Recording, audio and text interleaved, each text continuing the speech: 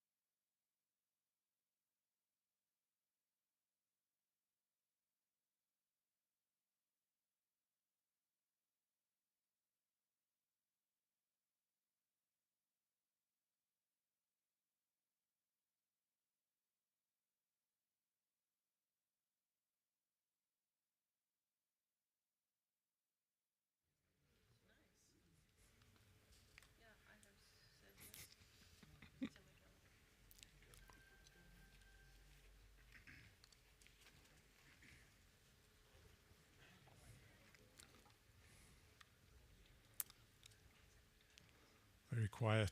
I'm waiting for. Yeah, now it's 10:20. Thank you very much for coming to my talk. I'm really impressed to see all the chairs being used. As a Swede, that is a little bit awkward, but I don't know if you feel the same. Yeah, I'm going to talk about this TV show we did in 2021 in Sweden called Hackad, or Hacked in English. It was pretty popular by regular people. And a lot of people, it seemed, became more aware of cybersecurity, which was one of the goals. So if I hope something with this presentation, I hope it would be cool if it could inspire something similar to be done in a country or an organization to increase cybersecurity awareness. Shortly, a few sentences about me. As a typical Swede, I started my career at IKEA IT operations, doing Windows PCs and servers. This was during the Y2K transition in 98, 99. Then I spent 5 years as a software developer at J-Way, and this is in Malmö.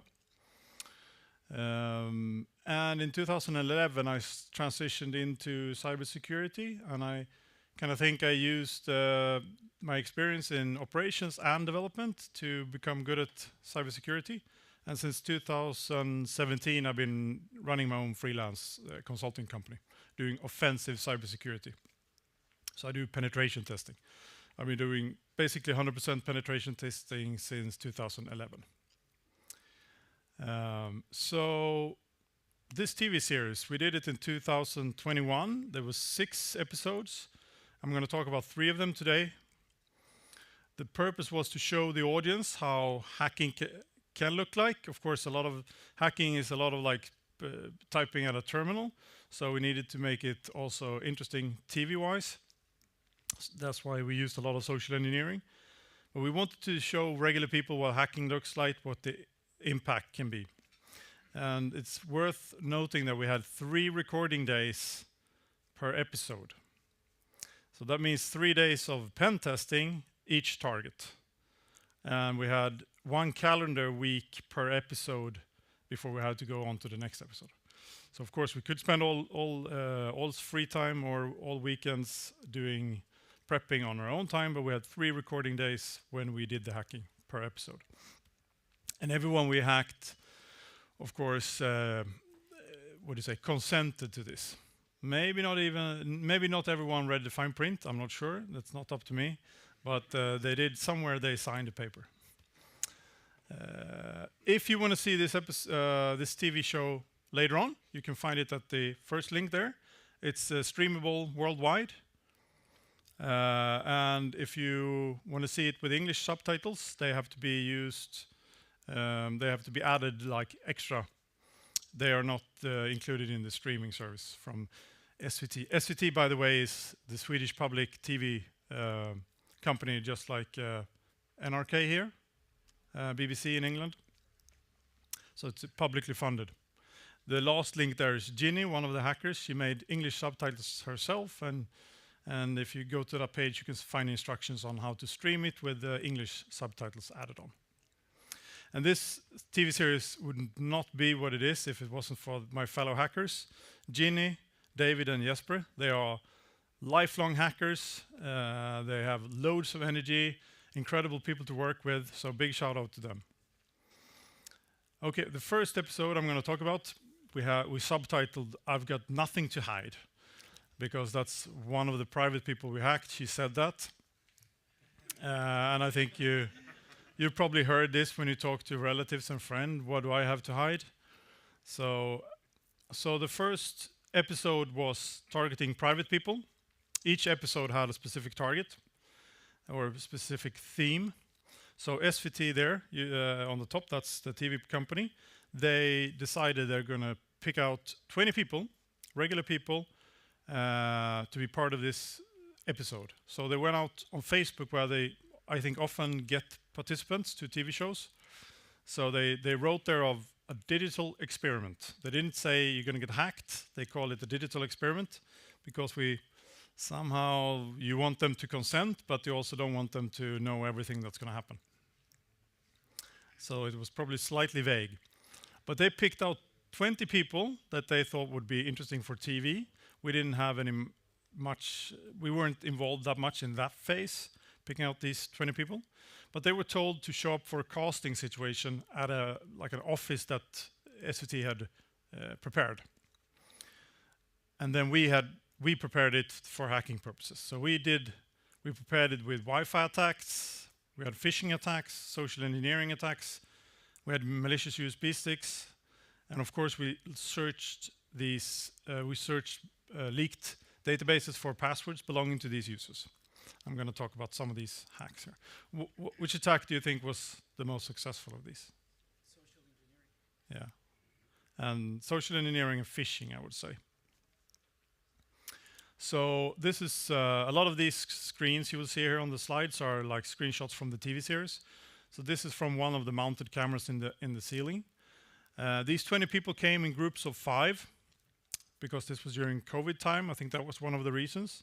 They signed a piece of paper and they were told to start the digital experiment on their own computer. They were instructed to bring their own laptop. It would be awkward if they brought their work laptop. That could be, I guess, some legal gray zone or maybe even black zone, I don't know. So they came in groups of 5. So they're going to start their digital experiment and they're going to be on TV doing some casting situation. And what they didn't know was the 5th person in each group was one of the hackers, Jesper. That's where the social engineering part comes in, and the malicious USB, as you will see. So the pretext for the attacks was that there was a form that they need to fill out to start this experiment. And to fill out the form, they need to connect to Wi-Fi and sign in to a portal that we had made, that SVT allegedly had made for this TV show. And of course, when you sign in, you need to create an account. And of course, you can be smart and use your Facebook or Google or LinkedIn single sign-on account. Do you think these links took them to Google's sign-in? No, obviously it's obvious here. It took the user to our version. So whatever mechanism they used, we collected their passwords. And then when they came, when they were logged in, they were prompted with an error message. So here is Frida, one of the participants. She's telling the other people in the room, I got some error message. And this is where we had the next layer of attack. So Jesper, the mole, he slides in here from the side, telling them, yeah, I got the same problem SVT gave me this USB stick. So he had various USB sticks in his pockets to match Mac and PC, etc. So the form can be found on the USB stick. And that's where the malicious USB comes in, and the social engineering. So we attempted to collect passwords. We looked for leaked passwords online. We tried to execute backdoors on their PCs or Mac. How many accounts do you think we got passwords for? All of them. Sometimes several. Backdoors, we got 7. We got 7 backdoors for the Macs, the people who brought Macs. We got none for the Windows. I made the Windows backdoor. I spent all night making the Windows backdoor, and it worked on my machine, but it didn't work that well in production, so to speak. But what we learned during this TV series was failure is good TV, because you need drama, you need up and down. Yeah. Of course, our intention as hackers, we wanted to hack everything and do perfect. But failure is also good for TV, at least. So when we had these 20 people here, when that day was over, because that was one day of filming and hacking, we looked at what we had on each of these individuals. And the next day of filming would be 2 individuals picked out from these 20. And the SVT really wanted us to be able to localize find someone's location in real time. We thought we would never succeed with that. We were like, then we probably need to hack their Runkeeper account or something and see where they are running. And because SVT thought it would be really cool to show up with a film camera intercepting one of these people in real time, because we knew their location. So one one person we picked out was Frida. We had a backdoor on her Mac. We had her password. We started reading her email. Funny, she was kind of chatting to a guy during this casting situation. So we saw her Google history, that she Googled his name. We had her LinkedIn account. We saw that she looked him up there.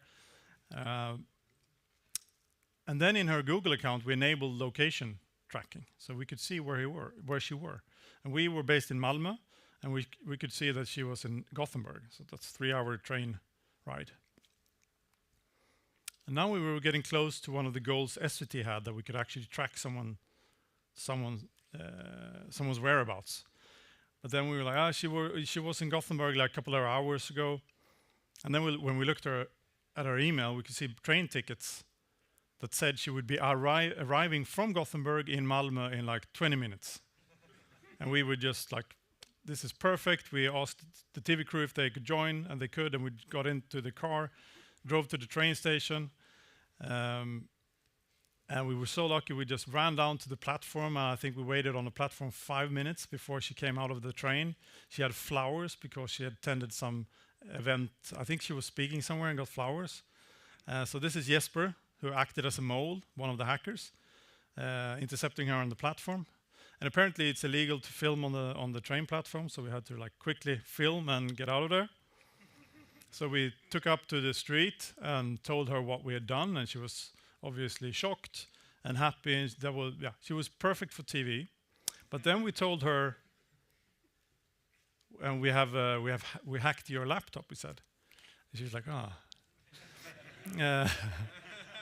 So this face is when Frida realizes we hacked her friend's laptop. Because Frida didn't have a laptop, so she brought her friend's laptop. Which explained why while we were looking at the backdoors we had a connection to, we had an Emma, user profile Emma, and we had no Emma in the room. So it turns out Emma is Frida's friend. The second guy we picked out, we had a slightly different angle on. We didn't have his physical location. We didn't have a backdoor. We had the password for his primary email address. But when we tried to log on with that, we got a 2-factor prompt. So then we were like, now he's getting a push notification maybe, or a text message or something like that. But then searching online, leaked password databases, we could find, and this is not like when you go to the web and see if your email is leaked. This is us downloading terabytes of leaked databases that we store locally. So searching for his name, we could see that we found a secondary, or an older email address, a live.se address, which we could log in with. So the leaked password took us to his live email address. And it turned out that he had, and this is what we showed him when he came into the office, and we filmed like the debrief with him. So we could see that he was using his old email account for Facebook, Instagram, Snapchat, etc. So we could do a password reset on all of these accounts and own them. So when you unwrapped the access we had, it looked something like this. Because he was using Live for Facebook, and because he was using Facebook for single sign-on to a bunch of applications, as you can see on the top right, we owned all of these applications as well, or his account on these applications. He was also using Microsoft 365 to manage his family with money to the kids, screen time, and stuff like that, which we also controlled at this point. He felt pretty owned, so to speak, at this point. And that was episode 1. And then leveling that up a bit, next episode I'm going to talk about is when we hacked 2 celebrities. So celebrities are kind of like, these 2 at least, they are individuals, but they're also corporate people because they work as freelancers for companies. So they have their private stuff, they have their corporate stuff, and it's kind of intermixed. So the person on the left is Kristoffer Appelqvist. He's a comedian and TV show host of a big satirical news show called Svenska Nyheter. the girl on the right, Therese Lindgren, is one of our most famous influencers in Sweden.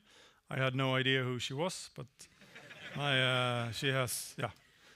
My daughter informed me that she's very famous, so I guess I have to trust that. So we're gonna hack these two, and SVT was like, you're gonna have 4 days including travel in Stockholm. So that's when you're gonna hack these two. And we started with Therese Lindgren. With both of these, we tried to find leaked passwords online. We found some, but they didn't work for anything. We started with Therese Lindgren. And of course, the goal here was, what do you think the goal was? Any idea? What would be the optimal Sorry? Yeah, exactly. We envisioned ourselves 4 hackers like being dancing or something on YouTube for 1 million kids, new audience, but that was our goal.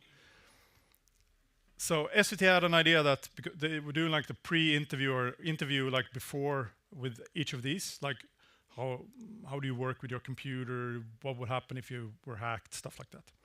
So they had an idea that after they did this interview at a cafe, I would bump into her on the street to take a selfie with her, not completely unrelated to her, because good TV. That was a reason we heard sometimes, because good TV. So this is the selfie. I bumped into her on the street and I said, are you Therese? My daughter is a big fan. Can I take a selfie? And I took this. So then we thought, because we're going to have to do a bunch of attacks against her, we thought maybe she's probably of the generation and also being an influencer, she probably gets a bunch of emails that she doesn't read. So if we're going to do a phishing attack, how are we going to succeed with that? So we had I think, pretty good idea. We thought we'll do a phishing attack that would connect to this real life event. So Ginny, during this episode, she was sitting at home working.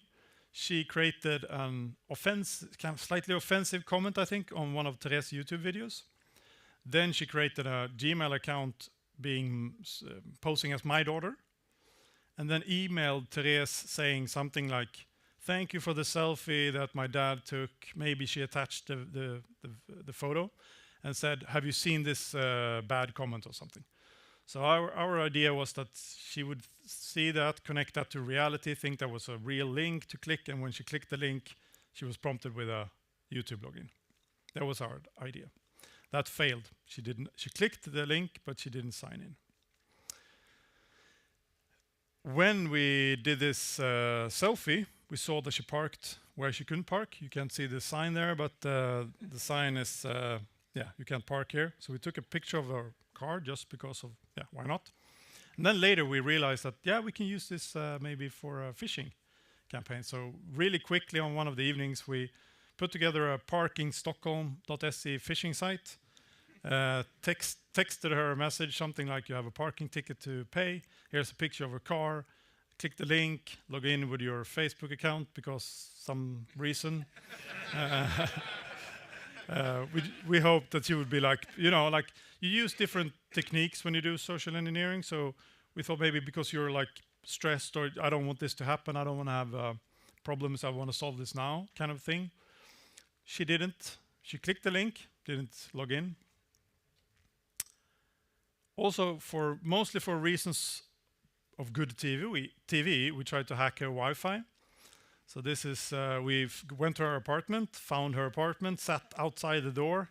This is me with spy glasses on, filming, because we didn't have a film crew there. This is David holding our stronger antenna. But she didn't have a Wi-Fi that we could connect to her name. There were too many SSIDs in there, so that failed. And while we were there at her door, we put an envelope in her mailbox with a printed paper saying, "You have been nominated for an award of Best Influence of the Year," something like that. "Please see more information on this USB stick." And it was like award.pdf.app or something like that, the Mac backdoor. The Mac backdoor that we used from episode 1. That failed as well. Everything failed. One thing we didn't try, however, that someone else tried, I think last year, was to smash the window of our car, grab the laptop and just open it. It turns out, she said in Aftonbladet here, I didn't have a password for my computer. Really unfortunate, and I hope she recovers. But it goes to show you now how hard it can be and how easy it can be depending on a lot of things. Okay, so also very good TV was that experienced hackers cannot hack young girl. Really good. Hopefully experienced hackers can hack old white man. Turns out that's the case. So then we had one day left in Stockholm after we made all these efforts on Therese.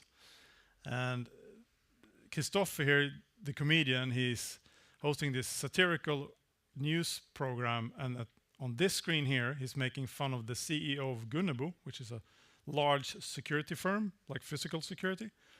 They were hacked, and he said on national television news that they hacked us despite us having double passwords. So Christopher made fun of him for saying that, and it is pretty fun, I guess. So we thought we're gonna hack him and make fun of him. That would be even more fun, recursively fun. So we spent all the time we had on Therese, and basically SVT told us that tomorrow morning we're going to interview Christopher at 9, and 19:30 in the evening, the same day, we're going to go back to him and tell him how we hacked him. Okay. So we started, as I said before, we started looking for leaked passwords in databases we have downloaded. And we could see 2 passwords for Christopher. Catamaran and another one, Hata SJ. And SJ is a Swedish train company, so hate SJ. Which was pretty fun, but they didn't work. The passwords didn't work for any of his accounts. And as I said, the calendar, this is my calendar. I actually named the meeting we had, because we had a Teams meeting with Christopher in the evening. Named the meeting Hata SJ. But this is for real what our timeline looked like. So we said, for this to be any chance of success at all, Jesper has to be a mole, like he was in episode 1. So we took the same Mac backdoor. We had done some reconnaissance, so we knew that he was using a Mac, Christopher. Took the same backdoor as we used in episode 1. Jesper dressed up as, or pretended to be a sound technician, and came in with SVT in the morning for the 9 o'clock meeting, where they, as you can see to the right there, they're interviewing Christopher, and while they're doing that, Jesper plugged in the backdoor in his MacBook because it was open. If it had been closed, that would be a big fail as well. But it was open and logged in, so he plugged it in, installed it, and outside in the parking, me and David was sitting, and we were SSHing into the command and control server, and then we see the connection to the Mac backdoor and Mac connect. And we are, of course, very excited because now we have to download the most interesting stuff we can, because it might be 15 minutes before he shut down the lid of his computer and go somewhere else. What would you download if you had like 15 minutes of user-level access to a laptop? Search history? Yeah. Sorry? The downloads file, maybe? Yeah. Yeah, we downloaded a bunch of files, but it turned out that we realized afterwards when we looked at all the files, we have his user profile, and in the user profile you find a lot of interesting files like stored passwords for web browsers. So if you save passwords in any of the web browsers, you would have them stored in some database, and he was using Chrome to store his passwords, and that's a SQLite database file .db. That is very small, but it contains all the stuff you need, but it's encrypted. What you can see there unencrypted is you can see the website, you can see the username, but you can't see the password because the password is encrypted. Where is the encryption key, you know? Huh? In the cloud? No. The encryption key on a Mac is in the keychain, which is also a file locally stored on the Mac, which you can also download. But the keychain is encrypted, right? The keychain is encrypted with the password that you use to log into your MacBook.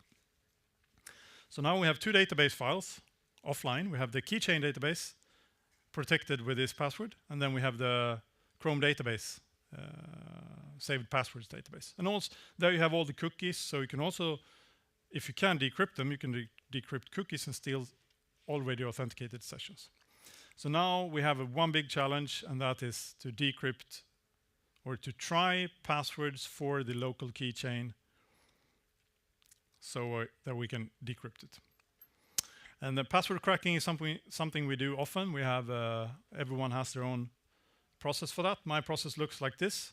I have word lists. I have RockU I have public word lists like RockU. It's a famous 14 million password list from a leaked database. So the best input to a cracking process is all of your passwords. So if you have 14 million people entering their password into a plain text database, and then you take that, that's a pretty good sample to put into your cracking process. And then I have private word lists. And then I apply rules to them. So for every word in the word list, you apply permutations. So if summer is in the word list, then I will crack summer 999 exclamation mark, an @ sign, an underscore, and etc. You get it. And there are a bunch of these rules. And then lastly, in my password cracking process, I use brute force patterns. So the yellow U here is uppercase, the green is lowercase, and D is digit. So these patterns go through all permutations of these, much quicker than doing every character at every position. But how far in this process you get is of course dependent on what kind of hash you're trying to crack. And we were trying to crack Apple Keychain, as you can see here in the middle. That's roughly 2 million passwords or 2 million hashes per second that I can guess with my graphics card that you can see here on the picture. Compare that to NTLM, which you have in Active Directory, for instance, where you have 50 billion. So depending on what kind of hash you want to crack, you have different speeds. But this is what we're doing. We're sitting in the hotel room in Stockholm. We're doing this on our laptops. Ginny, one of the hackers, she's sitting at home using her GPU, and we are using all the words we have, all the processing power we have, and time progresses, and we can't crack the password. And while we were doing this, I was sitting there thinking, like, is there anything clever I can come up with that can aid this process? How can he have picked, what kind of password can he have picked? And I realized, years and social security numbers, personal numbers, as we say in Sweden. Yeah, we don't have that in the list, I thought. So, okay, I'll call the tax authority, Skatteverket in Sweden. And I said, on this address, Google his name, found his address, and I said, on this address, how many people live there? And they said something like, 2 kids and 2 adults. Can I have their social security number? And she said, yeah, only the first 6. And I was like, no, everything. And it's public, so it's probably public in Norway as well, or? Yeah. No? It's not public? No. It's like Denmark, maybe that, semi-secret, and then you don't know is it secret or is it not. I mean, it can't be secret because it's on your employment contract, right? So it's semi-secret then. But in Sweden, it's public. You can ask for it. And we know that people like to put years of kids' birth and stuff like that to passwords. So what I did, I got all these numbers and I added it to the word list and I added it after the words that we added before and cracked the password pretty quickly. It was hot SC, uppercase H, birth year of one of his kids, an exclamation mark. So this opened the keychain, which opened the Chrome database with 200 passwords. And it was like Instagram, Facebook, SVT FTP server, I think, was there. Like pre-production video material, stuff like that. So armed with this, Jesper went back for a physical meeting, 19:30 in the evening.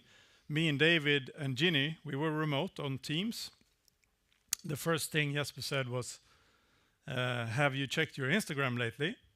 And he was like, no, fuck no, you haven't done anything. And yes, we had. So I did this on my phone. I logged into my phone with his account, took a picture of us in the hotel room, Ginny back home, and I wrote basically in English, we hacked you today, thanks for participating. in the future we will recommend double passwords or even triple passwords. So then we thought we made fun of him making fun of Gunnebo. And then while he was on the Teams meeting with us, we remotely popped up the 200 passwords in plain text on his computer using the backdoor. So while he wasn't touching the screen or the computer, and 200 passwords popped up. And he said something like, this is tough because these are not only my passwords. He probably stored shared passwords here as well. Not sure if those people signed the consent. I don't know. So that was the end of that episode. And I think it's also interesting to see how the private angle, the corporate parts, they are intertwined here because it's his personal freelance laptop, but it also contains secrets for corporations that he works with. Maybe it could be VPN credentials that would allow you access into an internal network, for instance. So that segues kind of into the last episode I'm going to talk about, which we subtitled, Can You Hack a City? Because in this episode, we targeted Helsingborgshem. They are one of these, communal housing companies owned by the city. Helsingborg is Sweden's 4th largest city, so they own 12,000 apartments. And they rent these apartments. So to get one of these apartments, you need to be on a queue, and in this queue, you collect points. The longer you are in the queue, the more points you collect. The more points you have, the higher up on the queue you are. So manipulating the queue is one interesting thing. That was one of the targets, the housing queue. Another target, and this we decided this together with Helsingborgshem. Another target was the database of all the residents, because they have some people that are more sensitive than others, like politically exposed people and protected housing for women that have been abused and stuff like that. So these are two sensitive targets that we, together with Helsingborgshem, decided to target. We also decided we're going to mix social engineering with network hacking. And this is the CIO at Helsingborgshem at the time. He was asked in the interview before we started that, and he was told he thinks the social engineering is going to succeed, but he don't think the network attack is going to succeed, which I think is interesting to consider. Okay, so our plan here was to get it on the internal network. Most real attacks would be some kind of phishing attack remotely done from anywhere on the internet. But a more effective way, I think, and also more TV friendly, is to place a Raspberry Pi on the local network using some kind of social engineering means. So that was our plan. We have these prepared. So when you connect them to the network, they will SSH out and VPN out, and then basically create a reverse VPN back in. So basically lets us VPN back in after we connect this to the network. And because they are this big, you can connect them and hide them. Maybe tape them under a table or something like that. So the plan was, well, first we did some reconnaissance. It turns out they had a new office with these doors that shut pretty tightly. So tailgating, as you probably know, like following someone in closely after, was not an option here. And this was also during COVID times. There were very few people coming and going in the office. So we decided we had to use another technique that I've used before. And that's basically just being invited somehow. It could be that you apply for a job, you sit through the job interview, you leave it to go to the toilet, and then you connect this Raspberry Pi. Or, as we decided in this case, we tell the reception that there's a consultant coming, and then hopefully the reception will let the consultant in. So we created we bought a very similar domain to Helsingborgshem. So the third letter here is an I in the domain I bought. So depending, you might think that, well, that's going to look like an I when you receive the email, and perhaps that depends on your email client, but it's also very tricky to see the difference. So we bought that domain, created an email account for the CIO, used the same font, the same signature, and then we emailed the reception, and we told the reception that there's a consultant coming, and he's going to do some kind of, I think what you can't see here is that we added something, he's going to help me with a sensitive investigation or something like that. creating a sense of urgency and a sense of secrecy as well. So we sent this to the receptionist, and David, he dressed as he always does, dressed very nicely, very consultancy-like, and he had his shoulder bag with a hidden camera in it, and he walked up to the reception. And this is what it looked like from the camera in the bag, the hidden camera. And this is the receptionist there. She didn't want to be on TV, that's why the face is blurred. So we were like, this is gonna work straight out. We were completely confident that this is gonna work. He did. We can see on TV that he's doing a really good job talking to her. And yeah, I've talked to Richard and blah, blah, blah. I need a conference room. So that was, and he's gonna come later. He's gonna be here very soon. But the receptionist kept insisting that she needs to call Richard to confirm this. And this is, we learned later that this is not part of their procedure. So that's what she did on her own, so to speak. And we had anticipated this. So what you can do then is, of course, you can keep the line busy. And the longer it's busy for Richard, the more difficult it will be for the receptionist to fight back, so to speak. And eventually she might fold. But eventually Richard hung up, she got hold of him, and we were busted. So access denied, owned by the receptionist. Good drama, good TV, not for good for hackers. So we were pretty bummed out. We went to Väla, big shopping mall in Helsingborg, had lunch, and we had no clue what to do. And actually the camera guy said, but they have an old office. We've been here like a month ago and they had an old office. Okay, let's go there. So this is me and David. We went to the old office, looked through the windows, tried to see if there are people there, if some door is open, which it wasn't. We could see that they had moved. There were like cables on the floor, but there were some clothes there, but no people. And the door, the main door was locked. So we sat in the car. This was in March. Sat in the car and thought, yeah, let's look at the Wi-Fi, see if we can hack the Wi-Fi. If we're lucky, we connect to guest Wi-Fi and you get like an internal IP address that is actually on the LAN. That would be awesome. And while we're sitting there, we see, I don't know how well you can see here, but there's a person going into another door that we hadn't spotted. So we thought, that might be the right door. So I put on the shoulder bag with the hidden camera, went up to the door, stood next to it, talked to someone on the phone, and then eventually someone comes and opens the door. And now tailgating works. You can barely see it there, but the door opened and closed very slowly. And I grabbed it before it closed, and the person was long gone. I walked inside. Of course, now you're really nervous, and you're not prepared for whatever questions they might have. I could hear some like muffled voices, but I couldn't see any people. So I walked around, tried to find a place to connect my Raspberry Pi. I connected it, and when you connect it, as you probably know, you want to see the blinking lights because that means you have traffic going to the switch. Because we don't want to connect this and run out and then discover later that it's not connected to, that it doesn't connect fully to the internet. And this is actually the only fake scene in the TV show. This is filmed under my desk at home. Because when I connected this for real, the camera was pointing somewhere else, so we didn't get this on video. And the blinking lights were good TV as well. So we needed to fake that. So what do you do when you have connected your Raspberry Pi and you want to verify that it's connecting out to internet? Where's your safe space in breaking into an office? Toilet.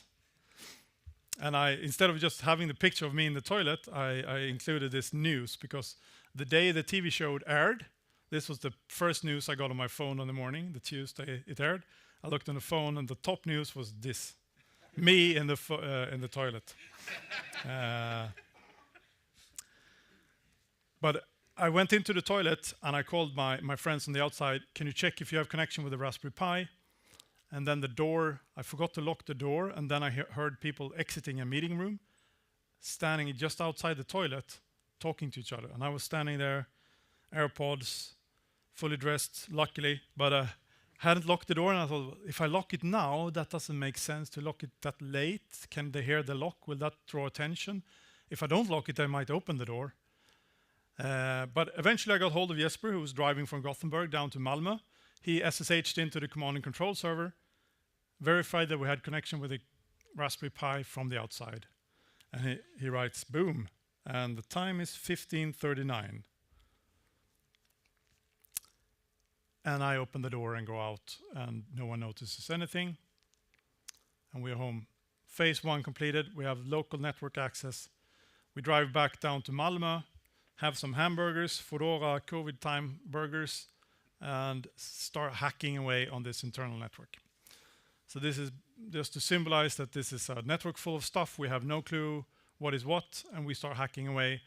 And because I like Windows, I start doing the Windows type of hacking and the Windows attacks. And one attack that always yields results is you run a tool on a local network to trick Windows machines to authenticate to you. So basically, Windows machines often scream out name resolution requests that they fail to resolve it in the DNS, and then they shout it out and say, where is server 1? Where is server 2? And then this script will just say, that's me, that's me, that's me. And then the victim machines will try to authenticate over file share SMB to me, and then I can collect these hashes for NTLM challenge response.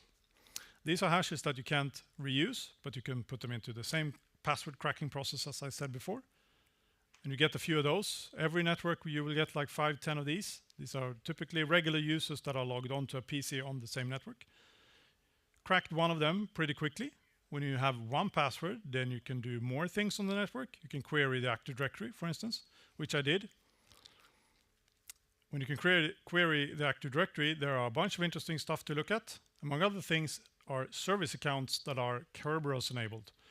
If you find service accounts that support Kerberos, you can get a Kerberos service ticket, which is a good thing to have like for offline cracking. The Kerberos ticket for a service account will be protected by the password for the service account. So if you have a service account with a weak password, it can be cracked offline. No one will notice anything.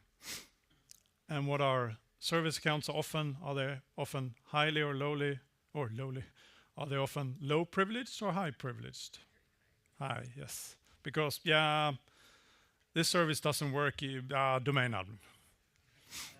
So I cracked the password after maybe 30 minutes, and I said, now I'm going to try this password to the domain controller using this tool, this command line tool, and if it says yellow, owned, then the domain controller is owned, which means we're domain admins, which we were.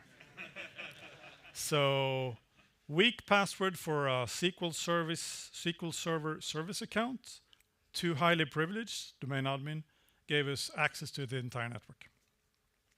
The time at this point was 1840. So it's 3 hours before we connected the Raspberry Pi till we drove down to Malmö and cracked the domain admin password.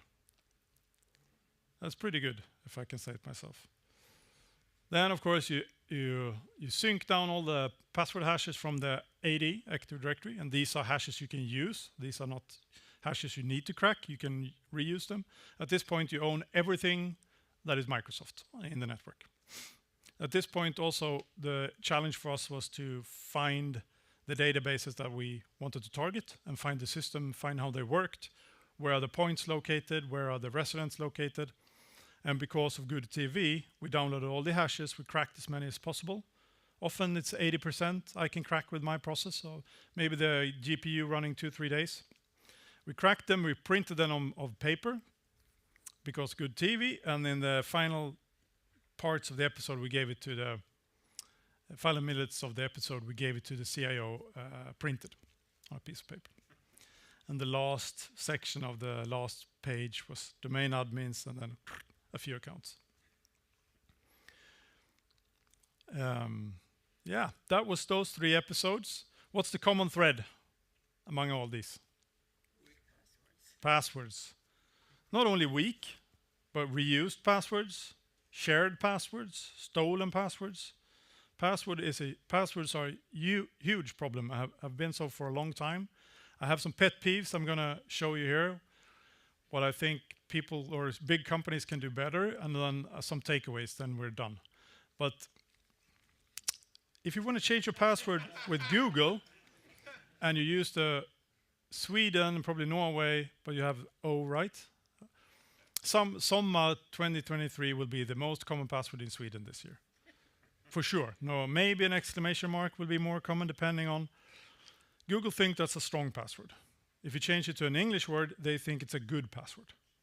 I mean, you can't. I mean, really, the most common password can't be a strong password. That's not acceptable. LinkedIn will accept summer 23. Active Directory, now if you install Active Directory to protect your organization, the default policy will say that 8 characters, 1 digit, 1 exclamation mark, 1 uppercase is good enough to protect your entire organization. Microsoft online, Microsoft 365 will not allow Swedish characters. Why? I mean, that's completely nuts because localized characters will be harder to crack. Not impossible, but they will be more difficult for those trying to crack it. And this, we're telling the users that you shouldn't you shouldn't give away your passwords. You should be sure, if you enter your password into a website, you should be sure it's the right one, because otherwise you can be phished. That's what we are telling the users, right? Look at the links you're getting in emails. Hover over them and make sure it says OneNote.com if you want to log into OneNote.com. But if you want to log into SharePoint.com, the URL says login.live.com. You can try this yourself. Go to the different Microsoft applications in the cloud and click login, and you will have completely different URLs. And if you go to office.com and you want to log in, it will say login.microsoftonline.com. Does this make sense? And is this reasonable?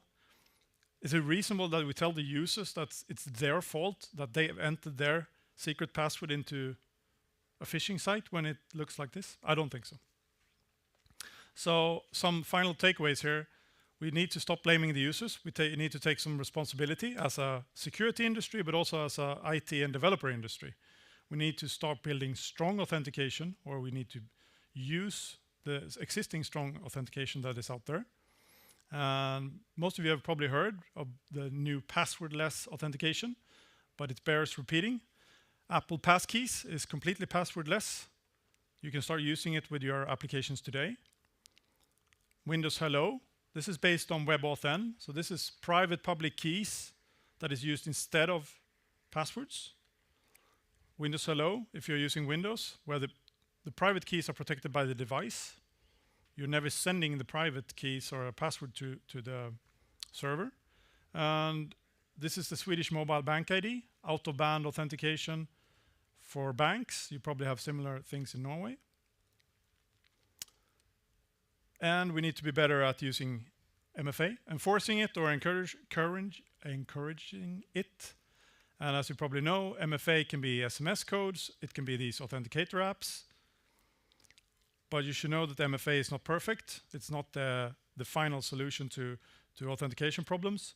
SMS codes, for instance, will be displayed on the phone in a locked state, which means you only have to be able to view a phone to see their SMS codes.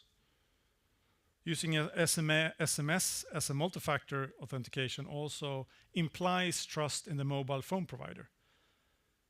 Think about that. If you're using SMS codes for authentication, you trust the mobile phone operator to not issue SIM cards to an attacker. So you're outsourcing your security to the telco. That's why these authenticator apps are better. MFA codes from either source can be phished, and they can be given away over a phone using social engineering, and the attackers will only up their game. So it's not unreasonable that attackers, maybe using AI, will call you up and ask for the codes for some good reason. And also there are MFA fatigue attacks, where you use these authenticator apps and you get push notifications, and where victims are like eventually they're bored, or not bored, but they are annoyed by getting all the push notifications, so they approve the sign-in. They might be thinking maybe this is some kind of Outlook thing that Outlook is trying to authenticate to something. Yeah, it's probably me. Approve. It's called MFA fatigue attacks. And we are not going to be rid of passwords anytime soon, even if we use these other methods. So some takeaways with passwords. This policy of 8 characters complex, 1 upper, 1 special character 1 digit. I see this in a lot of applications. Active Directory has it. This really, it sucks because, I mean, the most common password this year will be summer 2023 exclamation mark or with or without exclamation mark, and both of them qualifies for this policy. It should rather be something like this. You that build applications should encourage users that to use phrases or sentences. And there are libraries you can use to calculate password entropy that will take this into account. That will consider the green one much stronger than the red one. So, and there are many websites where I generate passwords like the green one, and it says it doesn't live up to the standard of a strong password, which is ridiculous. And you can also use these libraries to ban common words.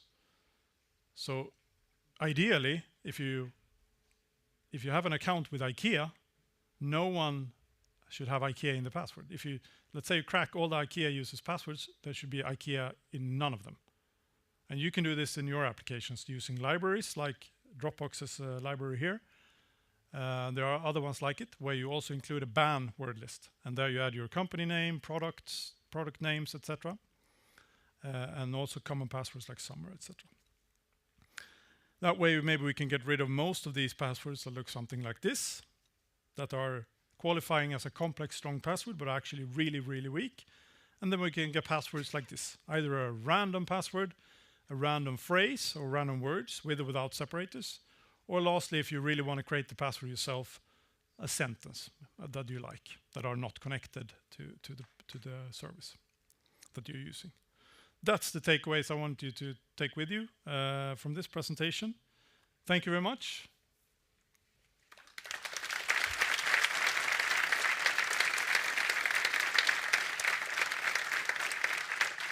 We have some time for questions if you want, or you can, yeah? I really like the way the process goes for try to find a weakness.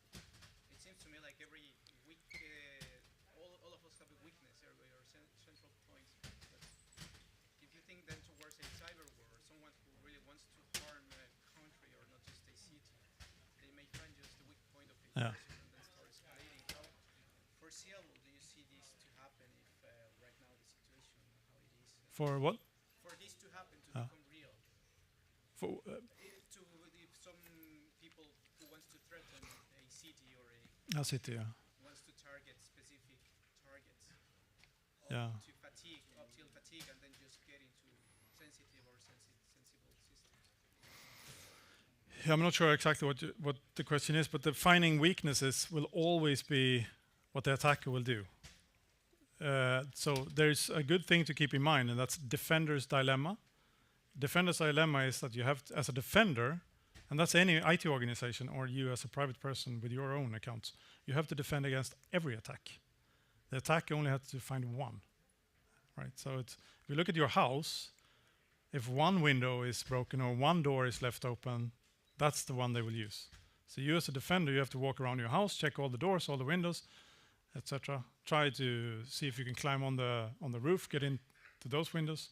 You have to see your IT environment the same way, closing all the doors. But it's a huge job, of course, and that's why pen testing is important, because my job is finding those holes, giving you the information you need to like close them. Does that answer a little bit your question? Yes. Yeah. What is your view on password managers? Password managers, yeah, they're good because the two passwords that I showed in the beginning, they're long random one and the random words. You can probably not remember them, so you need a password manager for those.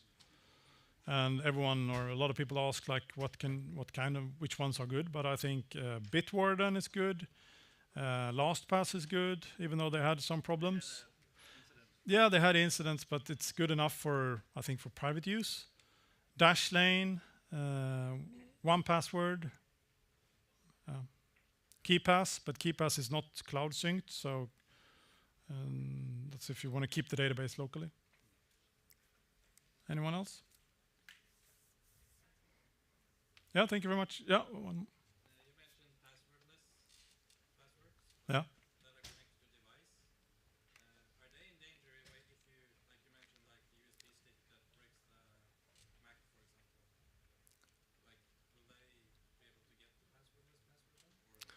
No, the question is if a malicious USB stick will get to the secrets if you're using passwordless. I guess depends on the technology you use, but let's say you use, as I understand it, Apple passkeys, then the keys will be stored in the secure enclave of the iPhone, so you can't extract them. But they will also somehow be synced to iCloud. So typically, and the same goes with the TPM chip on Windows. Typically, you can't just extract these secrets.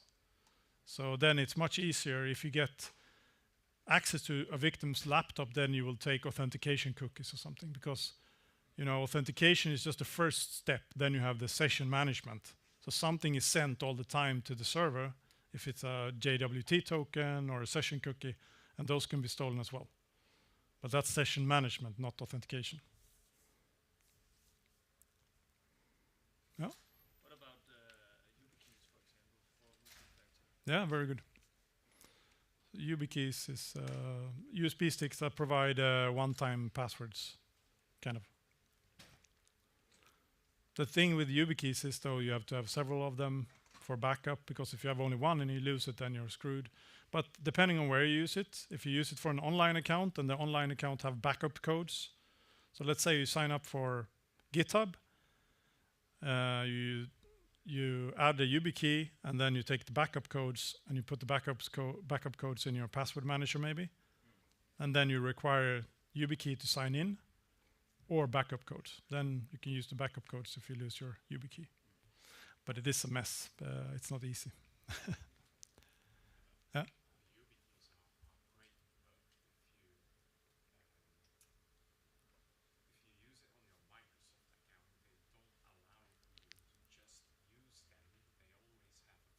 Exactly. Yeah. Yeah, it's annoying.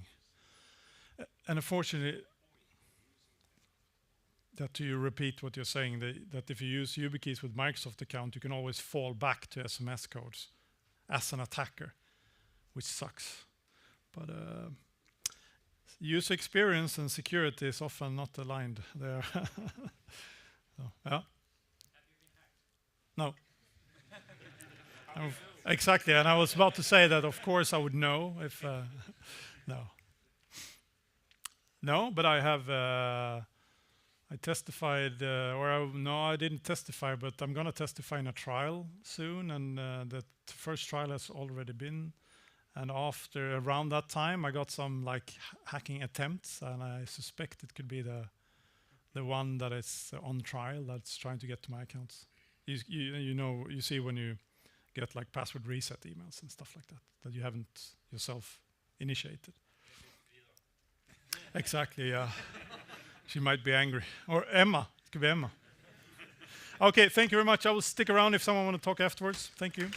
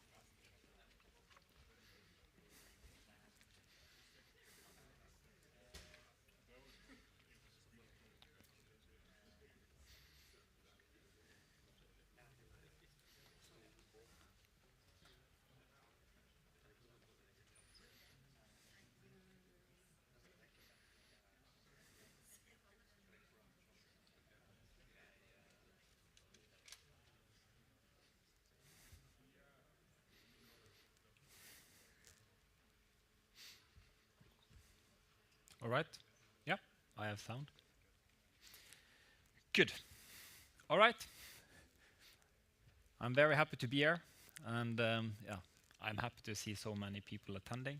It's a bit like popcorn when yeah, the time gap between people entering the room, then it's time to get the party going.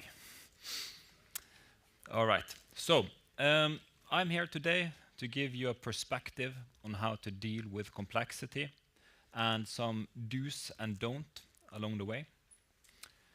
My name is Markus Dregi, and I work in Equinor.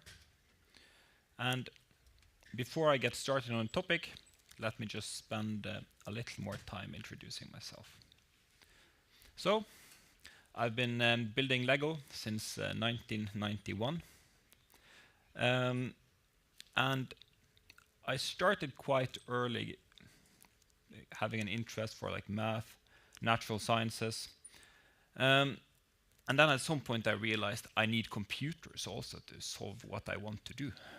So then one winter my aunt and uncle was asking me, what do you want for Christmas? The answer was accelerated C++, and here I am today.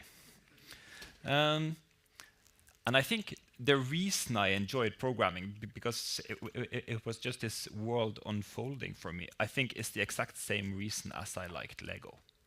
Because you can build things, and you can create things, and you can even create things that people did not imagine that you would create.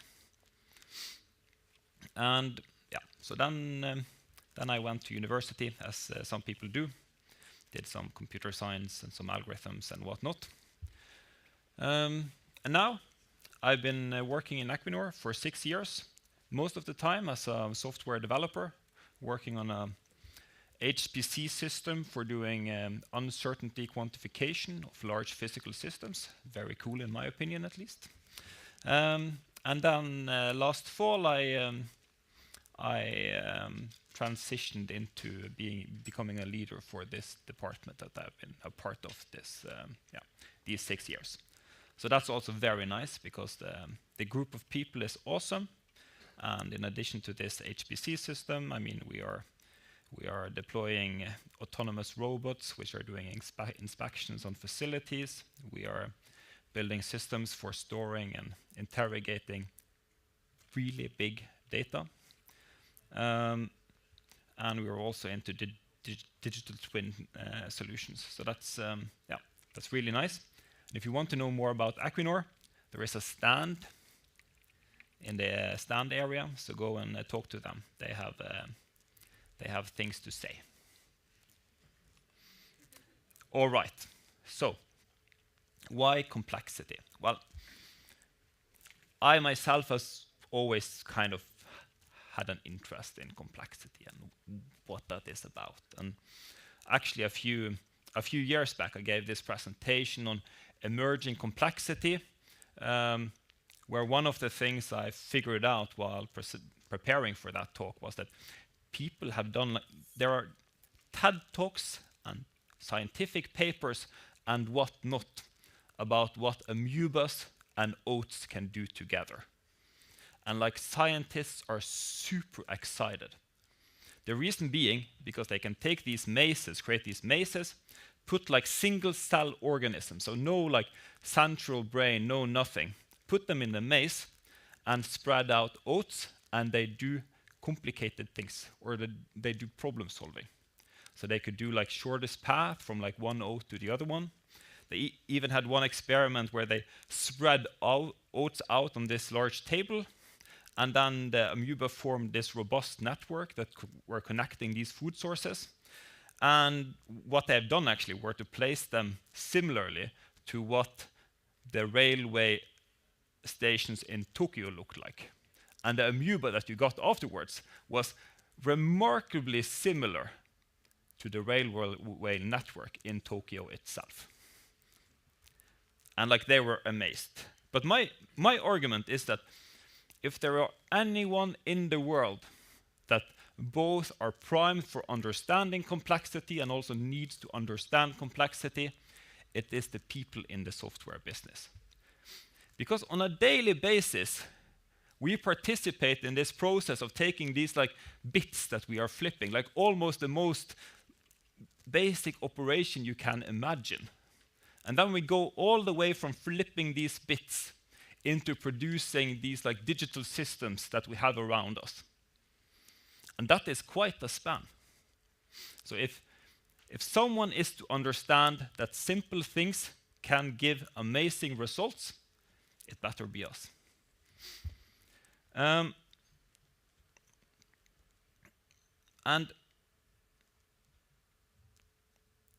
the reason I care about this also, and why I think software developers have to kind of deal with complexity, is that what we are really doing now, I mean, one thing is that we have data, which is documenting what we are observing, but the knowledge of our peers and of our colleagues is what we are persisting in software.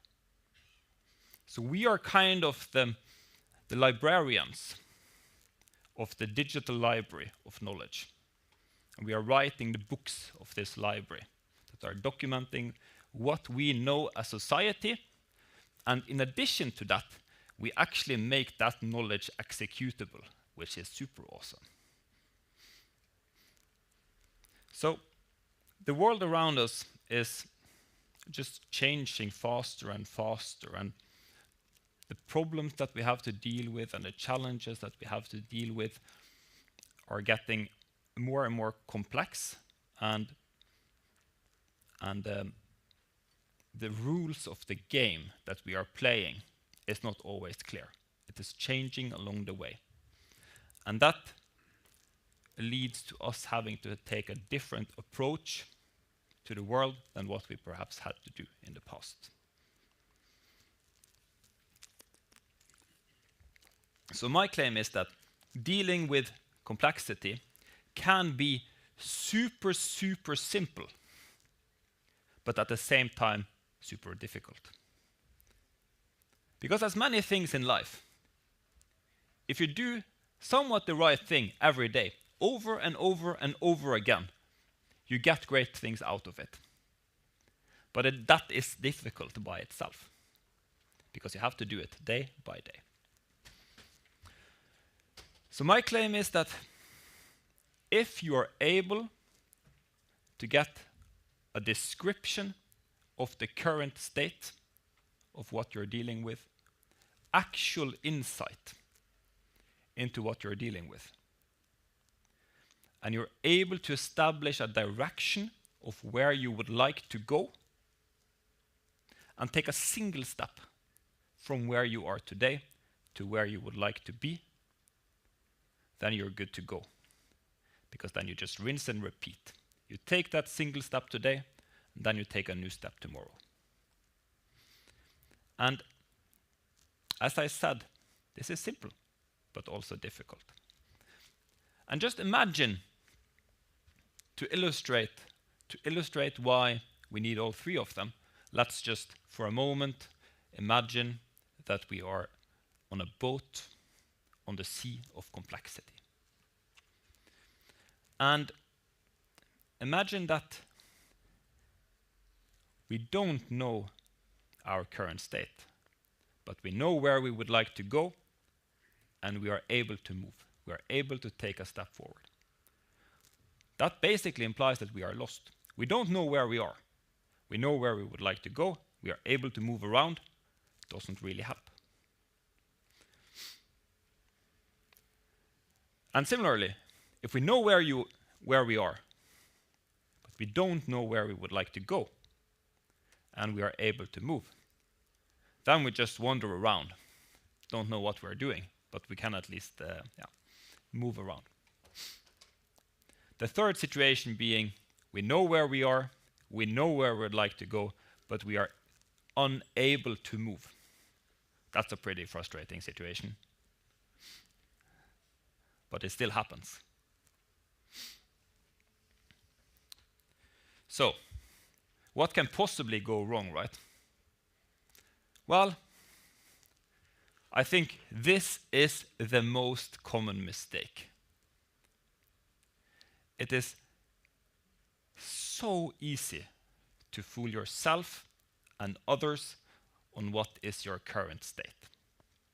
Doesn't matter if it is your software system, how your team is operating, how you are interacting with a customer, what the customer actually wants, how your organization is operating, or something else, like whether your house needs painting. It is so easy and convenient to fool yourself into believing that the current state is something else than what it actually is.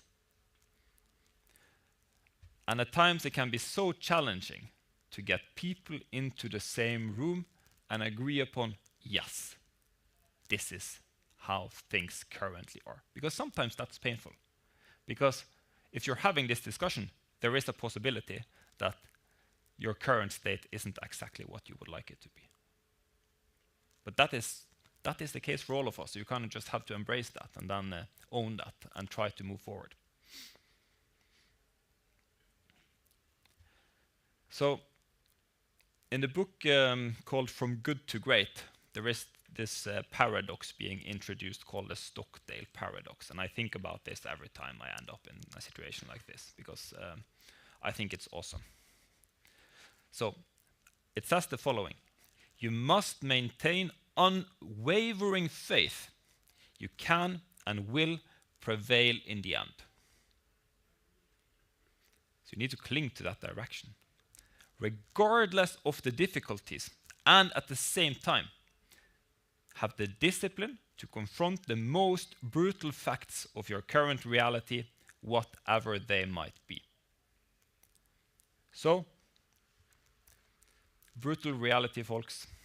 Brutal honesty about the current state, instead of fooling yourself into a convenient perspective and comforting perspective on the world.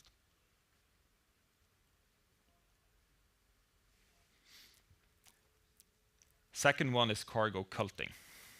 Happens all the time. You get someone saying, this is really difficult, we need to see what everyone else is doing. My first claim is that if you believe that you need an external perspective, take a vacation.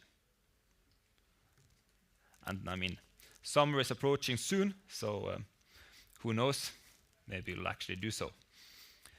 Because I mean, taking a step aside from what you're currently doing and coming back with a fresh perspective, that always helps me at least. And while I was making this presentation the first time, I was at this. I was also watching this show called Sandman on Netflix. Highly recommended. And without giving away the content, there was this one quote in the series that struck me because I was making this slide at the same time, and it said something like, "I don't travel to visit new places, nor to get home, but to be able to enter home as if it was a new place." Which I think is really nice. And this is what vacation can do for you. So take a vacation, or take your weekend off, or whatever, come back with a fresh perspective. But, all right, so enough pitching about vacation. You all know how this works. I mean, May is more days off than at work almost, so. All right. So the term cargo culting stems from something that one observed during the Second World War. So the US Army were establishing bases on islands in the Pacific, and they built airports. They had planes coming in with cargo and goods that they needed. And then you had locals at these islands observing that they made this strip. And then they had these planes coming in and offloading goods and food and clothes and whatnot. It's amazing, right? It just comes from the sky and it delivers good things.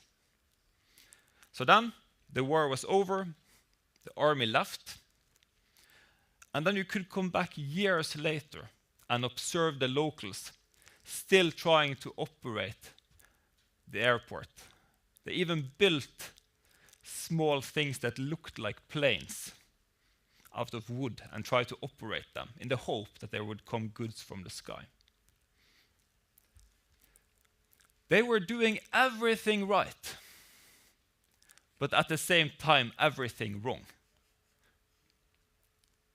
So don't cargo cult. Don't just mimic what someone else is doing without understanding why they are doing it. Don't borrow people's conclusions when you look externally. Borrow their argument.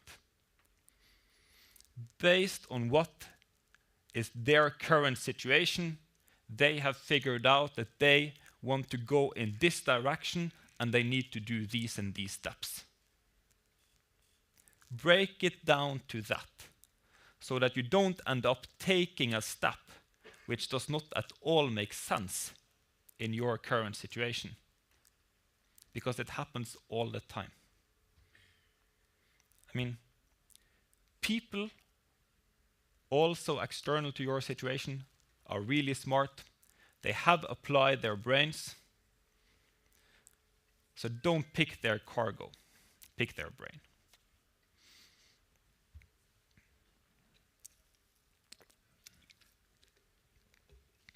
All right. Another thing is this temptation of taking big steps. It's so easy to argue to yourself and others, we need to do this big thing because we are far away from where we would like to be.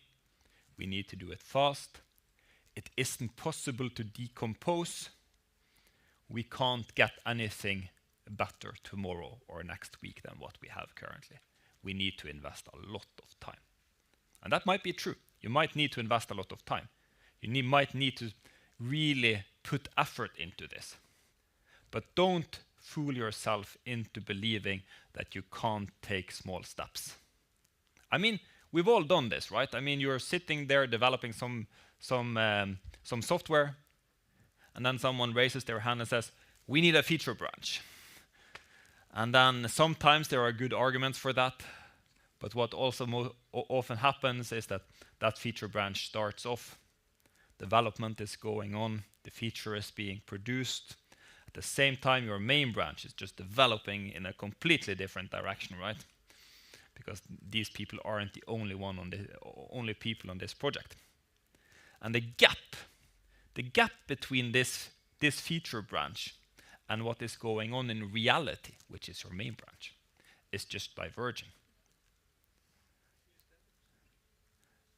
Yeah, exactly. But people have done this, and they still do it. Exactly. Everywhere. No. It's perfectly fine. I don't mind. So avoid this, right? We've all been there, we've done it here, and we've done it other places as well. We need to completely change how we are developing software. We need to completely change something. Well, start with a single step. Because if not, you end up in this situation that whatever you are trying to do over here, you will not be able to actually get it into reality. And you also end up in this sunken cost fallacy, right? Because you've spent so much time on this thing that you can't really abandon it, or that's at least the feeling that you're getting, right? You're never getting that investment back, but you're still kind of trying to push it even further. It's so easy and alluring to hope for a big win instead of embracing hard work. But that's what you need to do.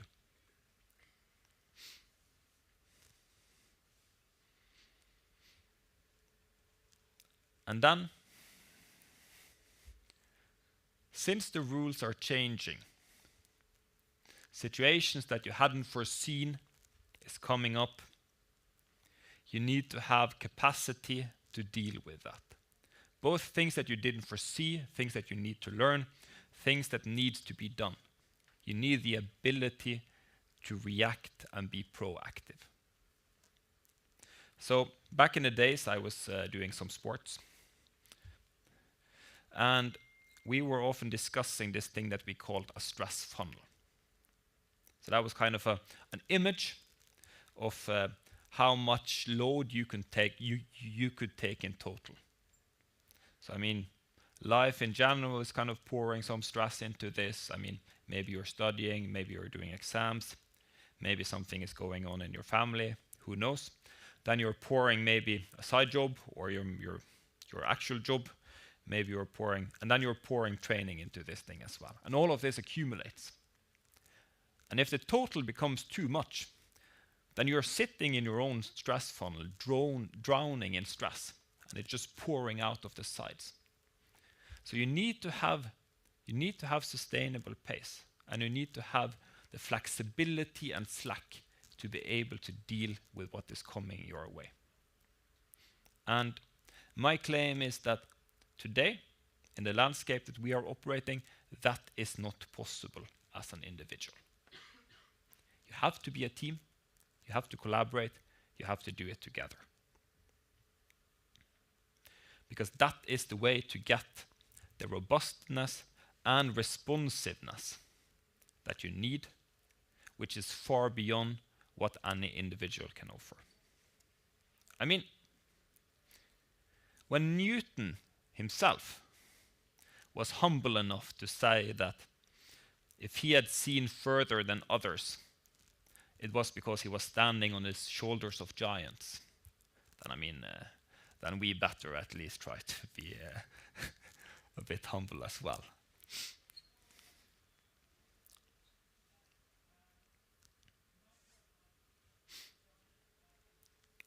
Another thing that I'd like to convey is feedback loops and the importance of feedback loops.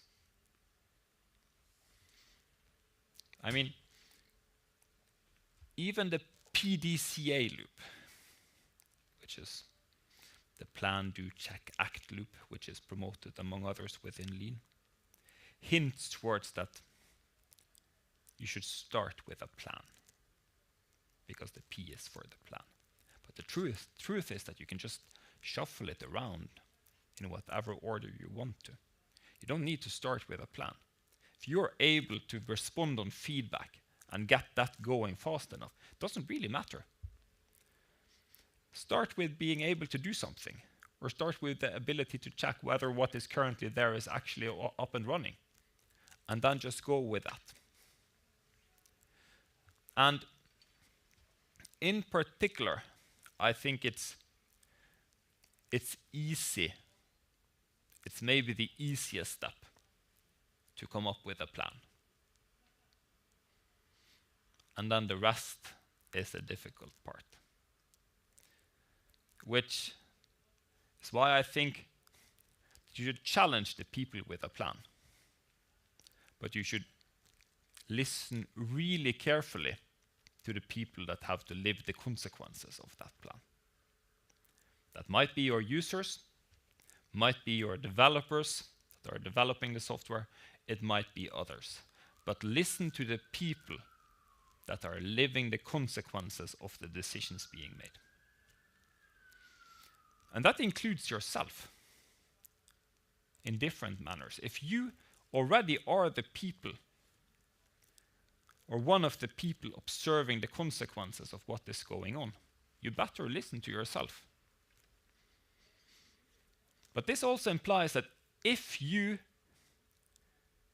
would like to realize what's going on, put yourself in a position so that you actually live the consequences. Become among the people that live the consequences of the decisions being made. There is literature that states that the difference between a true expert and an expert is whether you are able to see over time, are you able to see the consequences of the things that you are an expert about, the advice that you give, or the things that you do. And it's so easy to be an expert if nobody can actually see the consequence of what you're seeing. And it's so easy to fool yourself into believing that you're an expert if you don't see the consequences of what you're advising on. If you want to be really good, then put yourself where the consequences are.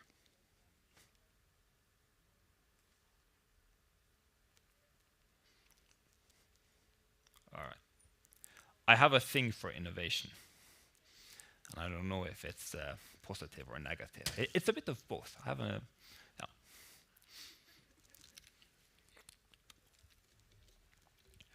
Because I think too often when we discuss innovation, we focus on the creativity or surprising part of this thing.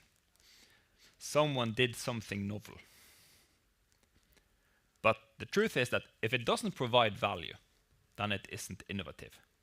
Then it's only creative. Doesn't really matter how high your spaghetti tower is. If it doesn't produce value, which it most likely doesn't, nobody actually cares that you built a spaghetti tower, then it isn't innovative. It might be creative, as no other spaghetti tower ever is, but it isn't innovative. And if you look at historic innovations, they are often perceived as innovative, either because they were fostered somewhere in some kind of group that is able to move faster than their peers, which means that it just appears that something came out of nothing. Or it came from a combination of different domains that the rest of the society didn't expect to be combined. And I've talked to people that have done like truly nice things that people would claim this is it. Innovative. But the thing is that when you talk to them, they say, well, I had the possibility to do this. We had been learning this thing for a long time, so we actually knew what was going on. We realized that if you combine this thing with this thing over here, it actually works. And then we realized that you need to do this thing in addition. When people are saying things like that, you better listen. While when people are dancing and celebrating that this is innovative, I would say that maybe you should listen to the other guy instead. And to come back to this with categorization, because this is something we do all the time. We as human beings are categorizing knowledge. When you learn something new, you connect it to things that you have already learned. And the same with the organization that you are residing within as well. It is categorizing knowledge in some way, both through how people are communicating, but also in how it is actually formally organizing itself. And if you have categorized the things that you know so that the distance from these two things that needs to be combined for this thing to appear, if that distance is big, then you will perceive something as innovative because it is combining things that you didn't expect. And I think the same holds for your organization as well.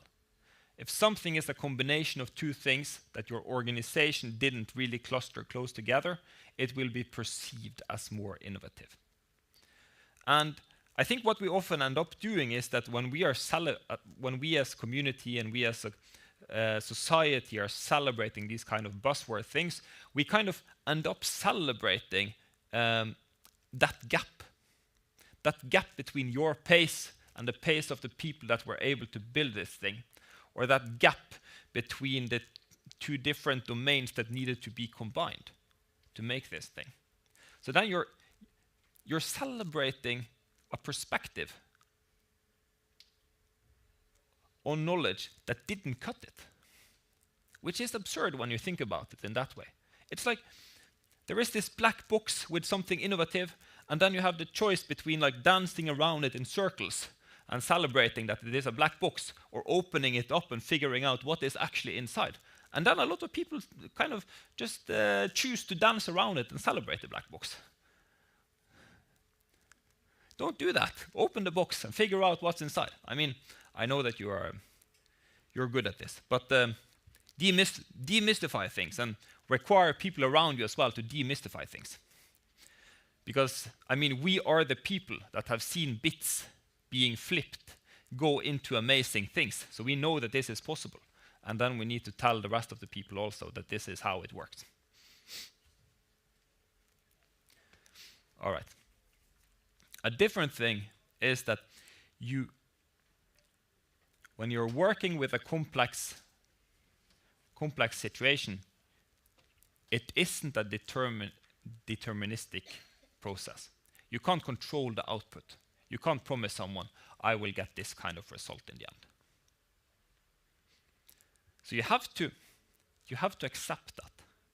You have to accept that there is a stochastic process, a process that you can't control, because if not, then you have already lost. This implies, among others, that instead of setting targets, which is something that we are easily push a bit back on, right? You need to set directions. You need to say, this is the direction that we would like to go. Because you can't really control what it pans out to exactly in the end. And whenever you try to pin down uncertainty, then you just completely lose control. So instead of doing that, and also instead of just saying, well, I can't control these things, I can't do anything, try to look at it as the outcome of this thing is a probability distribution. I might come with this kind of result, or I might come with that kind of result, and that probability distribution, this thing I can control. I can actually skew this distribution and push it in the direction that I would like to see it. I can't guarantee that I will not come up with an unlikely outcome of it, but I can skew the distribution in the direction that I would like it to go in. I can put myself and my team and my organization in a best possible position to deal with this complex situation. And something that resembled a lot with me, at least, was right before Jakob Ingebrigtsen attended his first Olympics, maybe not first, but in 2021 at least, a few days before. They had this discussion, and then they said, like, the feat is not to win an Olympic gold medal, which he did a few days later, but to be in the position where one can win a gold medal, right? They can't guarantee that they will win, but they can push their distribution in the direction that increases the probability of getting that medal. You control the things that you control, and then you try to make the best out of that situation. All right. I mean, back in the days, the world had a huge set of complicated problems. And complicated problems imply that you can often divide them into pieces and deal with them individually. While complexity, you get the symbiosis between the different things are creating behavior that you didn't expect. Which means that at some point, divide and conquer was a valid method to actually solve problems. But that is not the case anymore.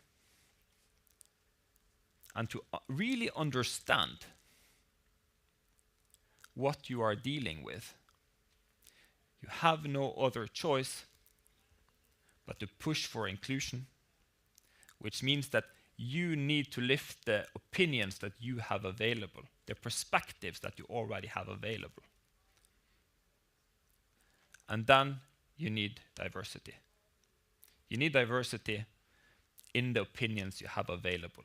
But if you have a diverse pool of perspectives and opinions, and you're not able to actually utilize them, then there is no point. So inclusion first, diversity second.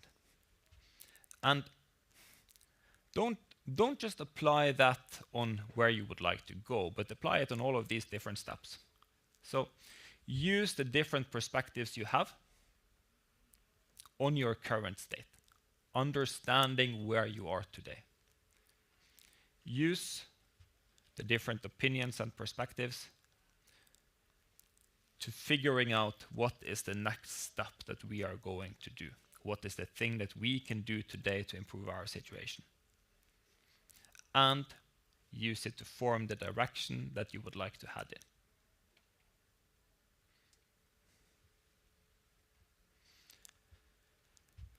So, what does it take to navigate complexity? Well, description of the current state, brutal honesty, sitting down, discussing, being okay with things as they are, establishing a direction of where you would like this thing to go, and then the ability to take small steps. And this is not the only way to do this. I'm not selling a recipe here. I'm just selling one approach. But the truth is that if you are to walk every path to Rome, you will get nowhere. So you need to choose something and then stick with it. So, my claim is that if you stay true to these principles, you'll be riding the wave of complexity in no time. All right. Thank you.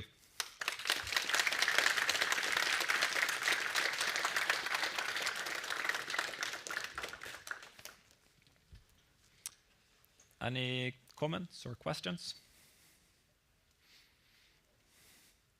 Shoot. I should first of all compliment on the visuals. Something tells me you've done it yourself. No, I've generated them, unfortunately. Yeah. For the second one, you are working in a monstrous organization. Yes. And there are stuff called legacy code.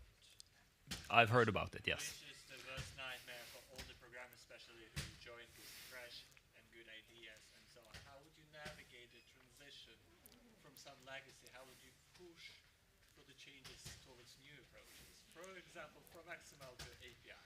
Aye, what a good question. Well, I mean, so I've actually spent 5 years in a project like this. And I mean, I think the first thing you kind of have to agree or like figure out is that, I mean, I come from also mathematics background, so that's kind of a bit of my perspective on the world, so I apologize for that. But I kind of quickly realized that I can't kind of use the objective function, like the objective, like absolute measure of the state of our system as what we look at. I need to kind of look at the gradient, like the quality of our improvement, the quality of how we are moving as the thing that we are focusing on. Which means that then you can be like, you can start out with the worst code ever, which we didn't, by the way, but you can start out with something which is really not like what you would like it to be, and then you can still be like super awesome and still improving on your way of dealing with that. So you mean assess and then trying to get people over by the outcomes of your assessment? Yeah. Yes.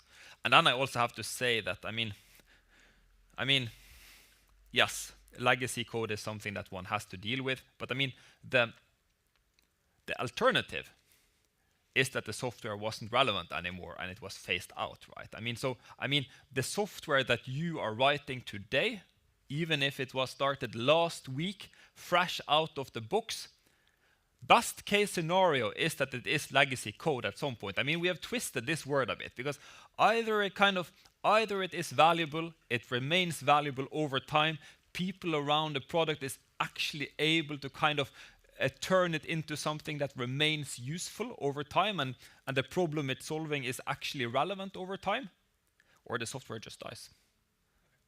So I mean, It's not a problem anymore. then it's not then nobody has to deal with it, so that's fine, yes. But I think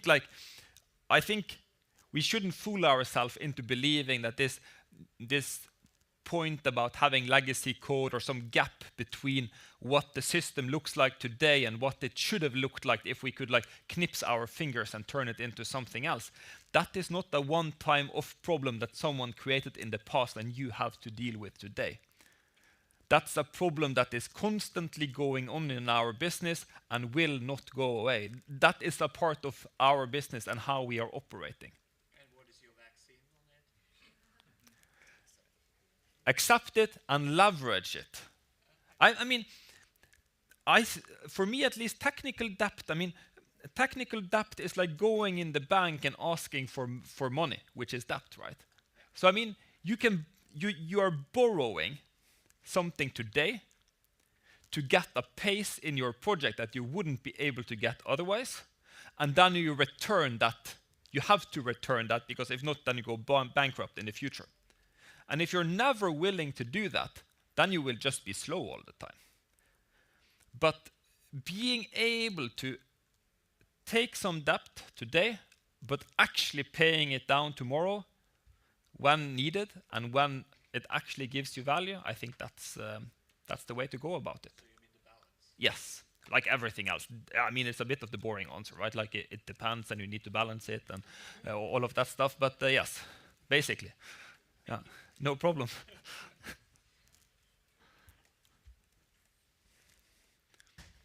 I liked how you spoke about putting yourself in the path of the decisions and the problems. Could you speak a little bit more on that? I basically want to take some notes on that. Yeah, yeah. Yeah, like putting yourself in the path of the consequences makes it Yeah. matter to you. I think that's a really powerful way to put it. So I just wanted to commend it, and maybe you could speak a little bit more on that. Yeah, thank you. Yeah, I think it also comes down to trust, right? Because I mean, if you see someone making a decision and then you know that they will be gone the second they have made a decision, you don't really trust it, right? Well, if someone is saying, this is what we're going to do, and I'm going to be here with you when this actually unfolds, because they are never like, I mean, then you trust them, right? Because people talk about good decisions. I mean, you see this in the news, in politics, in whatnot. I mean, people are talking about good decisions as if those are the decisions with only upsides. But those are not good decisions. Those are easy decisions. The good decisions are the decisions that we make where you balance the pros and the cons. Because that's how most decisions are. Most things that you have to decide upon have some pros and some cons, and then you have to deal with that. And if you have the people that, if you're not willing to live with the cons of the decision that you are making, then people will not adhere to the decision that has been made, so they will stray away from it over time, or it will just put you in a situation where you didn't deal with the downsides, and then you're just far worse off than what you could have been if you had accepted that that was part of the game. Can I just elaborate on that? Yes, sure. Because when you said put yourself into the person who would live with the consequences of that decision being made. Yep. Let's make a scenario when I'm as an engineer or developer done something that the engineers on the platform would use. Yeah. How exactly would I do it? Because I don't know their reality. I know the specs, and I've seen subject matter expert here and there on some meetings. How could I put myself in the stand of being an engineer on the platform using my software? I mean, this is not always easy, right? I mean, yes, it can be an engineer which is done on a platform which is far away, or it could be you delivering some internet service for which you don't really have a direct connection to the people using it, right? I mean, this happens all the time in our business. So, I mean, first being able to like emphasize with people and kind of have empathy in the position that you're putting them in, and just trying to mentally model what will this be like is like one step, of course. But I think at the end of the day, you just need to find someone that is using the thing that you're using. Either by going there or by just taking a vacation and then come back and then use your product as the first thing you do after getting back from vacation.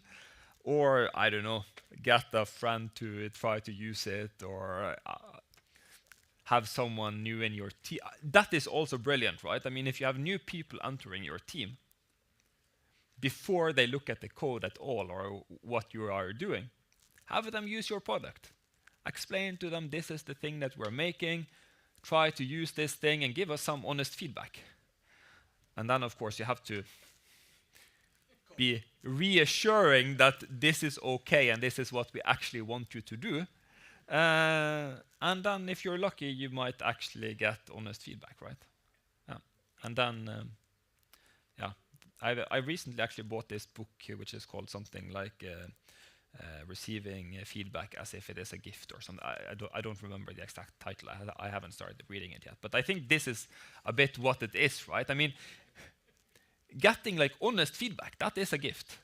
And then you kind of need to treat it as such instead of like yelling at people because they gave you exactly what you asked for and it was uncomfortable because, well, that's life. Yeah, no problem. Oh, yeah. How do you not get stuck in a process? You discussed about it from two versions. When do you start deciding that, okay, we need to take the step forward? Like, what would you say the time distinction between different things you described now? When you do it, or how much time, like over time, you. How much time do you allow yourself to assess the situation? How much time do you assess the direction before you need to take a step forward? Like, I think sometimes us developers get stuck in discussion. We can discuss things endlessly. Yes. Yeah. I mean, there are many. I think you should. I mean, you should try to do something as fast as you can, because that is actually also giving you input. Whenever you are interacting with something, you are actively making this system not static anymore, which implies that you are learning more than what you would have done by just observing. So, as soon as possible, do your first step and make it as small as you can, because then it's safer to do so, right? Because yes, I agree, it's super easy to kind of spend so much time on what is currently going on or where you would like to go that you never do anything, and that's unfortunate, to say the least. And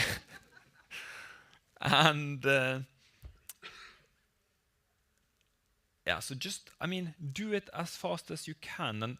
And I would also kind of expect that maybe you need to spend some time. I mean, if everyone is entirely new, like this is a situation you didn't know at all up front, then you probably need to spend some time understanding what this is. But starting to make small steps is also a way to learn how this system works. But I would then worry mostly about the current state and the ability to move, and then kind of establishing the direction a bit on the side as part of this. Because if you know what you're operating and you're able to actually change it, if you then figure out what the direction is, then you can just move along.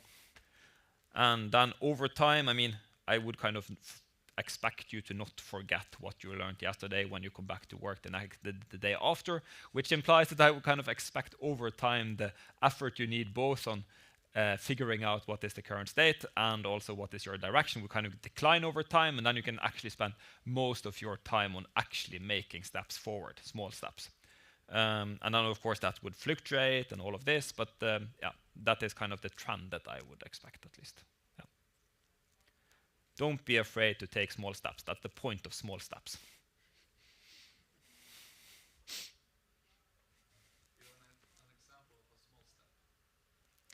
An example of a small step. That can be anything, right? If you like this legacy system that we discussed earlier, are you able to do like any change at all to the system? It doesn't really matter, right? Like change the spelling of a word or whatnot and get that into production and see that you can actually do that. If you can do that, then that is a first very tiny step. Or if you're a new developer to a project, are you able to commit at all? Can you like build these things and get things up and running the tests and get even code into the code base at all? Or if you want to if you are ending up in a software team where you don't really think that they know what they're doing at all, which I hope you don't, then of course you can, try introducing something that you believe makes sense, right? Maybe we should every now and then evaluate what we are actually doing. There is a thing online called a retrospective. Let's start with that, right? I mean, instead of like, let's do everything and this is my perfect recipe of how it should be, because the process is part of the learning. So like, take this small step, introduce one thing, get buy-in for that, start doing it. If you are to start exercise, I mean, start with a small walk. I mean, yeah, just do something and do something small, because if kind of the investment that you have to make to take this single step is acceptable for you to lose, then people will very rarely complain about it. Nobody will say like, you went for this 20-minute walk, you were trying to get in better shape, and it was a complete waste of time. And then it's like, okay, but it was 20 minutes, I can deal with that. Or if your team decides like, yeah, we need to kind of figure out what we are doing here, we're going to introduce this thing called retrospective, we will do it for 3 months, one time each month, and then we will figure out whether we are going to continue doing it or not, right? I mean, just something. Okay, that's like 6 hours or 8 hours in total or whatnot. Okay, that's an investment we are willing to make. And if it doesn't pan out, then nobody is going to shoot us for losing those 8 hours and in addition learning something along the way, right? So I mean, if you manage to make this step so small that you can kind of do it and accept that it is a failure without being in this massive sunken cost situation, then I think you are in a so much better position. Because if you've kind of grinded this in your basement for 2 years and then you come up and then people say this is a complete disaster, then they will also ask you what have you been doing the last 2 years, right? So then maybe you will spend 6 more months in the basement because you realize that this might happen, and then I mean, yeah. Yes. So do something small.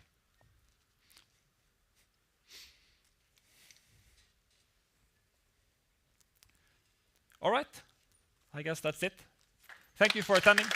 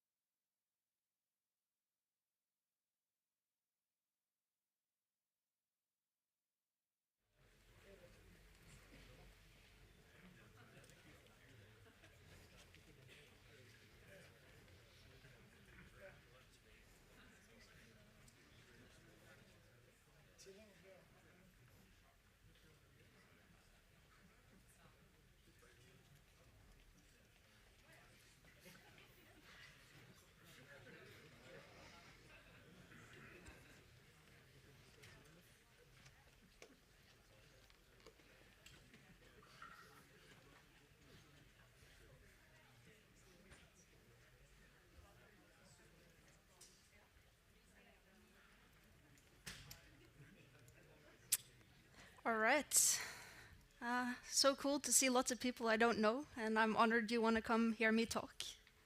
Hi, my name's Carrie, and I'm going to talk to you today about monorepos, what they are, and how using them had sped up the pace at which my team and I deliver better and more secure front-end applications. And before I start talking about that, I want to get an idea of who I'm talking to here. So, quick raise of a hand, who's heard of a monorepo? Oh, like all of you, cool. Who uses monorepos? Half of you, cool. And like, who starts to feel their heart race, hand sweat, and a feeling of unease at the pit of your stomach at the idea of putting code from multiple projects into a single code base? About just as many as those who use it, cool. And if that's your reaction, I totally get it, because I was really skeptical when my charismatic, tech-enthusiastic team lead came and suggested this approach. I mean, it sounds like something that can quickly become a tightly coupled stack of cards that will come tumbling down if you look at it the wrong way, or, you know, if someone in the neighboring office sneezes.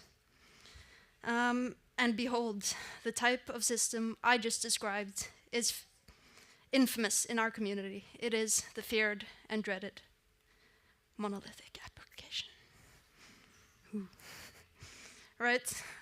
But it doesn't have to be like this in a monorepo. And this is one misconception that I will try to dispel today. So, what is a monorepo? A monorepo is a software development approach where code for multiple projects or components is stored in a single repository. So let's, for simplicity, say that the opposite of a monorepo is a polyrepo. So with a polyrepo strategy, you have an app or a project, then you store it in its own repository. So typically a Git repository on GitHub or something like that. And then if you have some shared services that are used by more than one application, then these each have their own repository as well. And typically you'll publish them to NPM so they can be shared across projects.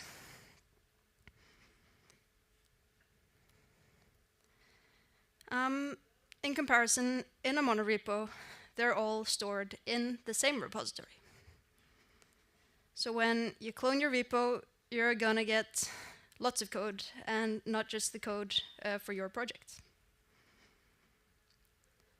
Right, so as the illustration tries to show, having code organized in a monorepo doesn't automatically mean that you're gonna have a tightly coupled architecture, or any other architecture for that matter.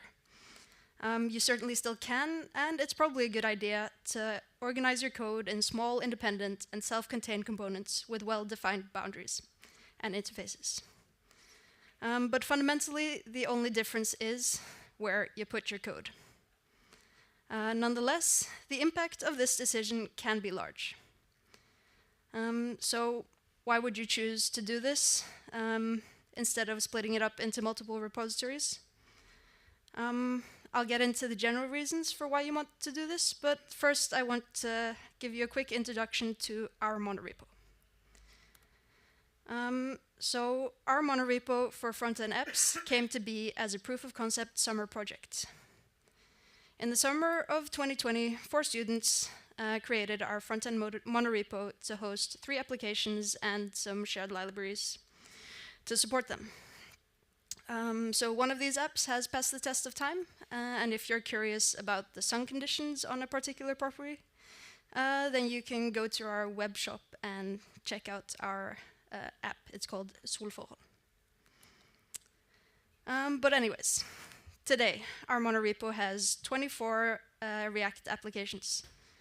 Many of these are demo applications and internal tools, but we also have like a couple of important ones in there, like with real customers. And to support these, we have 81 shared libraries. So 81 sounds like a lot, but many of these are really small. So we have For example, a library for each external API we call, and we have a library just for dealing with canister IDs. Yes, they're complicated, but I digress. So the activity and scale of our monorepo is relatively small.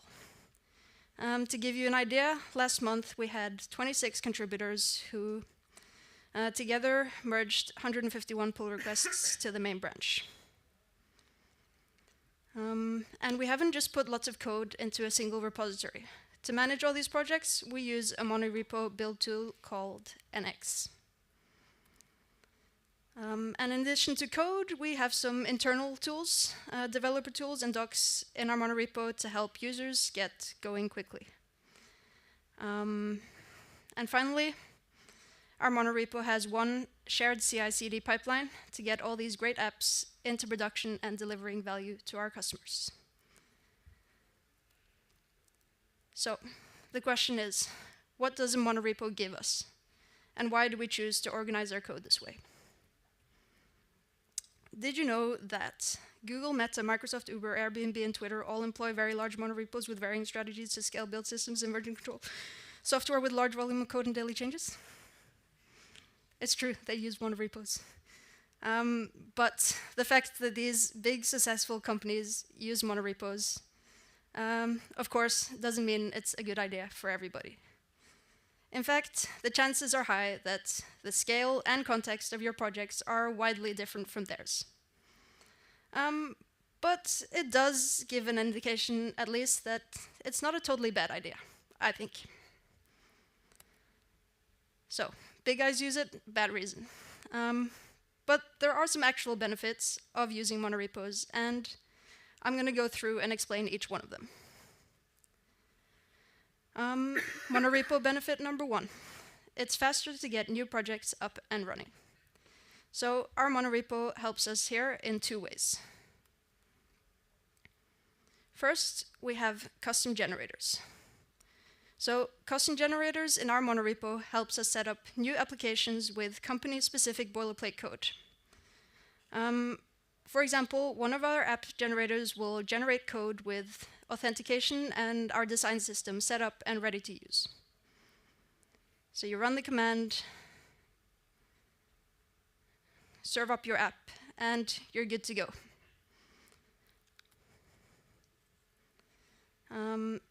So you may argue this is not a monorepo advantage because there's nothing stopping you from making templates and custom generators in its own repo.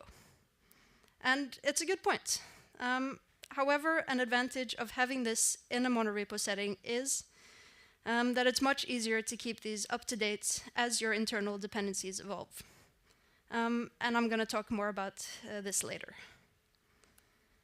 So, we've got our app created. Next thing you typically want to do is get it into production. So, when you develop in our monorepo, there's no need to set up your own CI/CD pipeline. No need to configure YAML files and suffering from the subsequent PPSD, post-pipeline stress syndrome, each time you want to make an app. This stuff, it's set up and ready to use in our monorepo. So a bit about how this works. Our CI/CD pipeline looks something like this. Each pull request is going to trigger lint, test, and build stage of the pipeline. NX helps us to make sure that we only run these tasks for projects affected by the change. Moreover, NX and NX Cloud will help us with caching and distribution, so it all runs quite fast. After a merge, the pipeline is triggered again, and again the pipeline will lint, test, and build affected projects. If all goes well here, we will proceed and deploy our application to a development environment, or the pipeline will do it for you. And if all goes well here, we go ahead and deploy to production. And in addition, affected libraries that are set up to publish to our NPM feed are going to do that, so that users that are outside our monorepo also can benefit from the changes. The time it takes to lint, test, and build really varies depending on 3 things. So how many build agents are available, how many projects are affected, and how many cache hits do we get. So in the best case, when just one project is affected or every task can just pull from the cache, it can take 3 minutes. And in the worst case, when 81 libs and 24 apps are affected by the change, and it's the first time being run, it can take about 35 minutes. But the fun thing, though, is that because of remote caching, which NX gives us out of the box, the total time for the merge pipeline, which also includes deployments, is in the same range. And yeah, I know 35 minutes is too slow, but we're going to make it faster. Right, so that's how it works in our monorepo, if you were wondering. But the point is that this is already set up in our monorepo, so teams can quickly get new apps and changes deployed without having to configure YAML pipelines. Next monorepo benefit, fewer bugs in production. So having code in a monorepo such as ours can help limit bugs that are allowed to pass into the main branch and as a result into production. And this is because when all code is in one place, you're immediately going to get feedback if your changes are breaking some dependent services. So, for example, in this situation, if a new feature is needed in the authentication library, it's easy to apply the changes locally and immediately test that it works like it should on whatever app needs a change. However, if the change happens to break some other app, then this merge will automatically be blocked by the lint test and build stage of the pull request pipeline.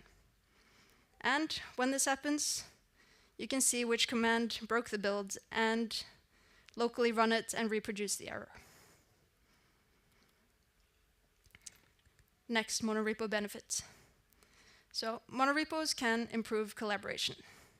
And to understand the benefits of a monorepo for collaboration, it can be useful for us to explore how a polyrepo strategy is, or can be, sorry, doesn't have to be, can be harmful to collaboration. So polyrepos are really great for autonomy because it allows teams to choose their own tools and libraries, and they can decide who, what, when, and how changes get pushed to production. It's really super, but it comes because of isolation. And isolation can be harmful for collaboration. So when working on a project in its own repository, I think it can be hard to see the big picture. I mean, the lines in this graph represent the relationships between the parts of a system or application. And these lines don't go away just because code is split into their own repositories. Or maybe sometimes they do. So why can this happen? Well, for one, maybe teams don't know about a shared service. Maybe the shared service doesn't have a necessary feature the team needs. Or maybe it's just too much hassle to integrate with the shared service, that what teams end up doing is copy-pasting code and implementing it themselves. Don't judge, you've all done this. So in this case, you've got the issue of lots of teams implementing their own ever-diverging version of the same thing with varying degrees of quality. Wouldn't it be better to do the thing once and make sure it's done right?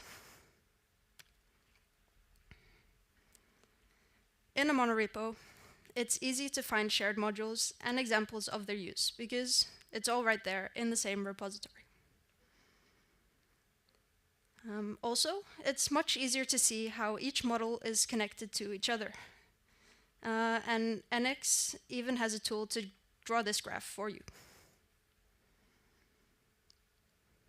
As a result, shared services become less of a black box, and it becomes easier to integrate and contribute to these services.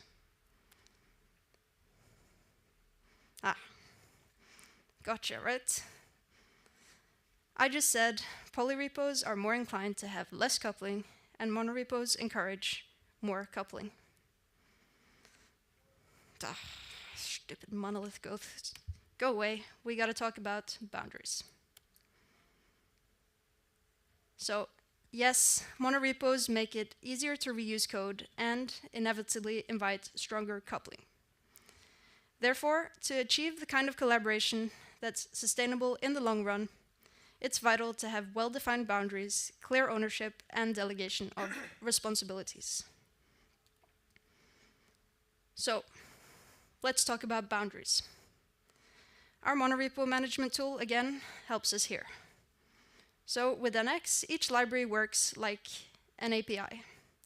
It's got a public-facing interface which defines how users are allowed to interact with the library. Then importing and using code that is not made available through the public interface will be prevented by a grumpy IDE and failed linting. And these same mechanisms will also prevent users from adding circular dependencies, for instance. And with NX, you can even add tags to libraries to prevent people from using them at all. So if you add a tag to your library, then only other projects with this tag are allowed to use the library. Yeah, so that's boundaries. But clear ownership is also really important. So clear ownership is easily achieved when teams are running their own repositories. But in a monorepo, the lines can appear more blurred. But I believe it's both important and possible to keep clear ownership and responsibility for various services in a monorepo. And it's simple, really. If you build it, you own it. And if you break it, you fix it. To achieve this in our monorepo, we use branch policies applied to individual subfolders of the repository. So, these policies will ensure that all changes made must be approved by the responsible team. This way, teams have full control of changes that happen to their code. I believe this encourages loose coupling and making good abstractions because teams are going to have to pay the price of coordinating changes with others as soon as their change also requires changes across other projects. Next monorepo benefit, better internal dependency management. So a major benefit of using a monorepo is that it really simplifies the management of internal dependencies. So when I say internal dependencies, I mean the libraries that we make ourselves. So not the external NPM packages we download into our applications.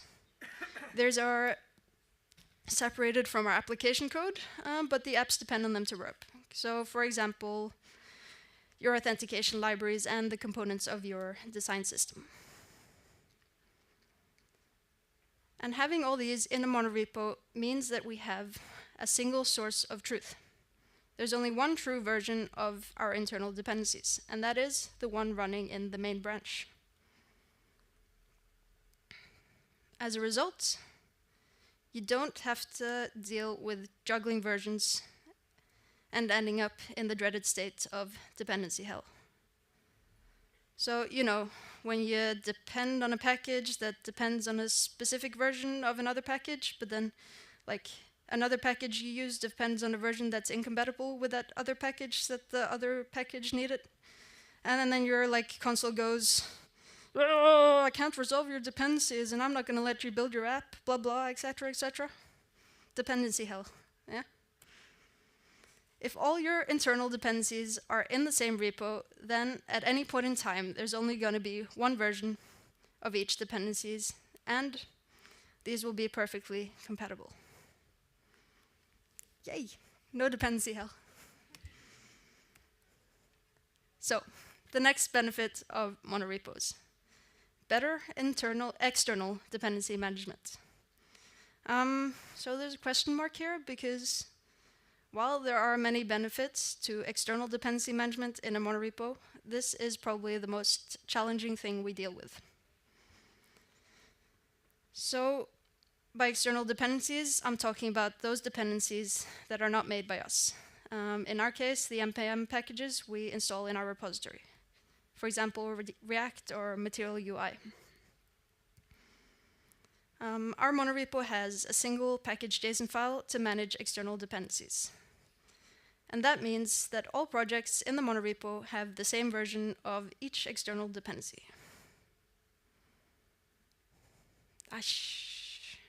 Oh man, this guy just came back again. So with external dependencies, we don't have the source code in our monorepo, which makes sense because we're not maintaining these packages. But it does mean that for these dependencies, we need to manage versions. And managing and updating external dependencies can be a real chore. I mean, it's something you just have to do, right? And the effects aren't even visible. And working on it will prevent you from making features and developing your apps. Also, dependency hell. Not fun. So, managing external dependencies in a monorepo is not easier. In fact, it's probably harder because you got more projects that need to work with the updates and, well, you probably have more dependencies you have to deal with. So, since major external dependencies upgrades are possibly the largest pain point in working with the monorepo, here's a tip from me that's helped us. So, try to do the upgrade without upgrading. Makes sense, right? Quite zen, right? So what do I mean? Well, when working in a monorepo with lots of activity, you really want to avoid having one ginormous pull request because with all the necessary changes. Because by the time you get it working and all the teams have approved the change, your main branch is going to have moves on, and it's going to be impossible to merge these changes. So, for example, when we upgraded from React 17 to React 18, most of the necessary changes for things to work in React 18 also worked in React 17, even though they weren't mandatory here. So what we did was, we locally upgraded to React 18 and saw that all the apps were breaking. And then we put in the work and got one single app working with React 18. Then, since these changes were compatible with React 17, we could merge the code changes while not yet doing the React 18 upgrade. So we repeated this until all apps were compatible with React 18.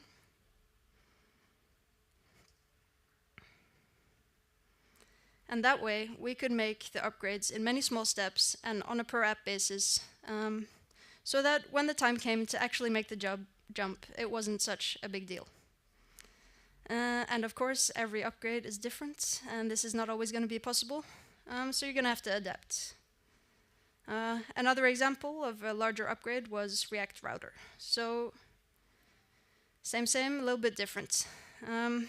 React Router was actually pretty smooth because they provided a compatibility package which could run alongside the old version.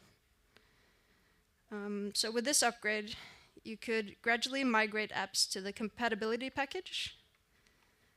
And then again, when it came time to make the actual upgrade, it was trivial. So yeah. External dependency management in a large repo is harder than in a small repo with less code. That's obvious. But nonetheless, there are several advantages of having to do this. First advantage is you really quickly and easily get an overview of your external dependencies. And this is great when you want to check for if you're following open source policies or when the security people come asking you questions.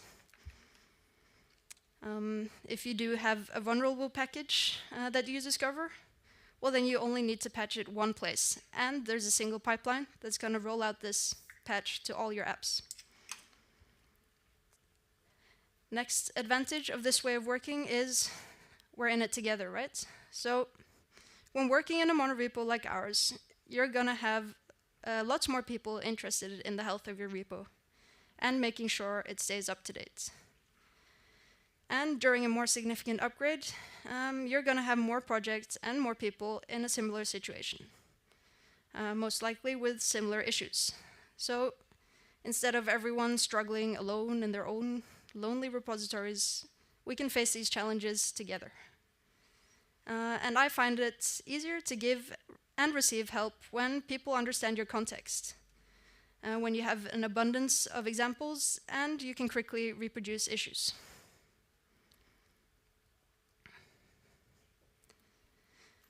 So, next benefit of this method of external dependency management is when you're working on a large, important, and heavily used repository, then automating your dependency management as much as possible is going to give you much greater gains than if you did it in a smaller repo that only your team cares about.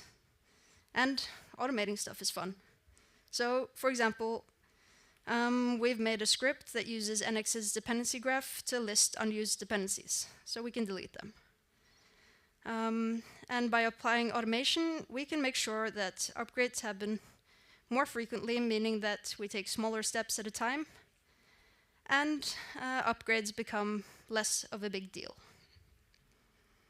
And finally, despite individual upgrades being more work in a monorepo than with a polyrepo, I do believe that the cumulative time that would have been spent and the number of people having to be involved is probably less in a monorepo than with a polyrepo strategy.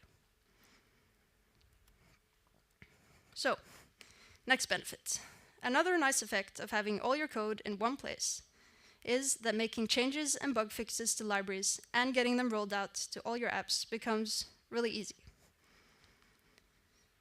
So, for example, say we want to do something small, like total company rebrand. Now, I found this old logo, which I quite like.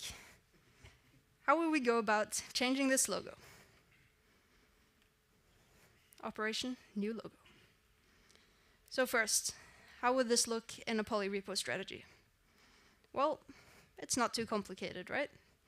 You're gonna go find your logo library in its logo repository and make the necessary code changes. I don't know, change the SVG file or something like that. Then you're gonna wanna publish your changes, however this works. So let's say you have CI/CD set up and you merge the changes and your package gets published. Next, you need to broadcast to all the teams about this really cool new feature that they need to integrate into their projects.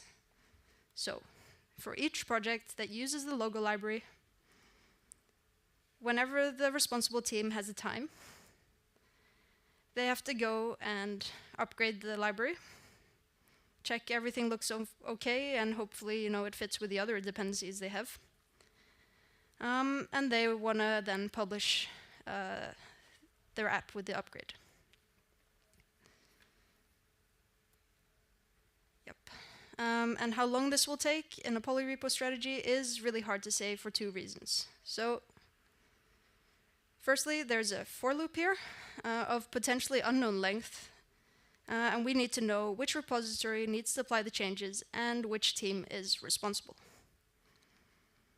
Also, this whole process is asynchronous, so teams need to prioritize making the change and will do it when they get the time.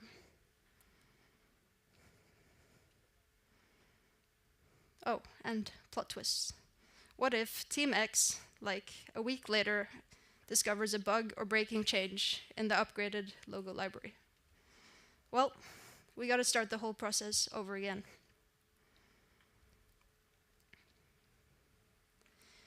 In comparison, how would this look in a monorepo? Well, it's easy. So step one is the same, except we don't have to go looking for the code in some other repository. And we can immediately see the impact of the change on all dependent projects. Then, when we're happy with the changes, we'll make a pull request and merge them. This will trigger our CI/CD pipeline that will deploy changes to production for all affected applications, which is going to be most of them in this case. right? And that's it. In total, we can get the change out to all apps in 1 to 2 hours. And just give me a sec, let me clean up here. Right, that's better. So,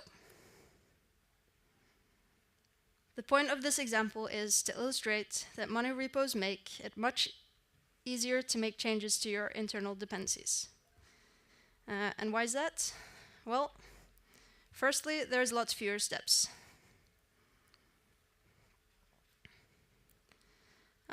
Also, when making changes in a monorepo, you can immediately see the effect that your change will have on all its dependent projects. So tests in your own and other projects will hopefully uncover if you've made some breaking changes, and you're able to spin up all these applications and see how the change will look. Third advantage is it's much faster. So changes get applied to all affected projects immediately. No for loop, no async business. Which brings me to the next advantage of the monorepo strategy. So the team responsible for the logo library didn't need to communicate or coordinate with any other team to get their changes applied. Team autonomy for the win, right? Yeah. So, on the other hand, the nice thing about a polyrepo strategy is that teams have full control of how and when they apply the change. And you could argue that for something as impactful as a logo change, maybe you want that. So, okay, but you have options in a monorepo here. So, one thing you could do is versioning. And I know it sounds hypocritical given my whole point about monorepos being single version. But it's an option. So in this scenario, you'd make a new library, call it, I don't know, new logo or logo 2023. And teams can start using this whenever they're ready. And since all projects are in your monorepo, you still have full control of which projects are still using the old one, and you can start chasing down people when they haven't migrated yet. Finally, when everyone's over, you can delete the old logo library. Another option is to use a feature toggle. So lots of ways this can be implemented, but one way is that you'll implement the logo library in such a way that the old logo, the new logo just shows up in your development and local environments, but then the old logo is still showing in production. This way, teams can opt in to have the new logo shown in production when they're ready. And the final option is you could communicate. So simply apply the changes and ask teams to spin up the app and verify that it's okay to merge. And if your monorepo is small, this can also work. So, logo library and updating a logo. It's a silly example. But now imagine that instead of updating a logo, the change you want to make is to patch a known vulnerability in some external dependency. So in this scenario, being able to move really fast and not involving too many people is a huge advantage.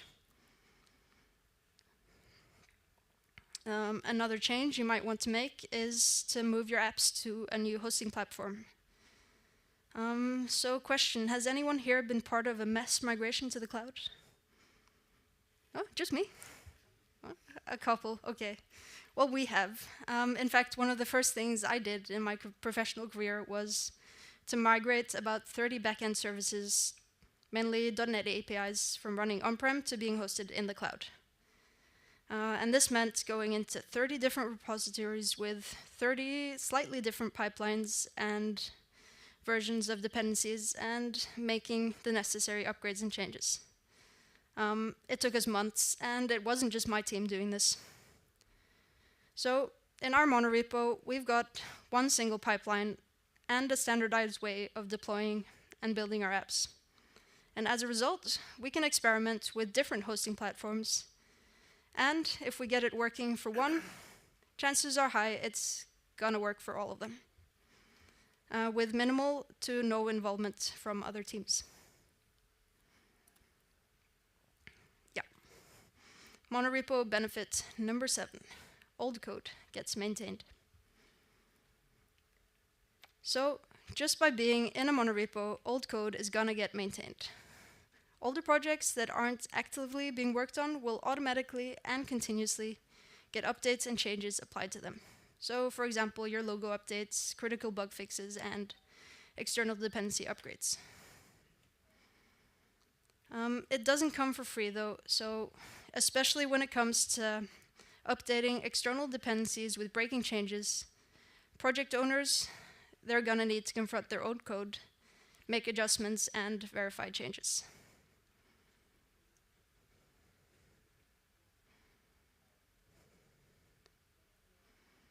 And this forces teams to continuously consider if the project is important enough to keep around. And if the answer is no, well, then code will get removed from the main branch and forever live on in Git memory. And we call this process graveyarding.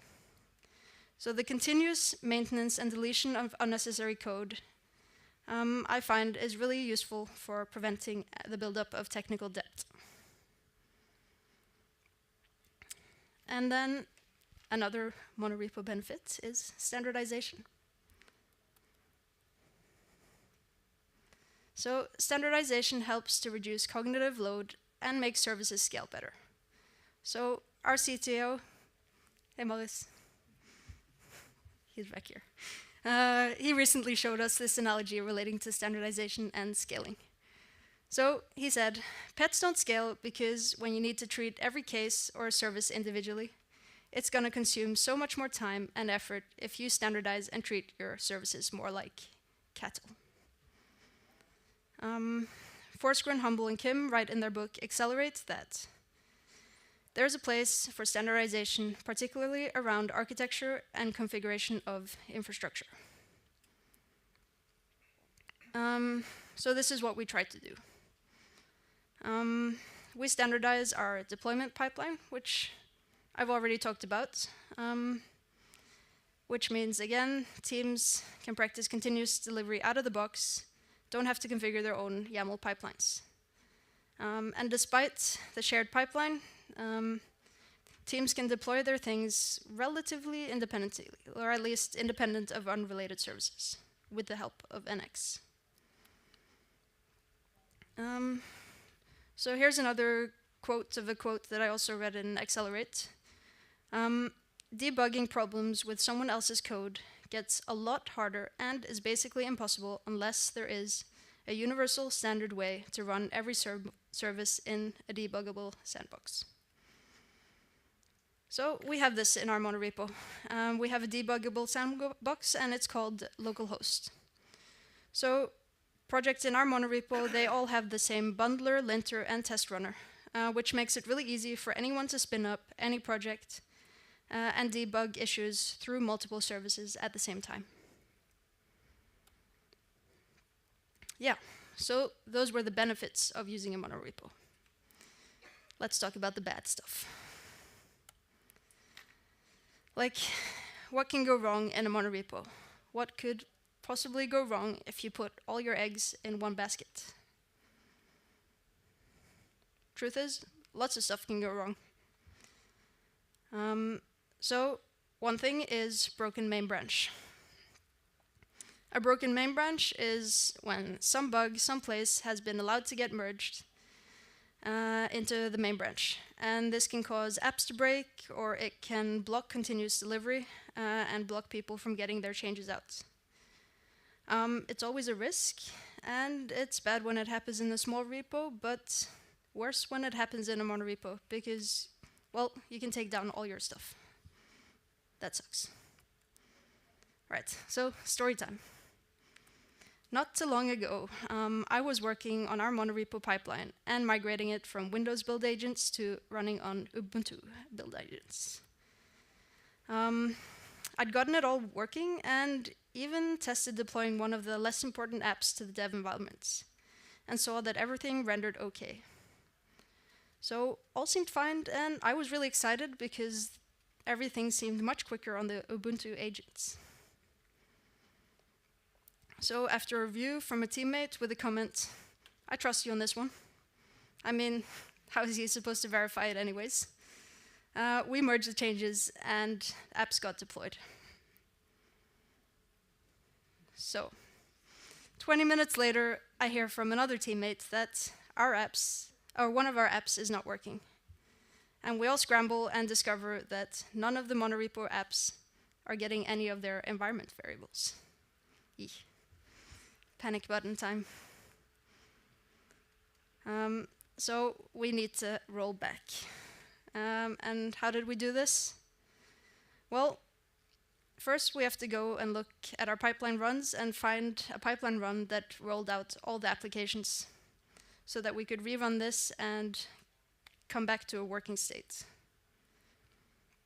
Next, we had to monitor our pipeline and cancel all new pipeline runs to prevent rolling out the bug again. Simultaneously, we wanted to revert the bad commit that caused the bug. And when this was done, we could turn the pipeline back on and apologize very sincerely to everybody. And also learn from what happened. So the consequence of this was 50 minutes of a broken main where people couldn't push changes to their apps.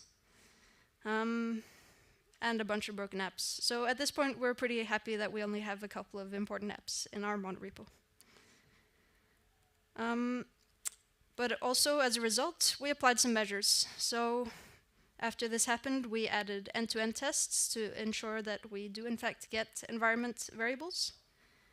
And we made some measures to make it easier to roll back all apps. So for example, we want to have nightly builds, so we have checkpoints where we can easily find a pipeline to roll back to. And a bunch of more stuff.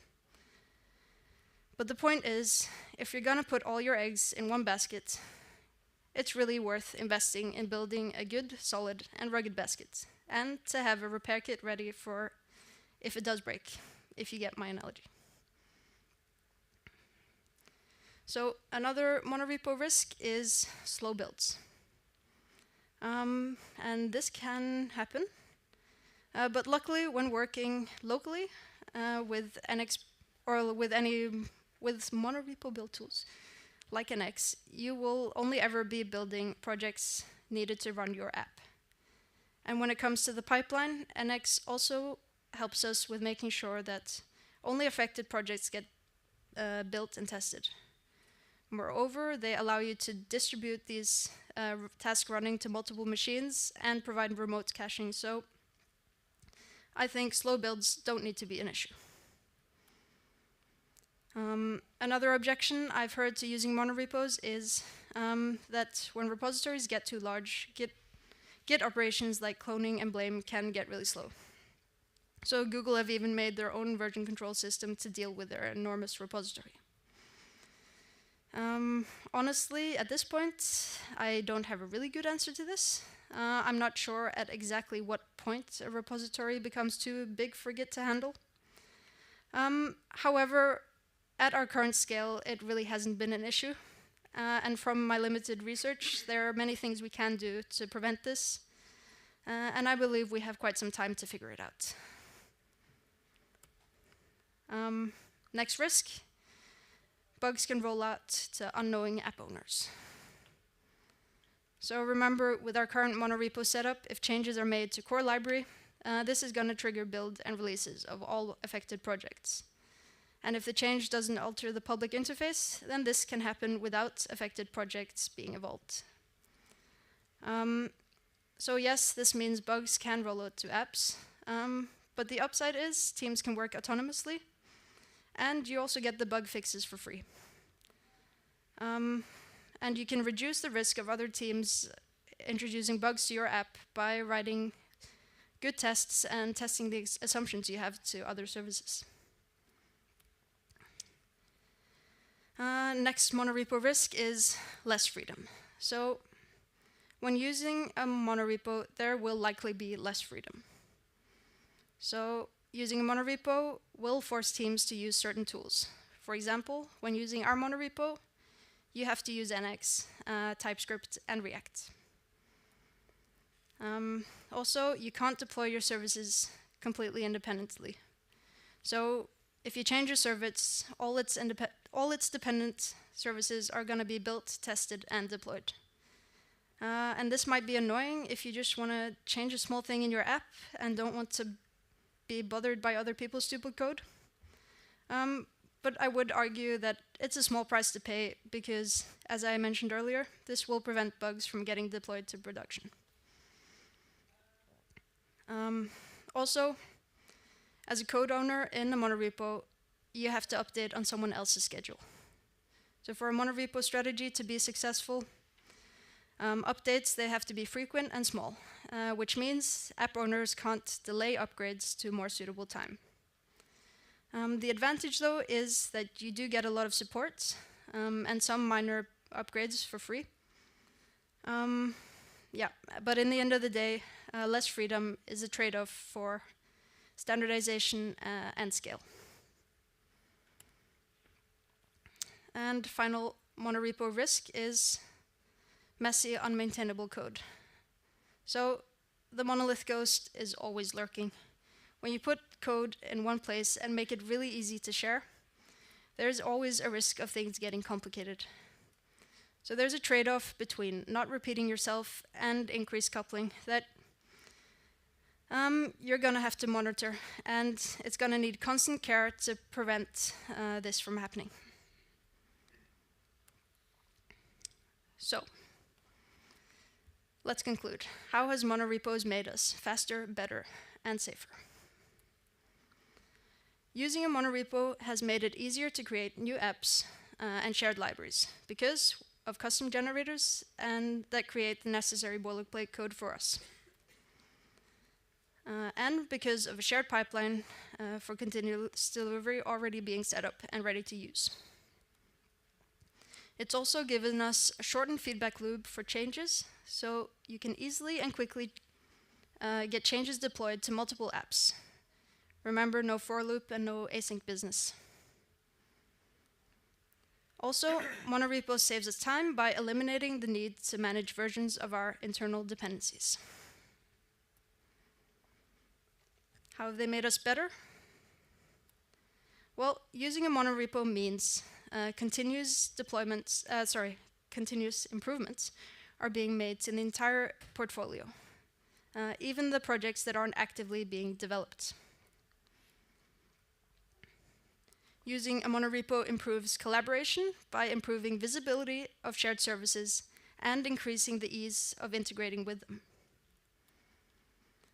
Which means that we can make more shared services and can invest in making high-quality services instead of having teams implement their own versions with varying degrees of quality. How has monorepo improved security? Well, by using a monorepo, we ensure that all code gets maintained and patched.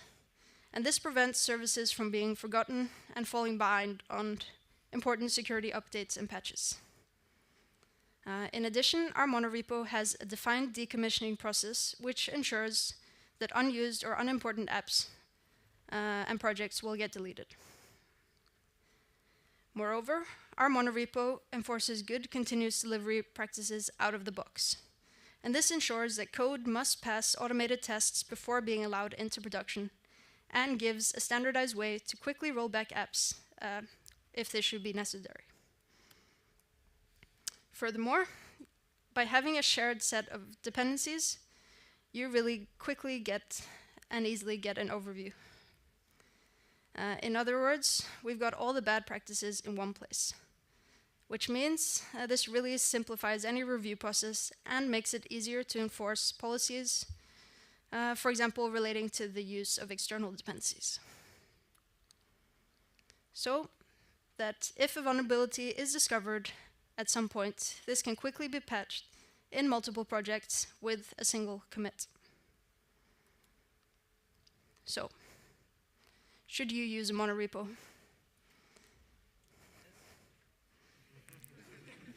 All right, that's cool to hear. We have a yes over here. So for us in our situation and at our scale, we've had lots of benefits of monorepos, of our monorepo strategy.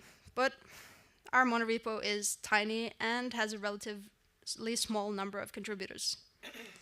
And as I hope I've managed to communicate, there are some not insignificant challenges that you have to deal with if you choose this approach. And these just get bigger as your monorepo scales.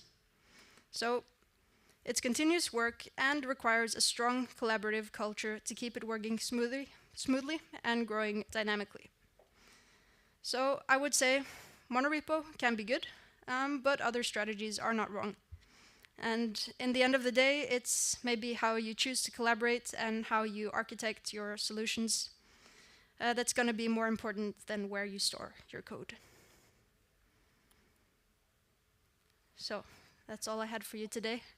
Thanks so much for listening.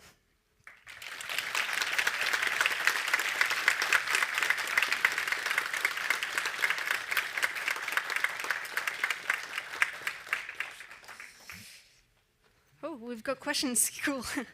Yes. So can you show an example of the pipeline YAML and the NX code? Ooh, I don't think I want to do that on the spot.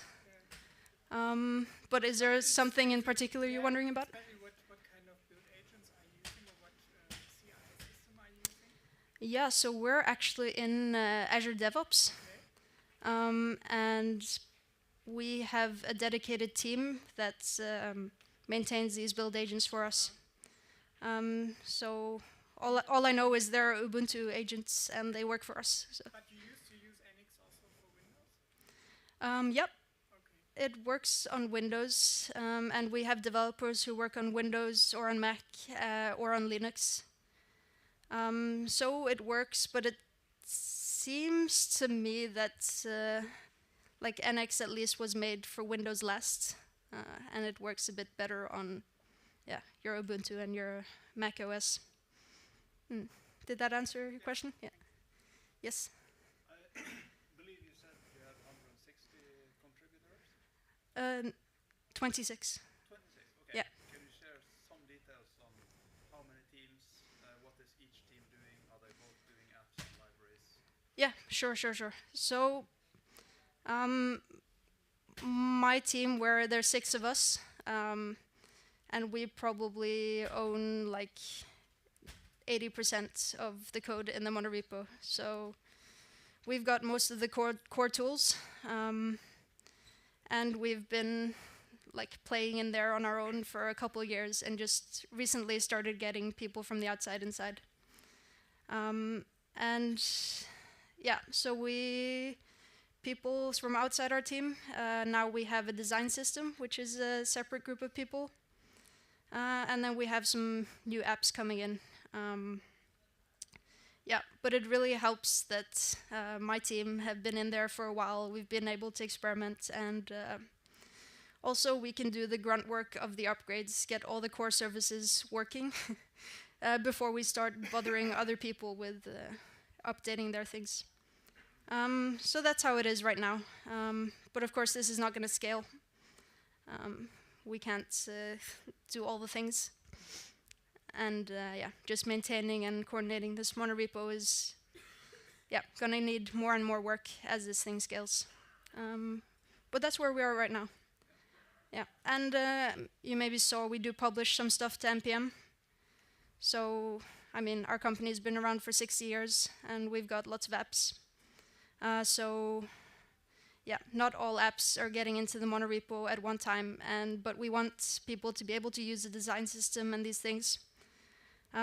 So that's kind of a compromise, I guess. But it works okay. The only problem is many times we've ended up breaking things for people outside the monorepo, and then, well, you don't really find out before someone comes and tells you. So, yes. So you just mentioned this front-end monorepo. Mm-hmm. Is it advisable to keep different layers in a monorepo? Like front-end, back-end? Oh, to have more of your stack. Yeah. My complete monolithic. Yeah. So we haven't chosen to do that currently at our company because, like anything, you want to do things gradually, I think. But in my private monorepo, everyone's got a private monorepo, right? Well, then I have also my C#. So I make my front end in React, and then I have some C# function apps that I put in there as well, and then deploy them to an Azure Static Web App with kind of the same thing. So I get advantage from this because I can update my backend and my front end in the same commit, and don't have to do this whole game with making it backwards compatible and, you know, back and forth. So I don't know. Would I advise jumping right into that in an established company? Maybe not. But if you're small and starting out, sure, try it. And I mean, as they say in the Fjellvettregler, it's never too late to change your mind. Yeah.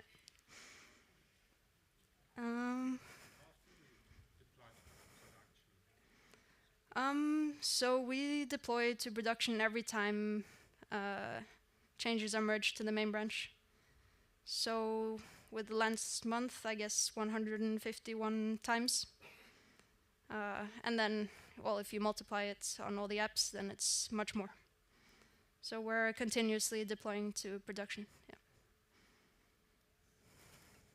Yes. What's used for change detection, so you know what app to put in your pipeline and deploy? Is that NX or something else? Yeah. So our build monorepo management tool NX takes care of all of this for us. So we can, for example, write a command that says NX affected graph, and it will spin up a graph and and it will list all the affected projects and make sure this all works. Yeah. Would you say it's the newcomers onboarding into the monorepo is easy, or it depends? Onboarding new people. Someone's nodding over here, so it's a colleague of mine. Yeah, that is the goal, right? The whole reason we want to have a monorepo is to make the developer experience easier, to make it easier to, do authentication the Nordcat way, to, do all these. Something like maybe there is more to know at one time. True. Well, there's a lot you could know, but really you don't have to know much about NX, for example, to get going. So we have a short README, I think. Yeah, it's maybe an A4 page of how you set up and get your permissions for things and clone the repo and run your first app. So no, I don't think it's too difficult to get going. Yeah. Yes. Since you have everything in a single repository, do you often end up in a situation where you have multiple pull requests open at the same time, or? Oh yeah, all the time. Yeah. But this is not a problem because, well, people are working on different parts of the system, right? So, yeah, people are working their apps, their libs. So you're not, except for when you do these big refactorings or big upgrades, you're not really treading on each other's toes. It works quite well. Yep.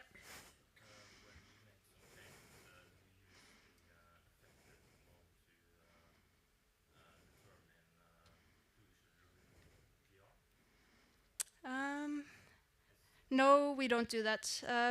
But that's something we have in our backlog to look into. Or at least we want to make it clear to whoever's making this pull request that their change is affecting all of these projects.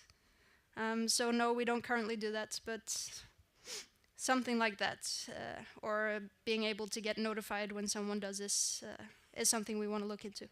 Mm-hmm. Yes? Has it been difficult to prioritize changes across teams, or has it gone fairly okay? Well, Actually, we're in the luxurious situation that my team has like 80% of all the projects. So, I mean, for us, it's worked great. But what we really do try to take other teams into account, and we know people have, you know, their deadlines and things they're working on. So we want to make it as easy as possible for them to go in and do the changes by, and also giving people enough warning and yeah. So few people, and so far not so much problems.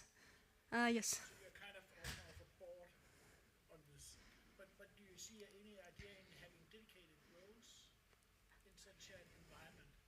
Oh, absolutely. So, you know, as soon as you get more than 2 or 3 teams working, this thing becomes its own platform, which needs dedicated people to keep it working and yeah, prevent it from getting out of control. So that is the direction we're going, yeah. Yes, more questions. You talked about like big upgrades, for example, between React versions. Mhm. Do you have like a smart way of deploying the apps if one app is upgraded, or do you have to upgrade all of them before you? Yeah, yeah. So, no, we don't have a smart way of doing this. Well, one thing we do, we have this graveyarding process. So if one project is being extra difficult, we can leave it behind. That's kind of like the only way to go. Your monorepo goes forward, and yeah, if you're gonna be in there, you gotta keep up. So if we remove you from the main branch, we don't have to delete your service immediately, which means, okay, you have time to get back in there and get your upgrade. So that's, yeah, we try to avoid it, but that is one way you could do it. Okay, last question, I think, because my time's up. Yeah. So my question is, as you see your teams is growing and have a bigger scale, do you think this methodology will still hold, you know, in the longer run as a bigger teams and still using monorepos? I hope so. I mean, we're gonna try, and you want to always look ahead and see what risks are coming, what can happen when your monorepo scales. So I have no idea, but we're gonna try our best. Yeah. But you mentioned that you already starting to have more teams. Mhm. Do you feel any difference when these are onboarded to the repo? Totally. Yeah. So all of a sudden there's other people in there, and then you get really embarrassed because you're still in React 17, for example, and it kind of, no judgments if you're still on React 17, but yeah, it kind of gives you a push to like, yeah, to keep your house in order. Really, it's like having guests. You want them to feel welcome. Yeah. Okay. Feel free to come and talk to me after. That was my time. Yeah.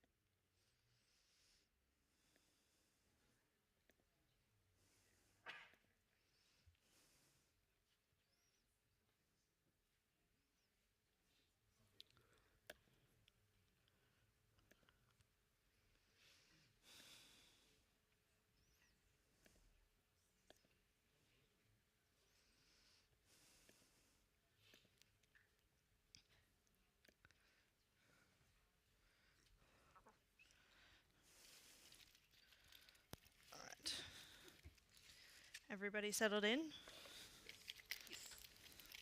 Cool. Who here is still a little bit sleepy after lunch and who's ready to go? Sleepy is fine. Sleepy is a valid option.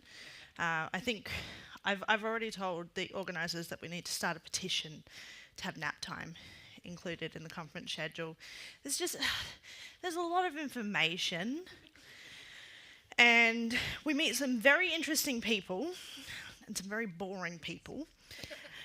And then they give us a whole lot of really delicious food, and then they want us to go into a dark room and listen to what I'm sure are the interesting people. Really does call for nap time.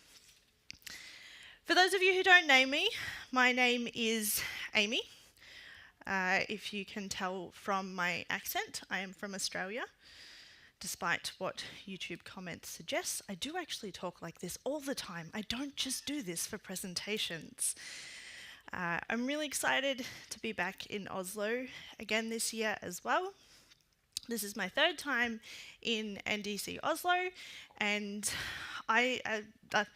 despite the very, very, very long trip, I really enjoy getting to come here. It's a beautiful city, beautiful country, and I really enjoy this conference experience as well. And the people that I get to meet and talk to and who come to my sessions, I really enjoy getting to come and be a part of this experience. So it's exciting to be back here. Today, we're here to talk about WordPress. If you're not here to talk about WordPress, you are welcome. There's still time to catch one of the other sessions, or maybe make your own nap time instead. Who here has used WordPress? Who here hates WordPress? Who here likes but maybe still hates WordPress a little? Both options are valid. WordPress is the most common CMS on the internet, and it's commonly used for a reason.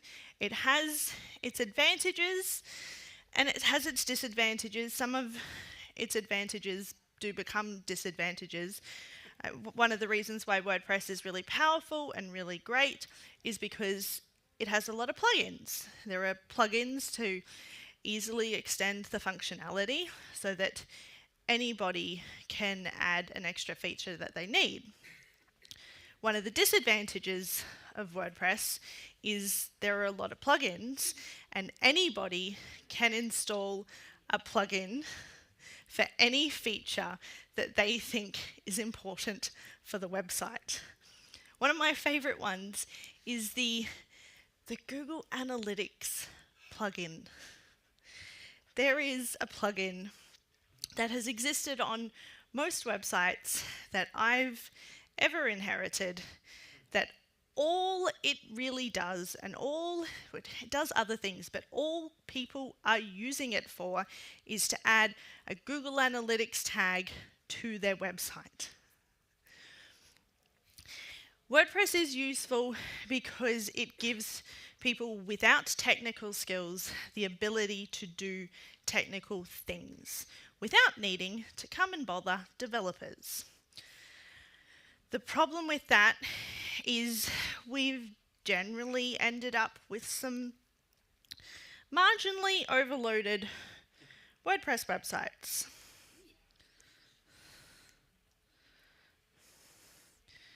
Anyone come across these ones before? We've got a few notices. This is very important notices. A couple of things might need updating. A few things might need updating. This is really good. I love WordPress events and news. That's exactly what I want to know about when I log into a WordPress website, is what events are happening about WordPress in my city. We then have Elementor, because of course we need to have a visual builder, and there's a whole bunch of updates and at a glance stuff. Oh, and comments. I understand that WordPress comes from a blogging background, but does anybody still use comments in the sites that they're building? And does anybody actually get valid comments? It's pretty much all spam from what I know.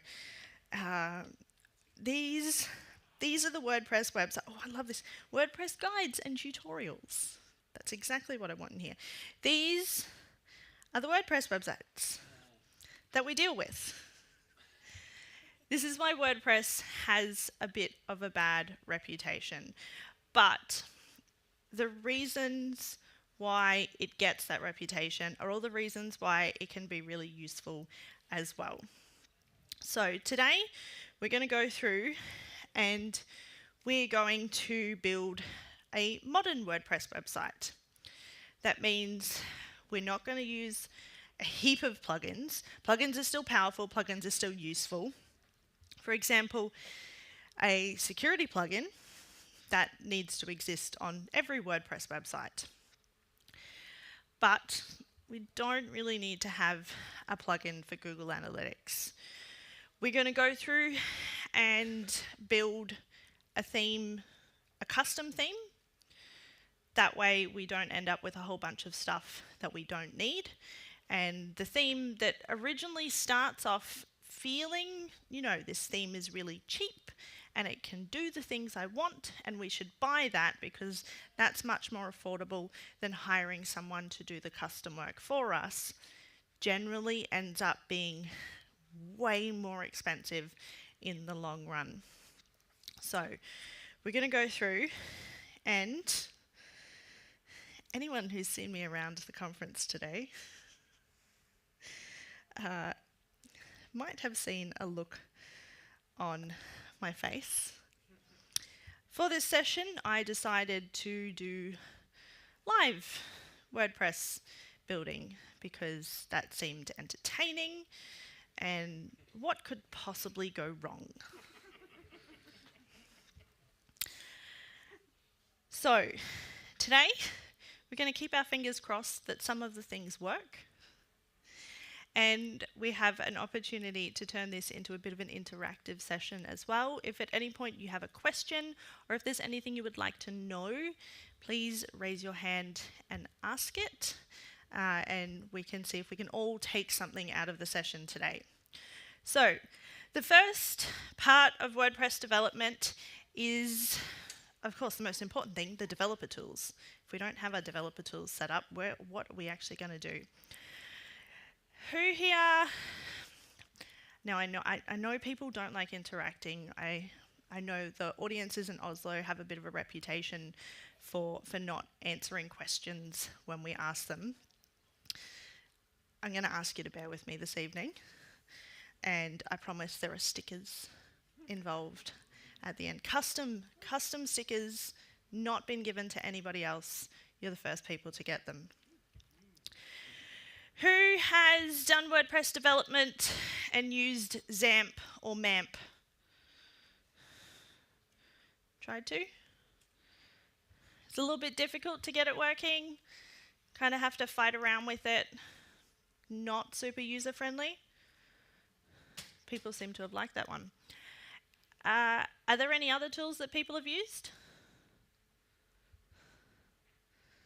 Do we just have non-WordPress people here tonight? So, this is a tool that I use which is called Local, which is super useful. It's great to Google for stuff. It's referred to as Local WP to make it a little bit easier. This was originally made by the Flywheel hosting company, but has since been bought out by, I believe, WP Engine.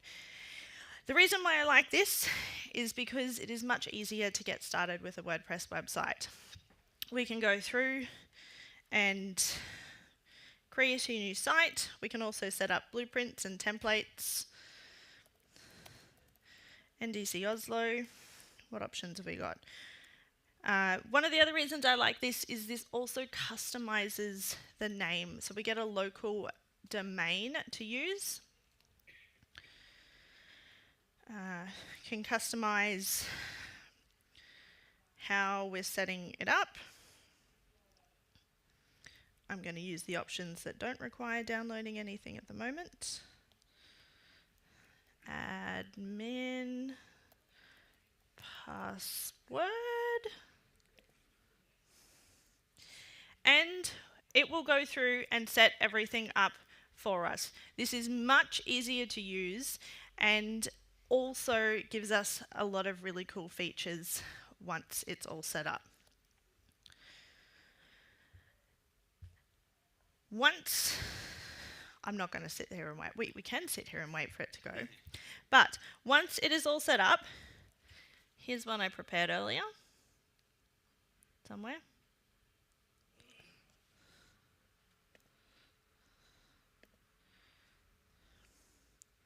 Here we go. Once it's all set up, we have a WordPress website that is ready to go. Now, this doesn't come pre-installed with a whole lot of stuff. This is just plain out of the box.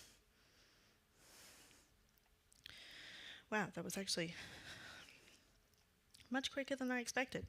There, literally in a couple of minutes, we have a WordPress website set up and ready to go. Now, the other reason why I really like working with local WP is because it allows me to link to various types of WordPress managed hosting services. We're going to have a look at that a little bit more later, but that is one of the really useful features. All right, anyone here built a custom WordPress theme before? A couple of people? Has anyone not used WordPress at all before? Probably should have started with that one. Right. Okay. We've got some brand new people. To create a custom WordPress theme, we need to have 3 files that exist inside of the theme folder. An index.php file, a functions.php file, and a styles.css file. That's the absolute minimum that you need to get started with a WordPress theme. However, if you're like me, you can also over-engineer it and end up with a very complicated WordPress theme. Now, PHP does give us the ability to import and to require various other files, which means that one of the powerful tools that it gives us is we're actually able to break our templates up into much smaller pieces. So a lot of WordPress websites will go through and they'll have a header file and they'll import that to, sorry, I forgot to bump up the size a little bit. They'll go through and they'll have a header file and they'll have a footer file and they'll import those into templates or layouts. But we can also break this up even further into much smaller bits. For example, I could have a template part for a YouTube video embed. This then makes it really easy for me to go through and pull this in from other sections. Anybody here spent time working in other framework languages that use the component basis, like React or Angular or... Okay, a lot more hands raised that time. I'm assuming... I sit a little bit more in the front-end JavaScript space. I'm assuming some of the other areas work, like C# and .NET components work in a similar fashion. When I started breaking my WordPress themes up into more bits, I found that this makes it much easier because I wasn't having to repeat myself as much. I was able to pull in reusable bits of code, and it also made things cleaner and much easier to use, as opposed with a WordPress website that I inherited from a client where their homepage template was several thousand lines long pulled in no other bits because it incorporated the entire page.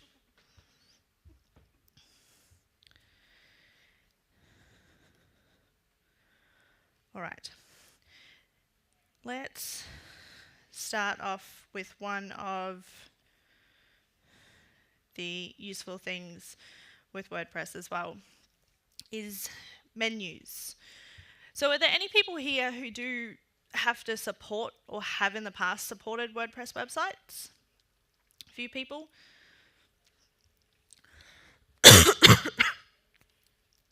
Sorry.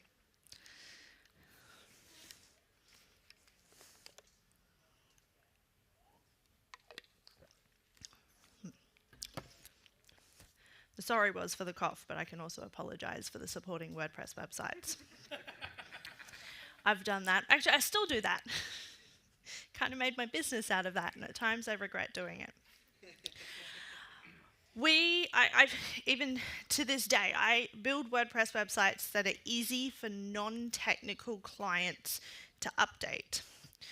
And I know that because I built one that my mum uses, and she can update it. Sometimes requires a phone call to me, which I ignore until she goes off and does it herself and goes, oh, that's right, I remembered what you told me. It was actually really easy to do. I don't need your help. Despite this, I still get a whole bunch of clients that ask me to do simple things, like adding a new menu item. Love going through and adding menu items, especially because I have the ability to have this right here in WordPress. So under Appearance Menus, we can go through and define menus that anybody can edit. Now, these menus, we can pull in pages from elsewhere, we can pull in blog posts, we can put in custom links to social media profiles or other sections, a whole bunch of other things. You even have the ability to add icons. So, social media menus, we know.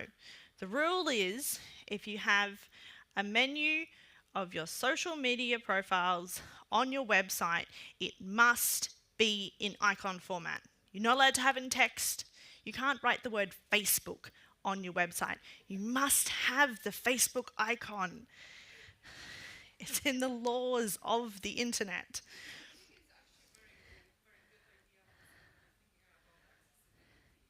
Accessibility to have the word, to have an icon.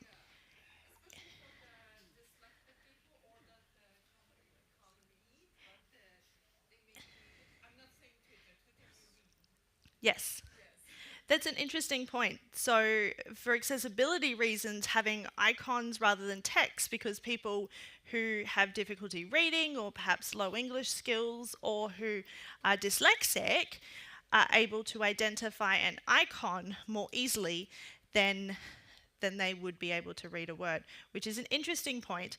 I'm also getting a few pointed looks from the front row as well, so don't worry, Denny, I am going to address that too, which is you shouldn't have just words or just icons. If you have icons, there should be a text alternative available as well. So anybody who's using a screen reader or assistive technology who doesn't see the icon is able to understand it as well.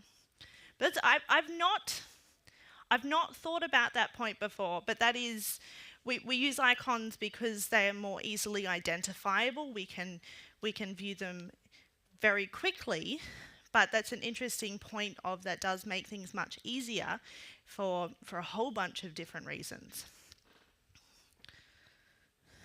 Now, adding icons is generally something that developers would have to get involved in.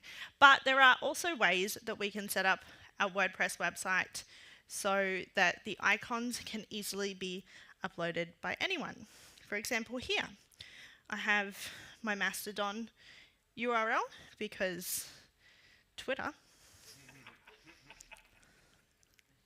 Also, no one has Blue Sky invites for me, so I'm on Mastodon only.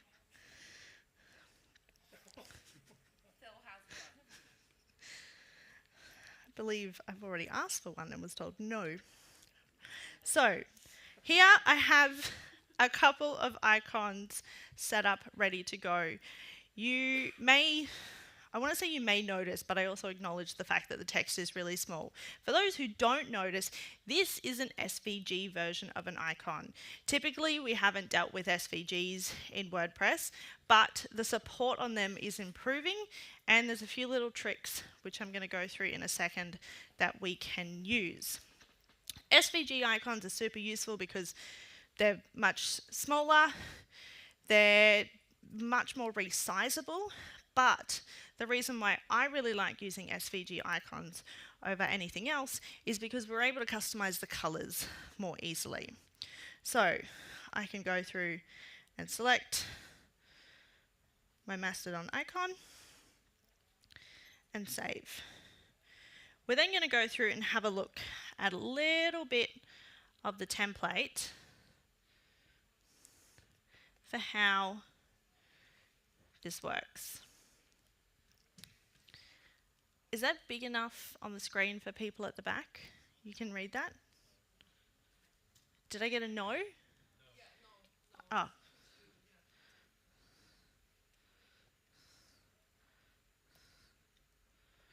Yep.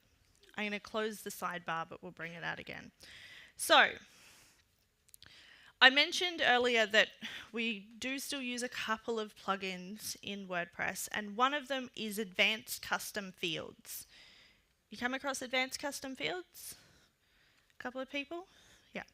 Advanced Custom Fields was actually built, if I'm remembering this correctly, so anyone watching the YouTube later, don't tell me if I'm wrong, I will have checked already, was actually built by a developer from Australia and is one of the absolute essential plugins for WordPress websites. As the name suggests, it allows us to add additional fields, custom fields, if you would, with advanced customization. It allows us to add additional fields to parts of our website. Now, a lot of the time that's just to a page or a post, like to add a custom banner image or to get some custom information. We might use it there. But we can also add it to menu items to allow people to upload icons to associate with each of the menu items. So, the first part of that, which I can just fit it all on the screen here as well. The first part of that is we can go through. Now, I'm not going to go through the whole thing. If you would like to know more, I recommend having a look at the Advanced Custom Fields documentation. It's really, really good, really easy to use. So, for this field group, so I have a group of fields. These are my menu icons, field groups, and I just have one field in here. In particular, this is a type of image. The return format I want to get back is the URL. So I just want to get the URL of where the image is on my website so that I can pull it in. And in this case, I'm specifying that the only format I want to allow is an SVG. I don't want someone uploading a PNG as a menu icon because that messes with the code I'm going to do later. So this is how we're then able to upload an icon to our menu. What I then go through and do, no, not there, somewhere else.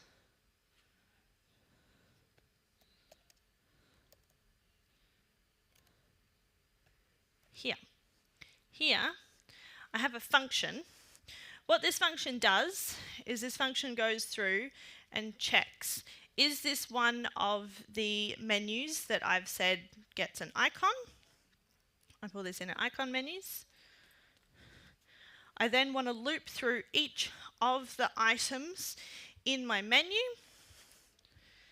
and I want to actually get the icon here. So I want to get that icon. I then have a little utility function called inline SVG. We could talk through that if we wanted, but as the name suggests, it's going to fetch an SVG file and inline the contents of the SVG for me. I'm then able to change the menu item title, which is typically the text. I change that to be an icon, and then I wrap the existing title in a span. What I'm then able to do, if we're going to keep our fingers crossed for my website. Everyone got their fingers crossed? We're going to know if you don't. If this doesn't work, it's because someone didn't cross their fingers. And not remotely because technology has not been my friend this week.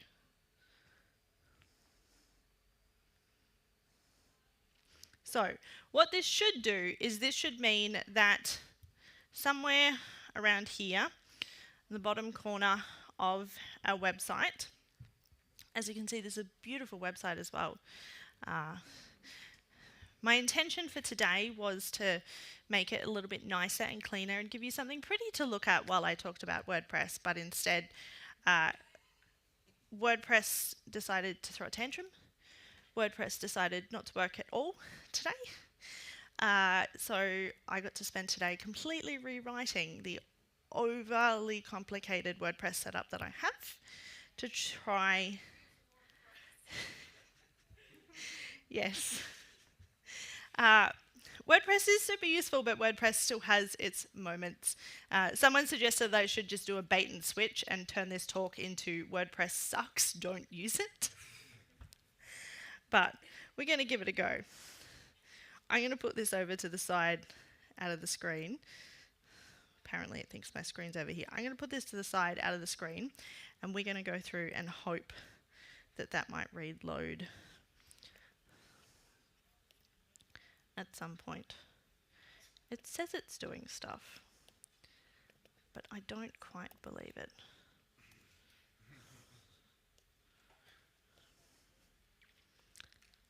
Yeah, that's not quite better.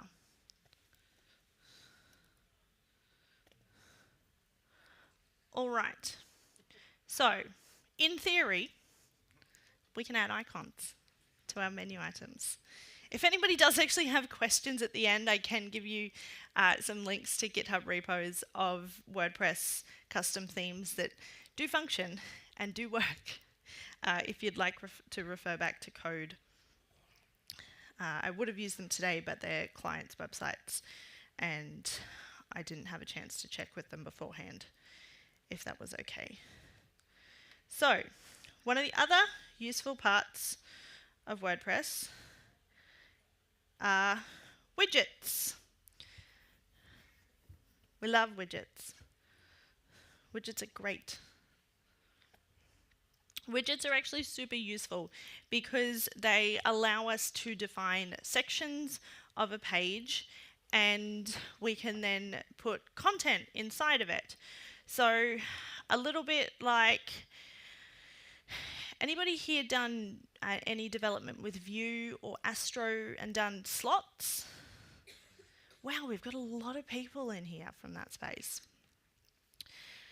Similar to slots, widgets allow us to define a widget area, and we can then pull any content that people put into that area. So a lot of that was sidebars or sections in the footer and stuff like that. In this example, I have an acknowledgement of country section. So in Australia, a lot of our websites, we have an acknowledgement of country. We acknowledge the traditional owners of the land. And so I added a section so that my clients could go through and update the content of that section as they needed to without needing to come and talk to me. It's useful. I use it in another website for a client that is a doctor's surgery. And last couple of years, sometimes things happen,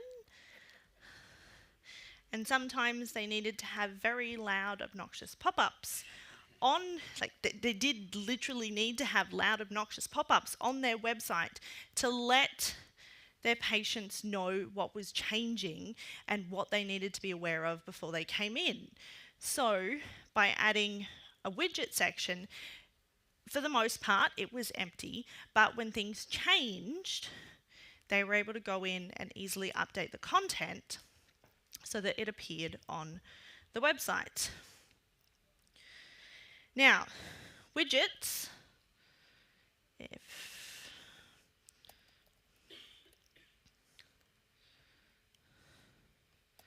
we'll come back to that in a second.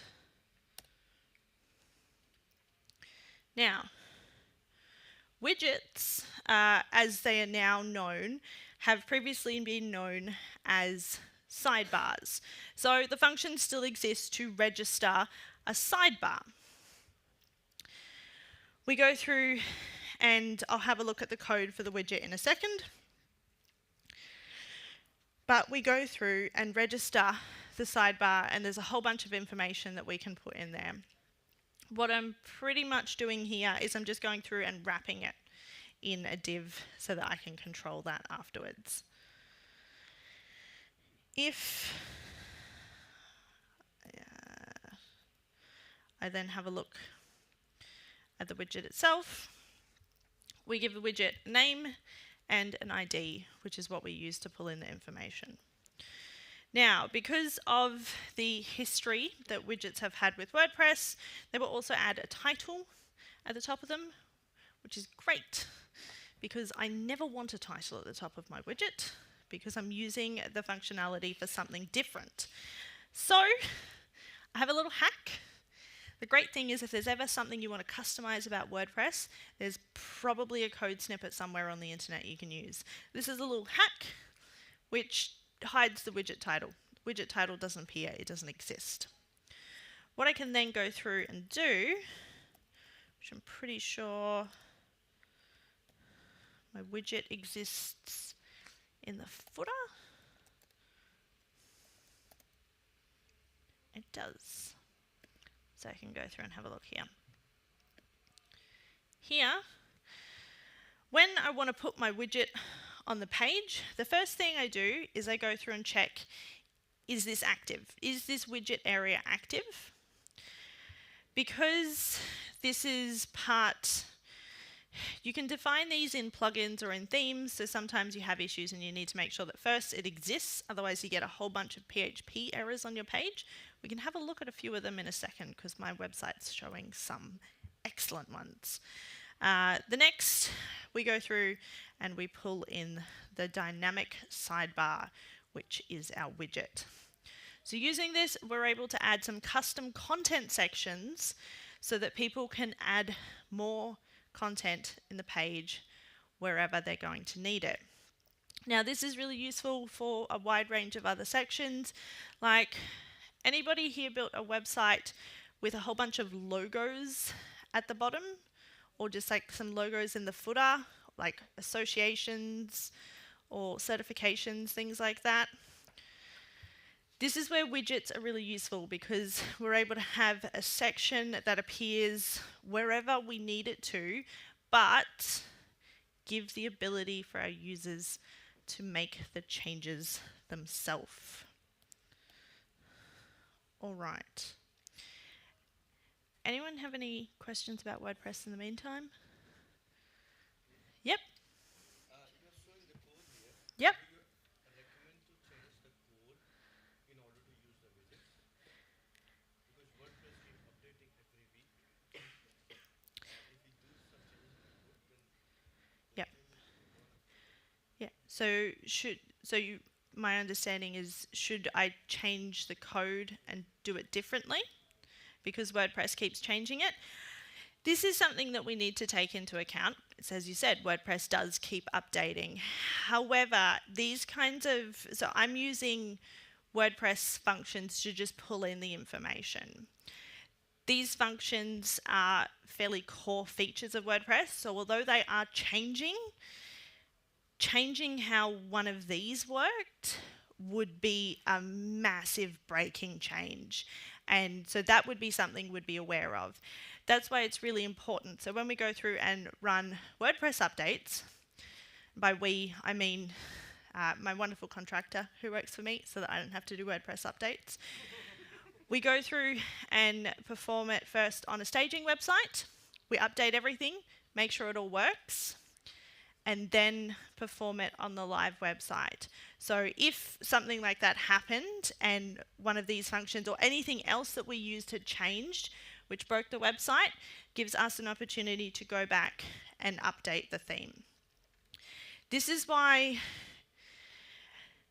creating custom themes does add that additional step of, because we've built the theme, it does mean we then need to keep on top of what WordPress changes to make sure that it continues to stay up to date. However, even paid themes, there are a lot of developers that go through and do it, but there are still often times when things aren't caught beforehand. I've gone through and updated WordPress websites that used a paid theme where I had a whole bunch of compatibility issues and things had broken. So that kind of thing's always going to be a risk. It just depends on, am I going to have to contact a developer to see if they can help me out with a fix for it, or do I have control of the theme that I've built and can go through and just update the fix myself. The websites that we build as well are relatively, they're not over the top complicated with a lot of this stuff too. So most of the time when we have issues is around more advanced functionality. For example, I think the last time we had issues with updates was a website that does event ticketing through their website, and we did do some funky custom stuff with the event ticketing. So when we updated to the new major version of the plugin, there was work to go through and do there. If that answers your question? Yeah. Question at the back there?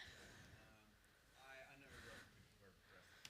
Maybe like 12 years ago I worked with a blog or something. But my question is are there any plugins to replace this PHP code with like JSX or React or something like that? Or maybe put it into Vue or whatever in there? Are there any plugins to replace PHP with JSX or React or Vue? There are definitely ones. I think PHP's always kind of got to sit in there a little bit just as a legacy thing, but there is a lot more changes, so we can have a look in a second. The new WordPress editor is much more React-based than PHP-based. I'm also getting a hand raised over here, which I think Denny had something to add. I think it has also an additional question on the PHP stuff. Yeah. Is there a way of making this kind of, so what I'm doing right now is for my customers is just making and configuring nice WordPress websites with existing tools, so without coding it. That's the way that I didn't raise my hand a lot.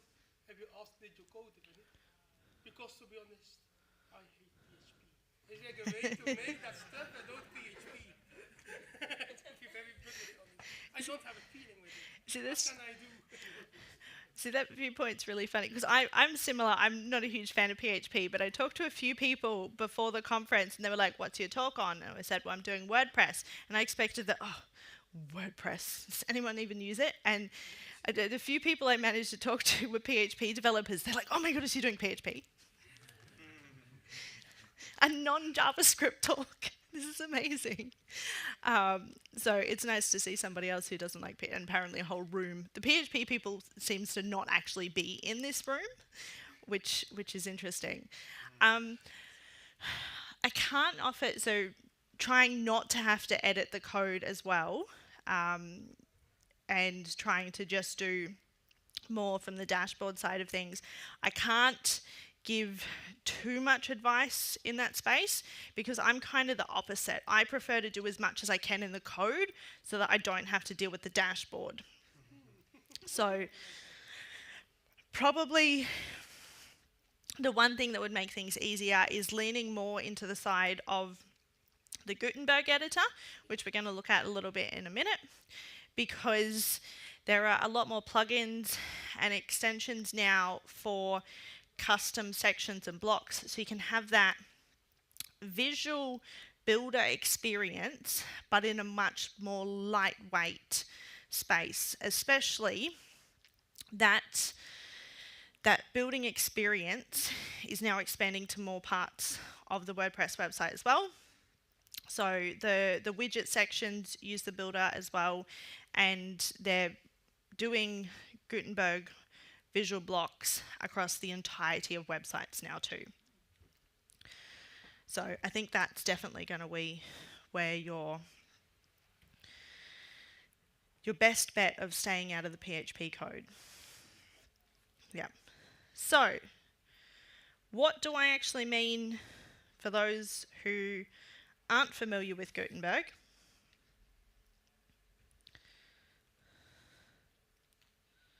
When the page loads. Gutenberg is, I always refer to it as the new editor, but I'm pretty sure it came out like 8 years ago or something. It's been around for quite a while now. It's a WordPress's visual editor. Now, I'm not talking about a visual page builder. Anyone here use WordPress with a visual page builder? You've got your Elementors and your Divis and your Beaver Builder, and there's probably anybody else have one they've used? Wow, not many. I think it's just you, Denny. So these visual page builders have given the ability for the non-technical users, or the people who don't want to use who don't want to get into the code and use PHP, to make more complex changes to the content on the website. The problem with these, in a lot of cases, and I'm not trying to be negative, I just have opinions about them, is the code that they spit out is not spectacular, overly complex, overly cluttered, and a complete and utter pain to deal with. They also do one of the things that I've seen a lot of WordPress theme and plugin developers do, which I absolutely despise, which is create overly specific, complicated styles, overuse bang important to make sure their styles always exist, which mean if I want to override them, I have to do things I don't like to do with CSS. So I was a little bit concerned when Gutenberg editor came out, and there are definitely some things that are still not great.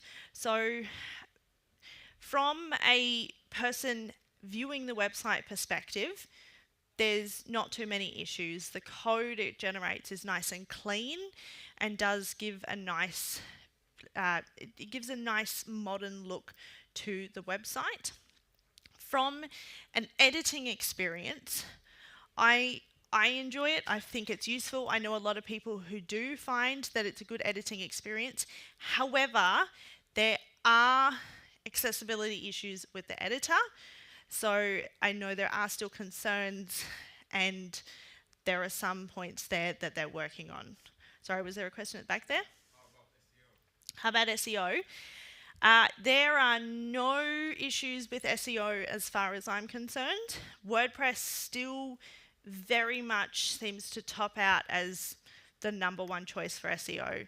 I'm working on, when I get back from holiday, I will be working on a project for, I've been contracted for an SEO company, for a company that's hired them, and they were like, we want to build a website, we think it should be WordPress. And we sat down and had a look, and I went, well, actually, I think you'd be better off with static, and we can bring in a headless CMS. And there are a lot of concerns around moving away from WordPress because that's everything they use, that's everything they know. There are so many features, and the control over the SEO of pages, particularly with plugins being able to analyze the content on a page and to provide reviews of whether or not there are improvements that can be made. WordPress is still very much at the front there. I have managed to pull them away from WordPress though, with the promise that it's not going to affect the SEO and they're still going to be able to edit the metadata. So, this is the WordPress Gutenberg editor.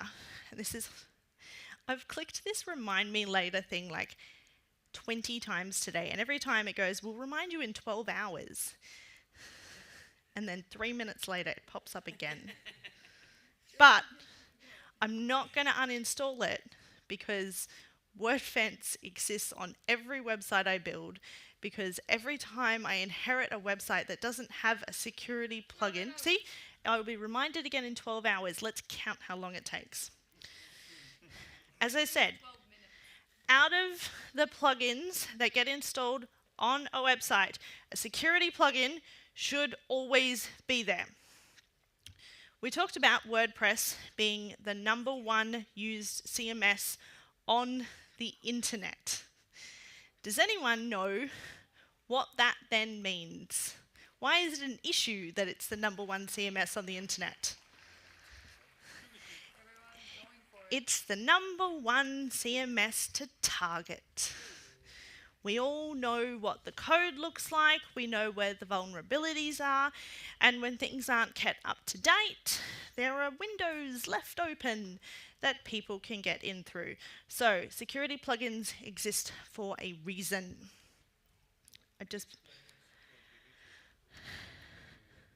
Which security plugin do I recommend? I use WordFence. However, I'm going to very carefully not make a recommendation. Sorry. Because I believe that it depends on the use case. I use that because I'm also aware of the fact that the websites that I'm building don't actually have any data that would be of concern if it was compromised. It depends heavily on what you've got. So if I have a nice brochure website where if they hack in, they could, I don't know, view the content that was on the website. That is less of a concern. But if I have an online store where if someone hacks in, they can access people's credit card information and phone numbers and mailing address and, you know, all of that information the Australian government would call non-personally identifying. Sorry, that would have, it's a bit more of an Australian joke. That kind of website, I would be doing a lot of research on what's going on, what I need to be protecting for, and probably looking at multiple options. So not just having a security plugin, keeping in mind the hosting, what you've got going on at the hosting, for various other things. Like I've had a website get DDoSed before. They didn't actually have anything secure on there, but someone just decided to DDoS the website. So those kinds of things we need to be taking into account, and what steps you can take, probably a few of them. The other one, sorry, from a security perspective, the other #1 thing, can I have two #1 things for security? The other #1 thing, the other #1 thing that I would recommend from a security perspective is making sure things are kept up to date, because that's where we have issues, is when we have websites like we looked at the start with 56 out-of-date plugins. Because as soon as those security flaws are found, people are going to start looking for them everywhere. I'll give this one a #2. #2 is making sure that users are being secure. So the last time I had issues with a website getting hacked, it was not a website I built. It was a website that I was, a client had, and I was building a new one to replace it, And right before we went live, their old website got hacked because they had one admin account. The admin account wasn't admin, but it was the name of the company, and the password was shared internally in their company through a Google Doc.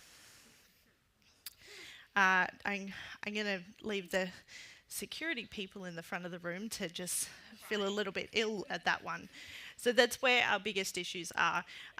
One of the features I like about WordFence is it does give the ability to have multi-factor authentication on user accounts. So having that multi-factor authentication, I'm very clear with my clients that we don't share user accounts. Everyone gets their own. Passwords need to be secure, and passwords don't get shared around. So, yeah, if that answers the question. Yep. Cool.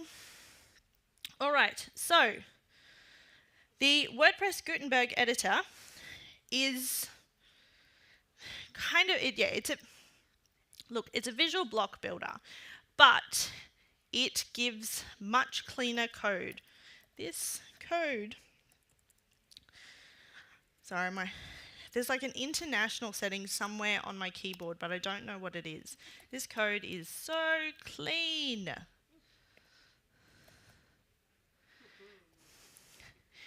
It gives much cleaner code than a lot of the other visual builders have. It also is very low on the style front, so it gives just enough styles to get it to look the way it should. It's much easier for us to go through, to be able to go through and customize it the way we would. So that kind of thing is really useful.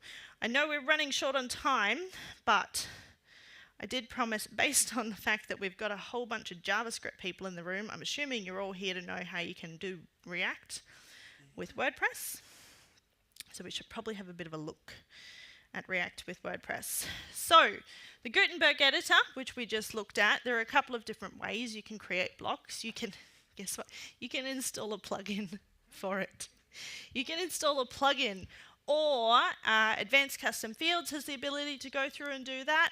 That's what I use for most of my clients' websites. Or you can build React. So this is an example of a React Gutenberg block. I have two functions in here. There is an edit function and a save function. The edit function gives me the editor that people will be able to go through and edit the content that's pulled in from the block. So here I can pull in a title, they can edit a title and content. There's then also here, we've given them some additional controls and the ability to go through and select a background color for this section. There's a couple of React functions in here as well, or JavaScript functions, to be able to go through and when each of these fields change, setting the attributes on the block. The save function then goes through and saves the content of the block, and it actually renders it out into static HTML for the most part. So React is used on the editing side, but it spits out HTML on the front end. This does, we are still able to do some live updating React blocks as well. For example, you might want to pull in, I want to say you might want to pull in a Twitter feed, but no one's going to pay for the API for that one. You might want to pull in some other kind of live feed from elsewhere and put it in a live updating React block. So, but by default, it will give us static HTML. I'm not going to go through the code too much for this because if you want to know more, you can come and see me afterwards. Otherwise, if you just Google how to build a React Gutenberg block, you'll find a whole bunch of stuff in there. What does it actually give us? It gives me this. This is my custom block here. I have a title, I have content, I have a background color, And my page isn't playing nice with so many other things, but let's see if we can see anything here. Possibly not. If it's nice, we might get to see the content on here. Thank you very much for all of your patience today in participating with this interactive live pseudo coding of a WordPress theme. If you would like to know more, which is likely because I haven't had the chance to go through much today, if you would like to know more about building a WordPress theme, please come and see me, because I can give you links to some on GitHub that do work. I promise they do work. So you can go through and use them as reference, or if you'd like to look at them further. I also have stickers as promised. So if you would like to come up and get a custom, we have custom stickers for anybody who would like to be a modern WordPress developer. Because we all know we're not real developers unless we have stickers on our laptops to prove it. Oh yeah, here we go. Here's some excellent. Yeah. Okay.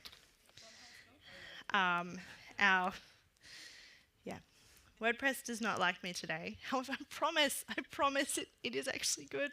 I promise it's good.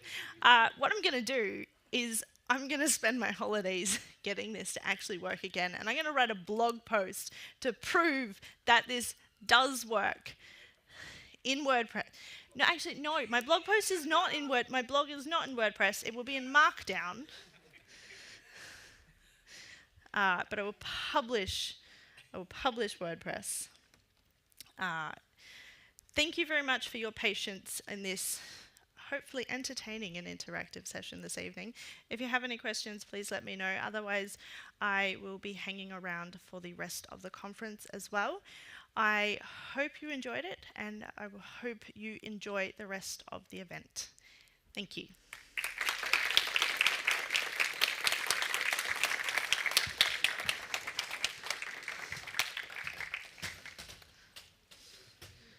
There are stickers if anyone wants them. You want a sticker? Yes. Sticker. Thank you. Didn't you already get a sticker? Not this one. I think you give me this one. You held on to these. Yeah. Can I have one? Yep. Thank you. There we go. No worries. Thanks. Thanks. You know what? I'm just gonna put the stickers here. You can come and grab sticker. I didn't really.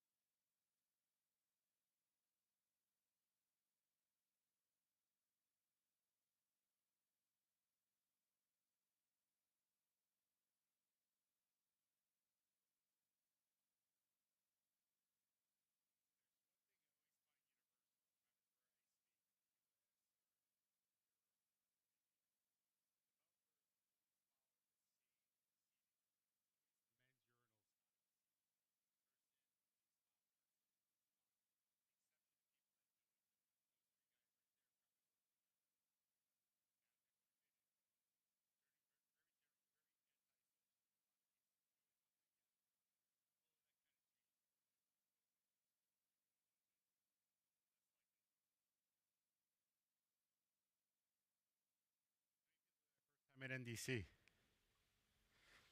I mean, it's my first time here. Oh, look at that microphone magically turned on. Thank you. Uh, there's a lot of new people. There was only like 3 hands. Or how many people are like me that hate raising their hands when the presenter asks you something? I was at a conference in the States. It is held in a movie theater. And the movie theater is not large. It's, I don't know, like 100 or some odd seats. So they do simulcast like they do here in the overflow rooms. So I did that normal talk, like, hey, how many people are from here? How many people first time? And I said at the talk, is like, how many people in the other room raised your hands thinking I can see you? I don't know how many people actually raised their hands, but there's probably a lot of people that felt kind of awkward, like I do right now.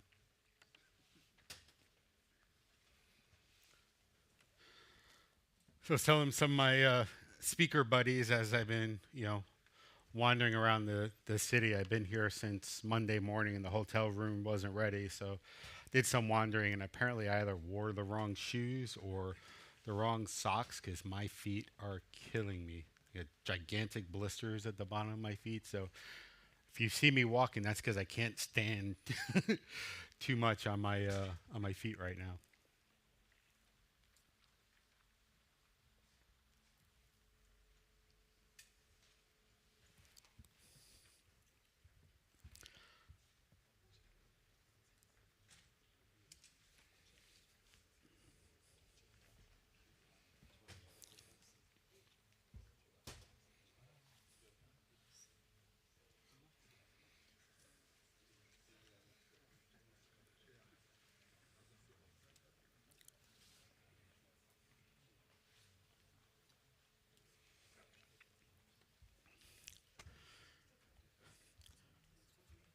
For those of you that are nervous that there's a PowerPoint deck on there won't be a lot of slides. Most of this is going to be in code and in Visual Studio. There's just a couple of introductory slides and, the typical about me stuff.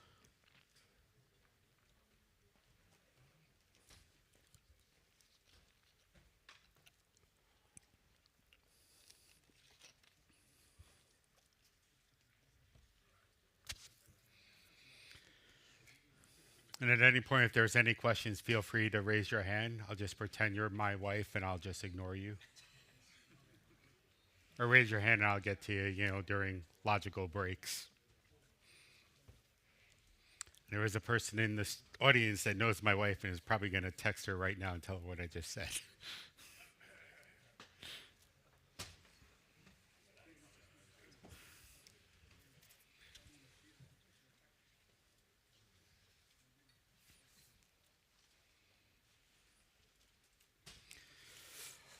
Start in a couple of seconds.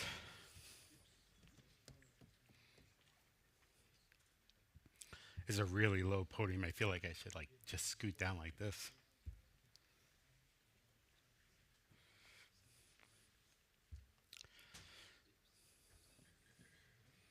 Good for me to get started.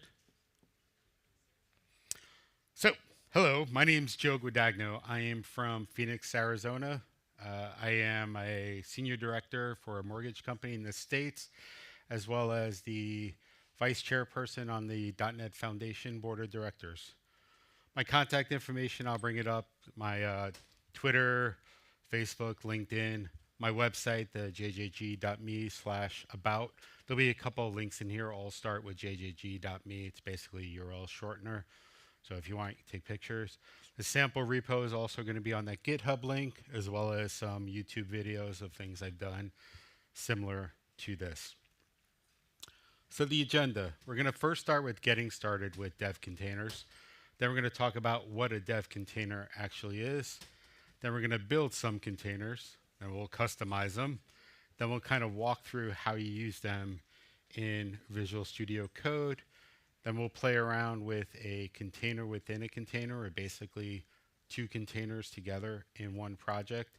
And then we're going to show you an example of how you can use this to open up your project on GitHub without needing anything on your local desktop outside of some form of internet browser. So getting started, why do we need dev containers? Well, it's one reason, right? most developers say, works on my machine. Docker and containers tries to solve that problem of getting everything localized into one piece of hardware or software so that you don't have to worry about the configuration going across the board. So to get started, you need two different things basically: Docker Desktop for the Mac or OS, or Docker CE/EE for Linux. Now, depending on the version of Windows you have, you might need a WSL1 or WSL2, depending on the version. Same thing with Linux, depending on which version of Linux kind of tweaks the version of Docker. But if you have a working Docker instance on your device, then you can use this. The other thing you need is Visual Studio Code. Although rumor has it, it works with JetBrains Rider 2. I just haven't tried it enough to demo it here. And then you need an extension from the Visual Studio Code store called Dev Containers.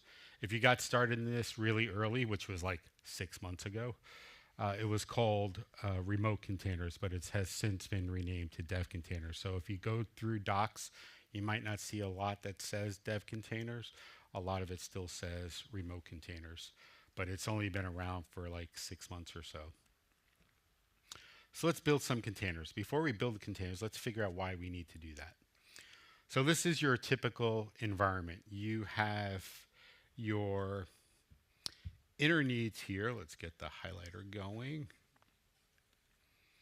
This is your development machine, right? You need things like the operating system, shared libraries. That runs across all your needs, from development all the way to deployment. But when you're working locally or on your build servers, you only need things like your compilers, your SDKs, build tools, those kinds of utilities like MS Build, and so on. But locally, you probably only need your debuggers, the operating system utilities, things like Beyond Compare, etc., and then whatever personalization. So we're going to kind of show you how Dev Containers helps with this, where you can go from very beginning with nothing on your machine to have a fully fledged dev environment, with being able to port that over from one machine to the next without having to install anything outside of those initial three that we talked about. But before we get started, this is kind of like the breakout of what Dev Containers are. They all start with a template. So if you're familiar with Docker, this is basically your image. There's a little bit more to that, but this is basically an image, and I'll show you some examples of what templates are in a minute. So you have your templates, and then templates on top of that goes through a feature set. And the feature set are usually your compilers, your build tools. So in the case of a .NET example, we have a Windows box or a Linux box with the .NET SDK. Then we throw features on it like MS Build and so on. And then the developer container kind of wraps that and adds personalizations to it. How many people here use Visual Studio Code? I would imagine most of us do.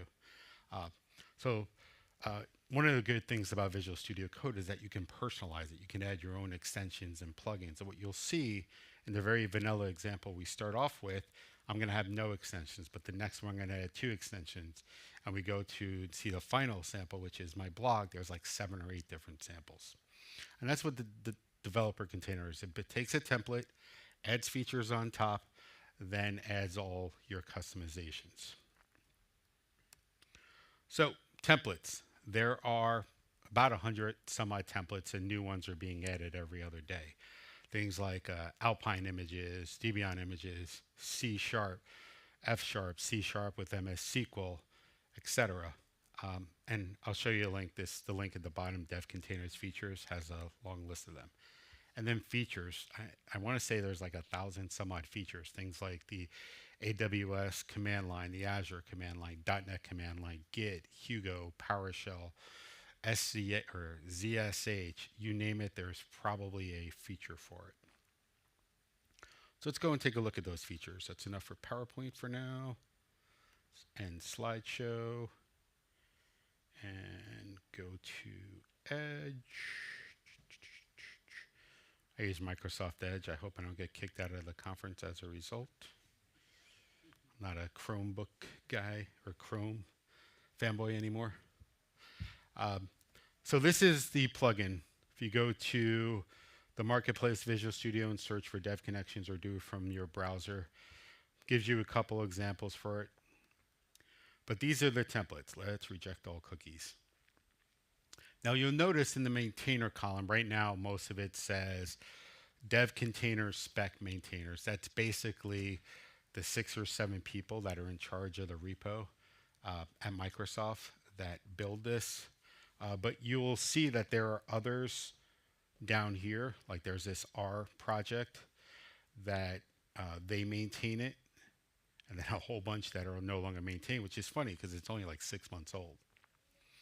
And then you'll see others. So you can understand who the source is. The ones that are listed as the dev container spec, those are the ones that Microsoft has built, trusted, validated the images, and so on. So it's just a word of caution.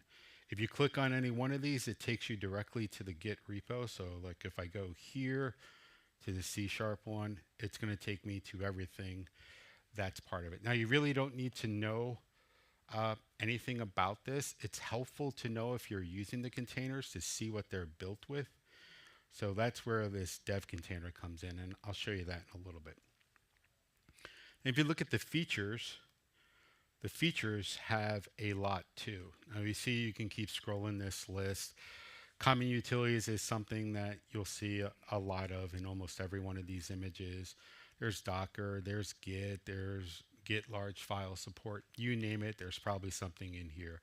There's PHP, there's Node, NPM, Jekyll, you name it, there's a plugin for it. And the best thing about it is you can add your own. It's just a source. So let's go see how we can do that. So I'm going to pop open Visual Studio Code, and I'm in a directory that has absolutely nothing in it. So as you see, it's literally empty. If I go to the Explorer and go to projects where I opened it at, where are you? See, I'm in presentations right now. Close you.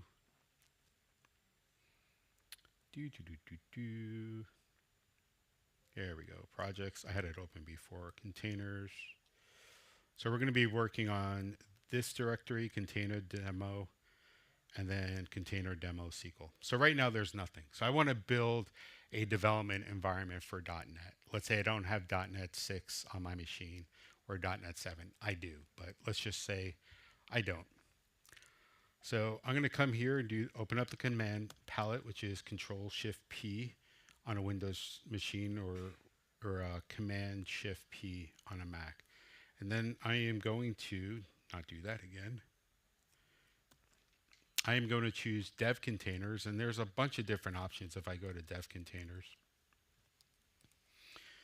I have add new dev container configuration, clone, etc. Most of the times you're going to use add dev container files or clone repository and container volume, and then every once in a while a rebuild and reopen. So I do that. First thing it does is say, hey, what configuration file do you want to use?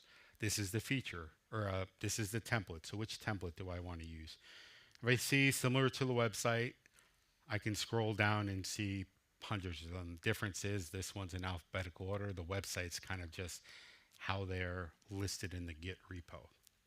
So I'm going to choose C# for now. Hit enter. And then it's going to want to know which version of .NET I want.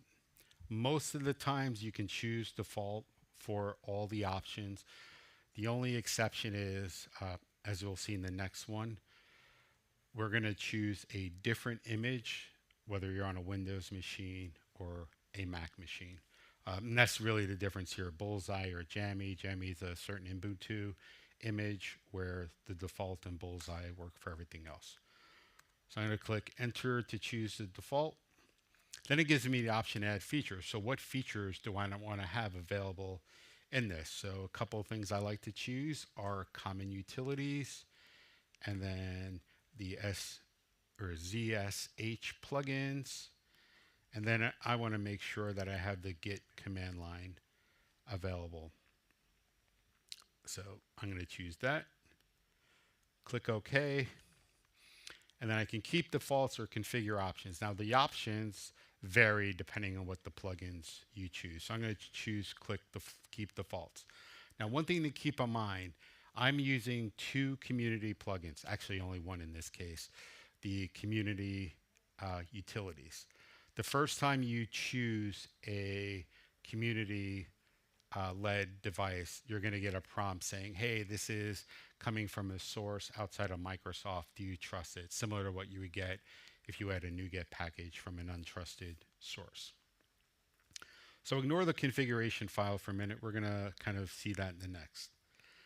Next thing we're going to do is build a container. So you do dev containers, and then you can do rebuild and reopen, which I'm going to do, or reopen in container. Since this is the first time it's going to be built, need to do that. So what's going to happen behind the scenes is Visual Studio Code is reading that page or reading that config file, which I'm going to explain after this, and then generate a Docker image. So if I look here, we see starting dev container show. It's going through and basically created a Docker Compose file behind the scenes and ran Docker start, loading the volume. Then it's going to create a workspace that allows me to connect to local drives, or you can actually do it to create a container in here, which is one of the other samples. So once this is done, we should get a, hey, you're complete. Right now you'll notice here I have a new kind of blue box that says dev container C#. That means I'm connected to a remote container, right now the C# one. You can create them any different name you want. We'll see that in a future example. And as soon as it's built, we'll get a dialog box that says so. It might be taking an extra minute because of the internet connection in here.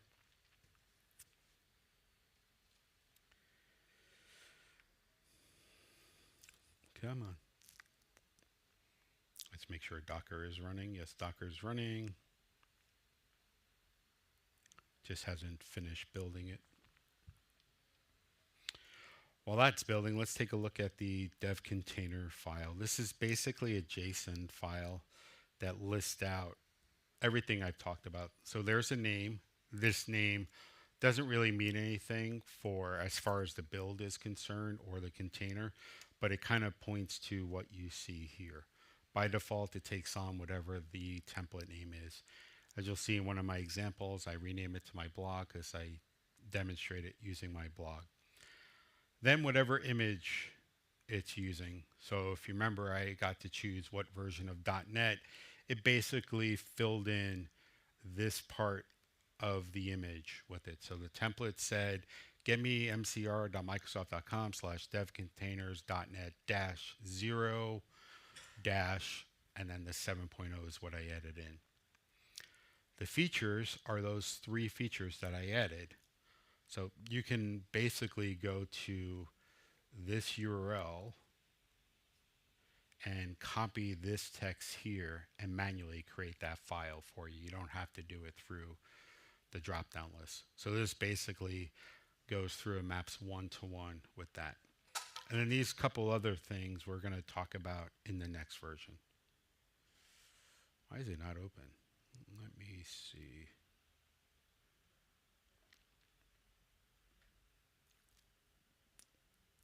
For some reason, it didn't run that step.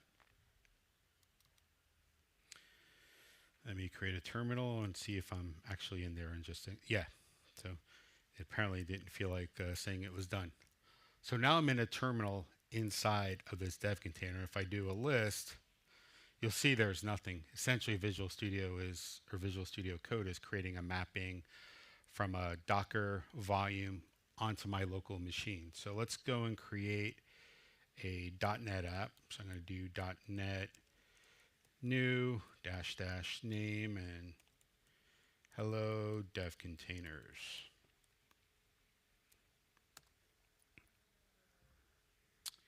And I get wrong? .NET new console. So now there's a folder here which has the hello dev containers. And now if I go back to that file folder, now you see I have the dev containers and the hello dev container. So it mapped to my machine locally. There's also a way you can do it where you don't need anything on your machine, and I'll show you that in a little bit. So now if I navigate to that folder, hello dev containers, and then do a .NET build, it'll build, and then a .NET run.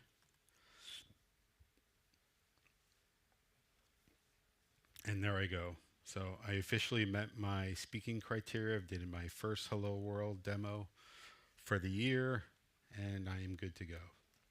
So let's go see how I can take that to another step. So I'm going to go and graciously, actually before we do that, let's show that you can actually do debugging in here. So I'm going to do a console.writeLine hello Oslo, and then console.writeLine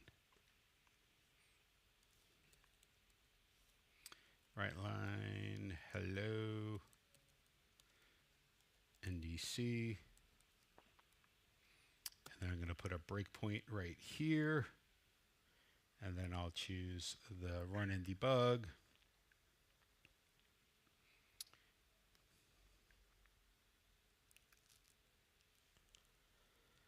And then a couple of seconds after it builds. Oh, come on. Stop being so finicky.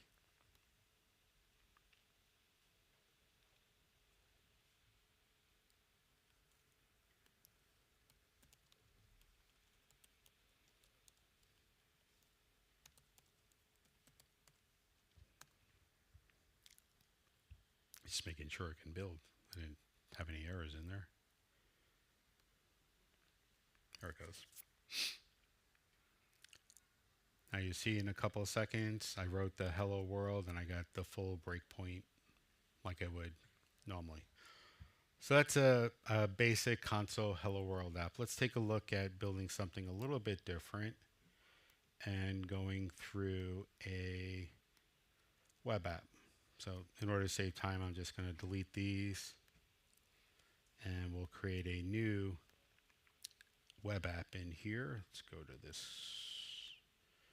window. So I'm going to do .NET new web -- name hello containers web.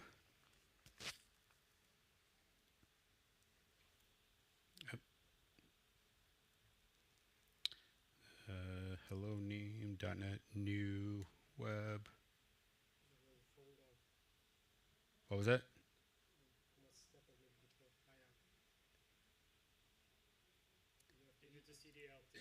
Oh, yeah. Thank you. That directory doesn't exist anymore.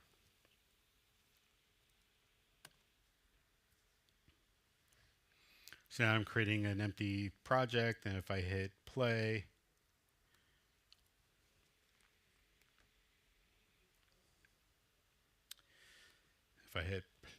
or let's just do a cd and .NET run. cd hello.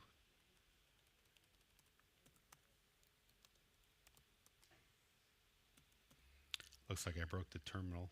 Let me kill the terminal, add a new one, cd hello .NET run. One of the things you'll notice with this, with an ASP.NET Core app, there's going to be ports that are needed to run, usually 7,000 or something. And I had a little port highlight here, which tells me that there are open ports. So by default, it realized that port 5001 was needed, so it opened it. Now if I click open in browser, I get my Hello World app. So that's cool. Another basic example or or starting example. Let's go and take a look at the next one. So this one, we're going to start with a SQL Server instance. So I'm going to do dev containers, add new configuration file, and do C#, and I'm going to choose C# and SQL. Same thing here, choose C#7, and then let's do those common utilities again, and SCH. I click OK. I'm going to keep the defaults. Now this one's going to take a little bit more than a minute as soon as I click reopen a container, because now it's going to create two. What you'll notice with this one is there were more files there.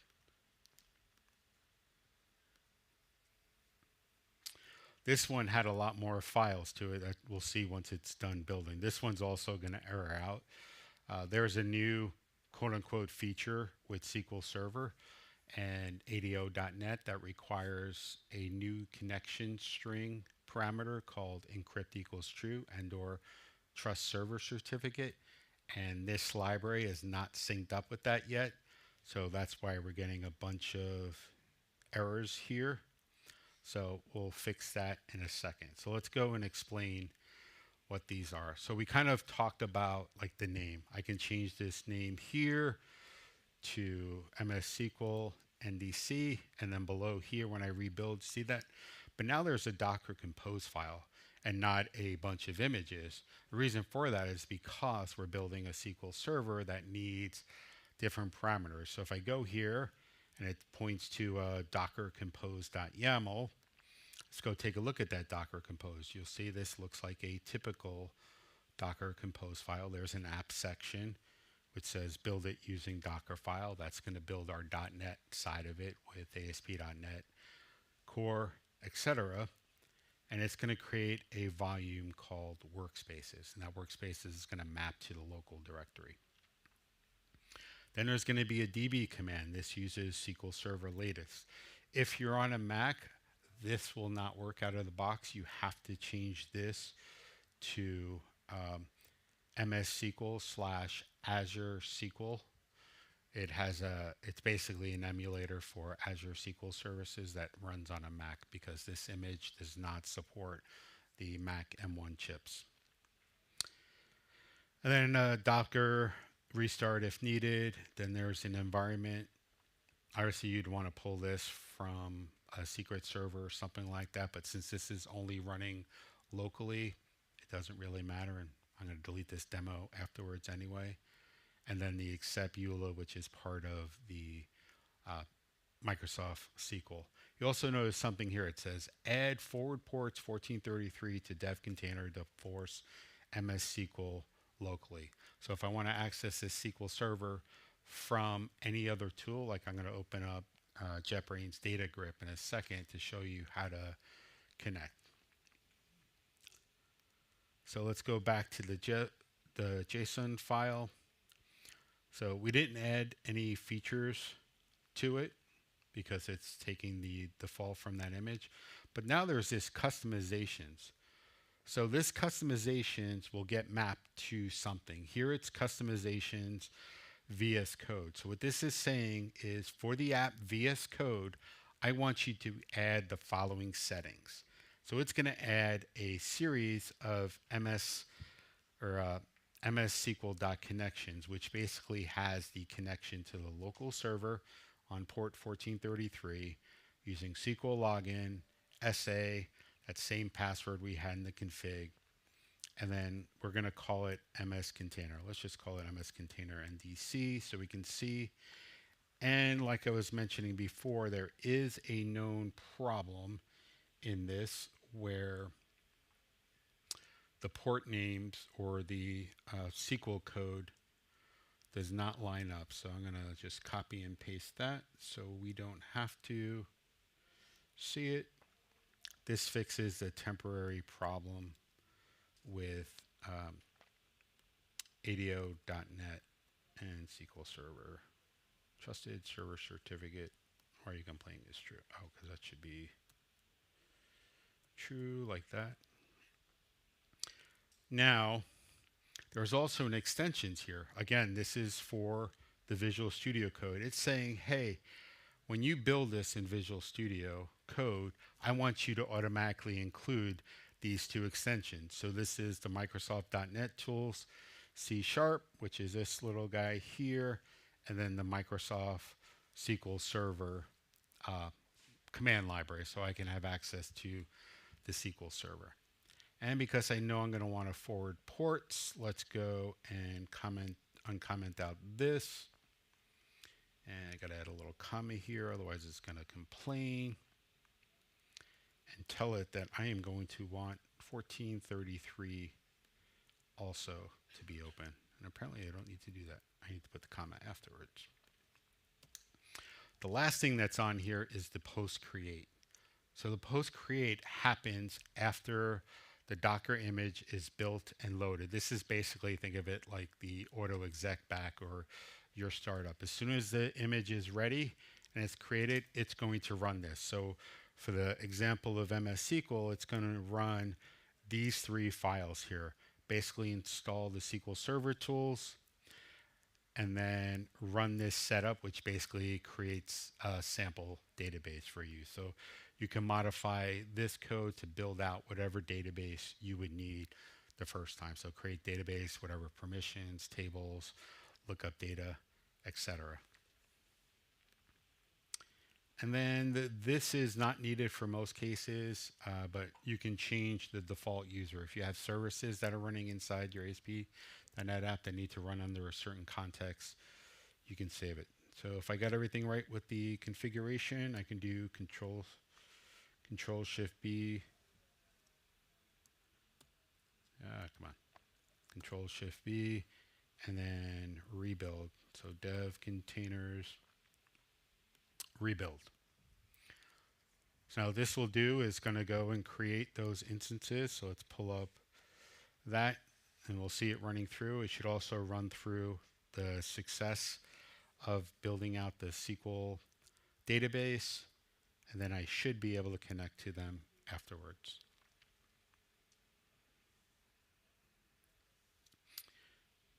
And I got an error here saying the database already existed, which is good because I ran this twice already. So if I close this, you notice right here, I got the little hourglass. It's Visual Studio Code opening up inside of the container and downloading the two plugins. So it just downloaded the SQL Server plugin and the database projects plugins. Those are the extensions that I asked it to load right here. So if I come to this one, because I already have the connection settings saved here, it's going to pre-populate with those connections. So I should be able to do that and type in my password the one time, which was... You also notice a little prompt. I typed in the wrong password. Can't tell you how many times I typed in that password. Oh, it's because I literally typed in the wrong password.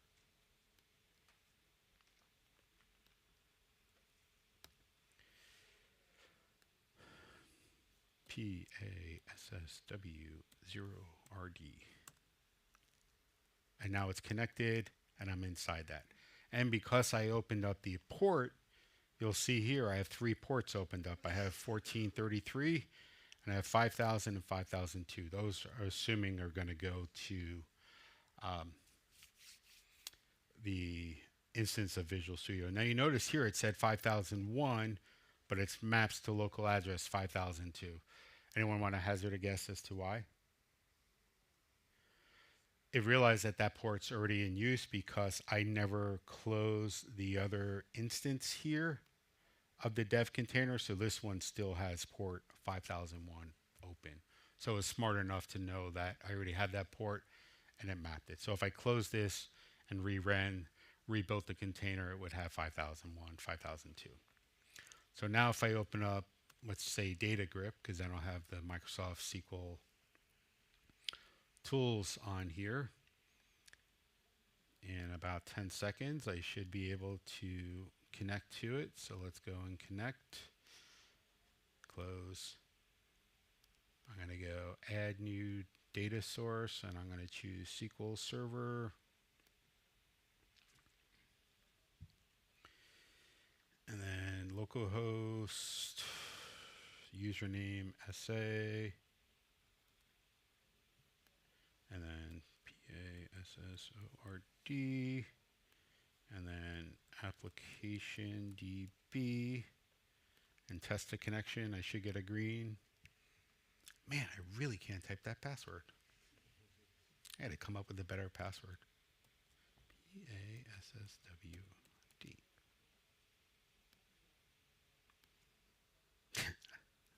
Yeah, I typed it right that time. So I click OK, and now I have access to it. So I can use local tools that might not be available. So if I had like Visual Studio and there was something extra I needed that was not available in the container, I can still do it there. And since it's a web app, or since this is just a database piece to it, I can still go to a terminal and then ultimately create a new instance, a new website, and work with it. But I wanted to show what it looks like inside of SQL Server, since this is mostly a .NET group. Next thing I'm going to do is kind of show, like, as you have this and you check it into your repo, if you're checking in something into GitHub, you can use code spaces with this that allow you to work with it without having anything installed on your machine. So right now, my blog is done with a tool called Jekyll. Jekyll is a Ruby-based tool that basically will create a static website. And that's what all this is. It's just a bunch of stuff to get Jekyll working. So I look at my dev container here. It's going to be slightly different. And it's slightly different for a couple different reasons. Let's go to full screen, which is one of these buttons somewhere here. Let me zoom in. Is that readable in the back? Okay. So here I have it named, my name of my website, josephguadagno.net. Here I'm using a Jekyll 1 Bullseye, so it's running on the default box, which is a Linux box. I didn't add any features to it. I forwarded port 4000 because Jekyll requires port 4000 for its development. I could have did a post create. So what happens typically in post create with this is you want to do a bundle update or a bundle install. Because I'm using a default Jekyll image, I don't need that. There's also a post start command that every time the engine starts, it can do something. And a lot of times in local development, for in this case Jekyll, you would do a bundle exec Jekyll serve to start your web app. But I don't want to do that. I want to actually start it myself because sometimes I make changes. Here you see I'm adding 6 different plugins: a markdown plugin, a markdown linter to make sure my markdown's cool, and then the ability to add emojis, because what's a good blog without emojis, right?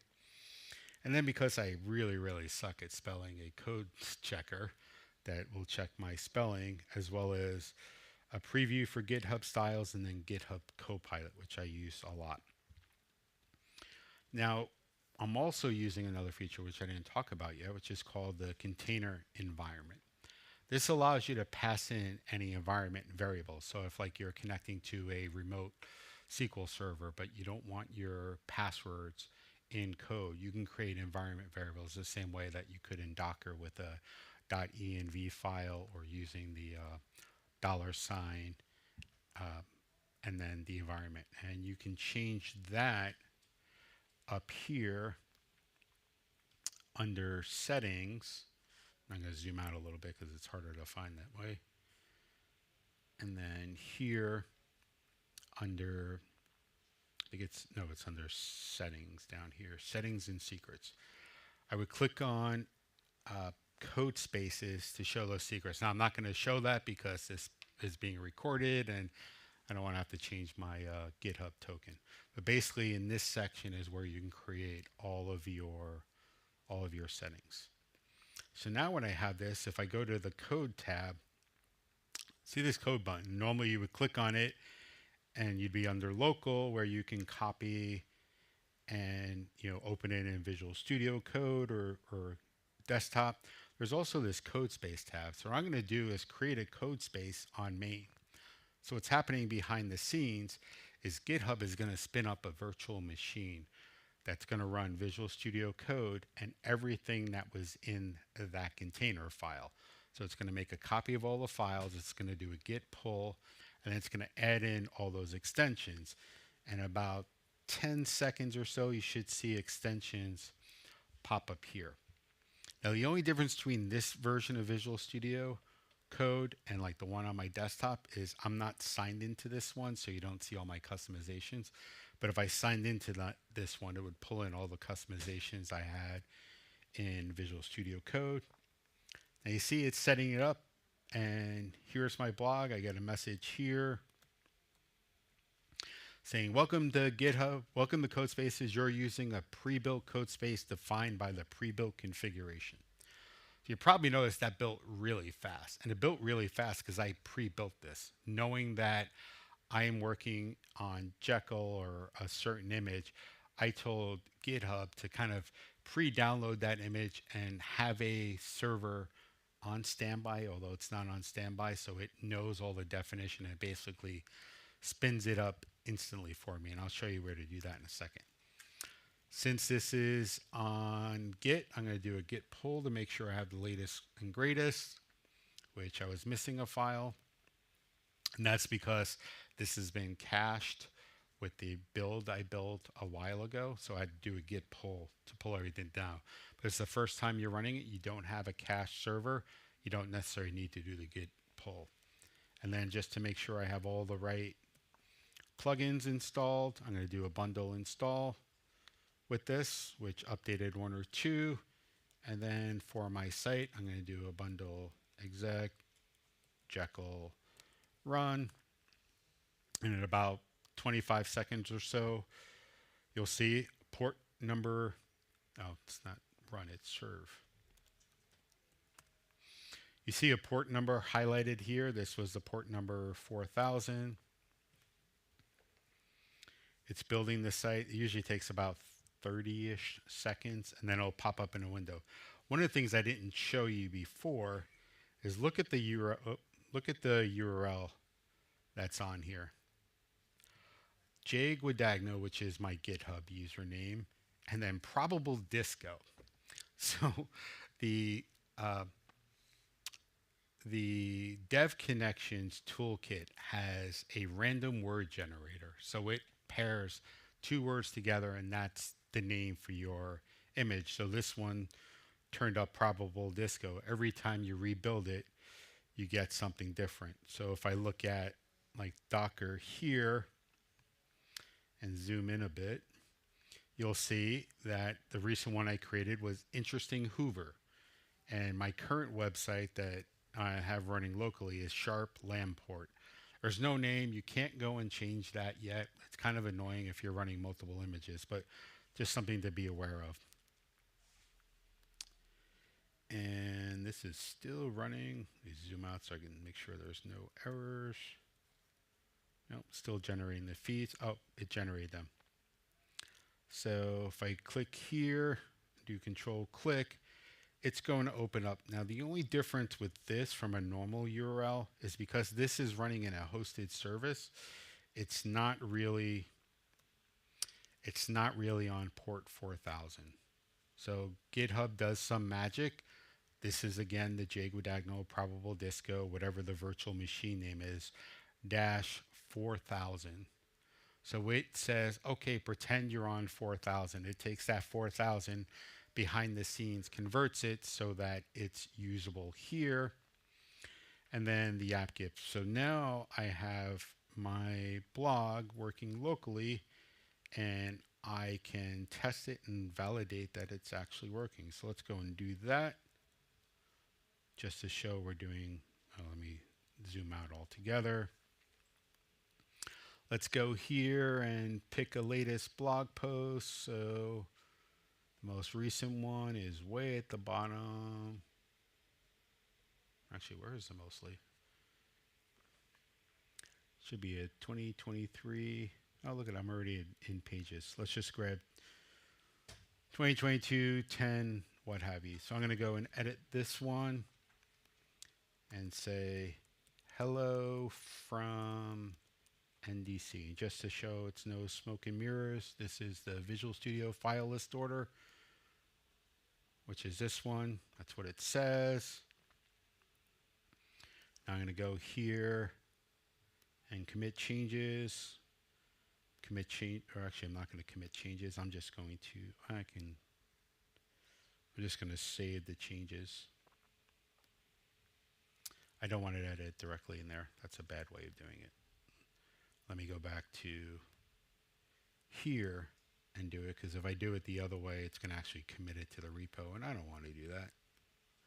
I just want to test to see if it works. So let's find that 2022, 10, and say hello NDC and hit save. And then down here you'll see it's generating a new feed for the post, and 10 seconds or so it should pop up with the new one. And when it does, I'm going to click here and hit refresh.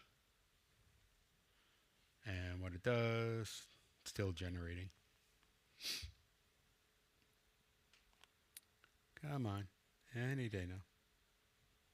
That's where I need to put a faster VM when I'm doing the demos, so it's almost instant. There it goes. Now it's done.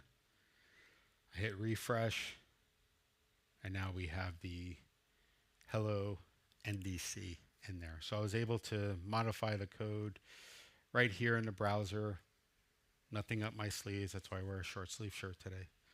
So you can see that I can modify pages online, which is great, because if you're on a cell phone and have to make a quick spelling error change, you can do it with relative ease. I'm going to go and undo that commit, so I have the full ability that I would in VS Code, and discard it. And you can see I have the GitHub plugin, which is one of the ones I added in, and you should see a spell checking in here, although I don't really have any spelling errors here.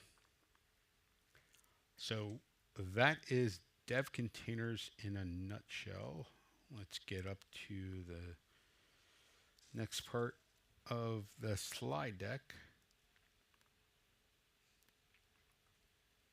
Swap displays. So these are some of the common settings that you're going to deal with. Almost always name, features, forwarding ports most of the time, customizations, post create and post start. I covered the post create in the SQL Server example. I did not cover post start, but that's basically as soon as the container starts, every time it starts, it's going to run this command. So whatever that command is, basically it should be a batch file if you're going to be or a bash file if you're going to be doing Linux containers. So remember, now that we have dev containers, works on my machine, it's a DevOps problem now. It's no longer your problem because you got it working in the container. That being said, open it up to any questions. Yes, sir, in the back.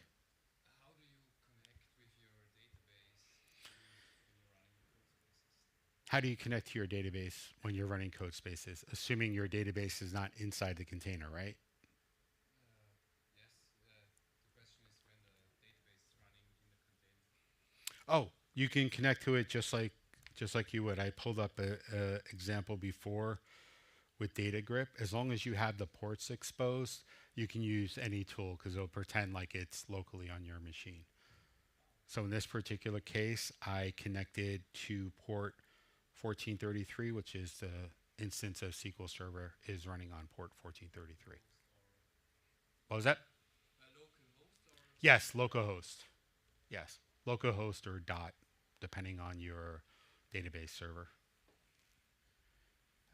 Gentleman right there. You listed Docker Desktop as a requirement at the beginning.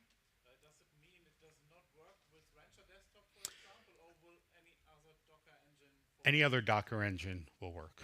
I only listed Docker Desktop because up until 2 weeks ago I didn't try it in Rancher, but it does work in Rancher. Anything that uses the Docker exe will work. So Rancher Desktop works. Yes, sir. When running the database in the container, does it persist the data on the host, or is it public? So the question was, when running the database locally, does it persist it in the container? The answer is it depends. And the reason why it depends is how you set up the container. So if we look here in the example, nope, not that one. Yes, exactly. So in this one, there is I think it's this one. In this one, we have not this one, the other one. Come on, Joe. Oh, I think I closed it. I closed it. I didn't delete it, but I closed it. In this one, we have a Docker YAML file here, the Docker Compose. We can add a volume here to persist the data and persist it locally. The difference is with that, it works locally on your machine, but if another engineer in your group pulls it down, they're going to have their own copy of data. So you have to look and see, how you can share that volume if it's critical. But anything that's critical in between should be something that's in your script when you create the environment altogether, like lookup tables and that kind of stuff. Guy in the back. Oh, yes. The question was, I mentioned GitHub is caching the images. So if I go to the repo, which is this one. So in the repo, no, that's not that one. In the repo here, actually I close it because I have the code window open. So if I go to GitHub,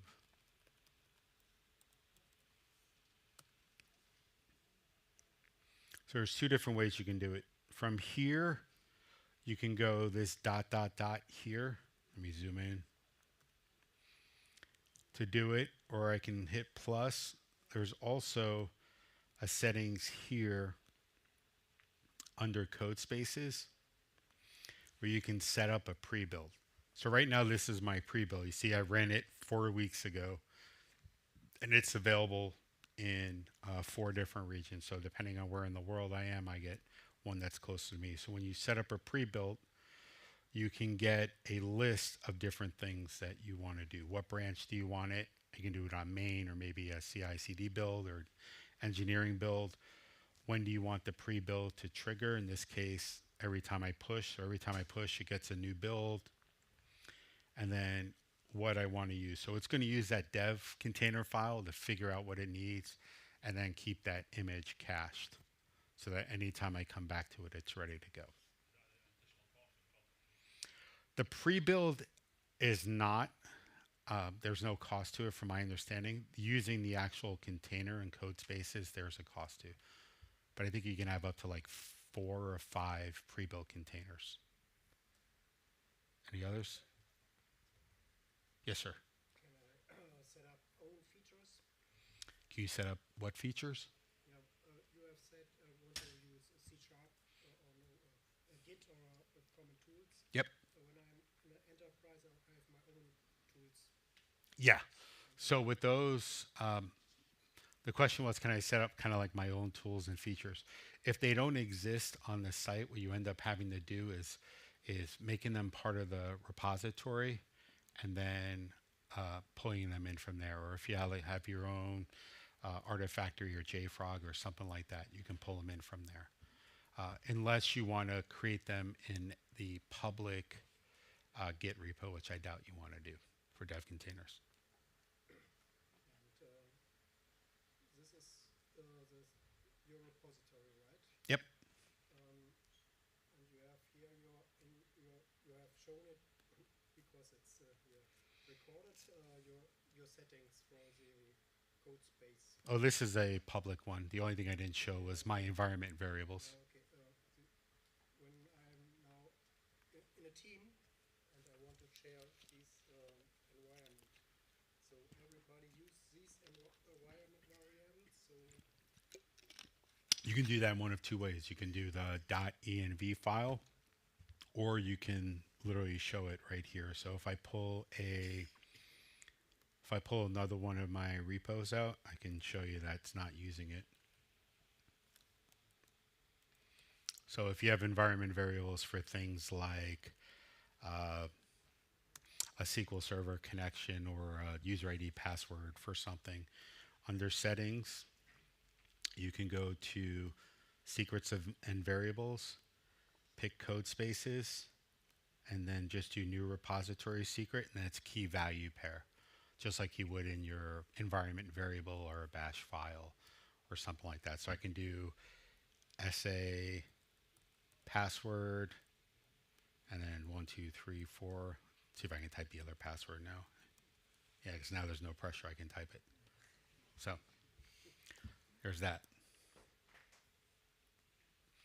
Yes, sir. You demonstrate your first created container from .NET 7, and then you can container from SQL. Could you just sequentially just start with one set of features and then upgrade? You can. Essentially, the question was, I started off with .NET 7, then I did not .NET 7 with SQL. Can I eventually upgrade? You can. You're just basically rebuilding the container. So you're going to be starting from scratch in either case. The dev container file is just that it's like a script that tells Visual Studio Code what to do. If you started with this C# app like I did in the very beginning and then decided we need to add a SQL Server or a Postgres, it's just modifying that and then doing a rebuild. So essentially demo 2 was a rebuild of the previous one. I just happened to choose the pre-built template. But you could dynamically control that. Like in my sample one here, this was generated, like this part was generated by me. This part was generated by me because I knew what extensions I wanted. And the way you get these extensions are from looking at the marketplace. If you want more on like the file format, you can go to my blog and there's actually a post. Oh no, localhost because it's gone. There's a post, the third one down here, that talks about like more into the dev container format and like how to use it with some samples. Basically, it's a copy of what I just showed you on the dev connections for my blog. And here's some other things you need. All the links I basically showed you are on there. Yes, sir.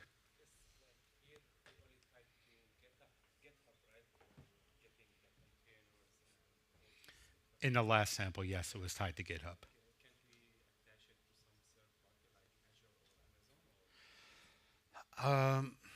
I don't know yet. The question was right now the demo for Codespaces was tied to GitHub. And can we tie it to any other third parties?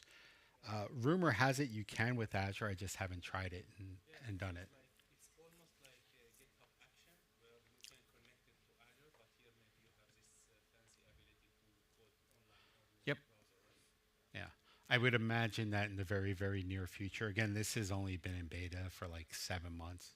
Got to imagine that Azure would have its own way of doing code spaces. I know JetBrains is also working on something where you can kind of use the JetBrains tools to connect to it. Basically, behind the scenes, it's creating a bridge between Visual Studio Code and Docker, like LiveShare does for Visual Studio, or Code, whatever does for Rider.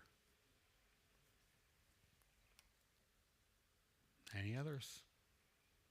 Cool. Well, thank you for coming. My contact information is here. If you have any questions, feel free to reach out. Hopefully there's lots of green cards in there. I'd love to come back.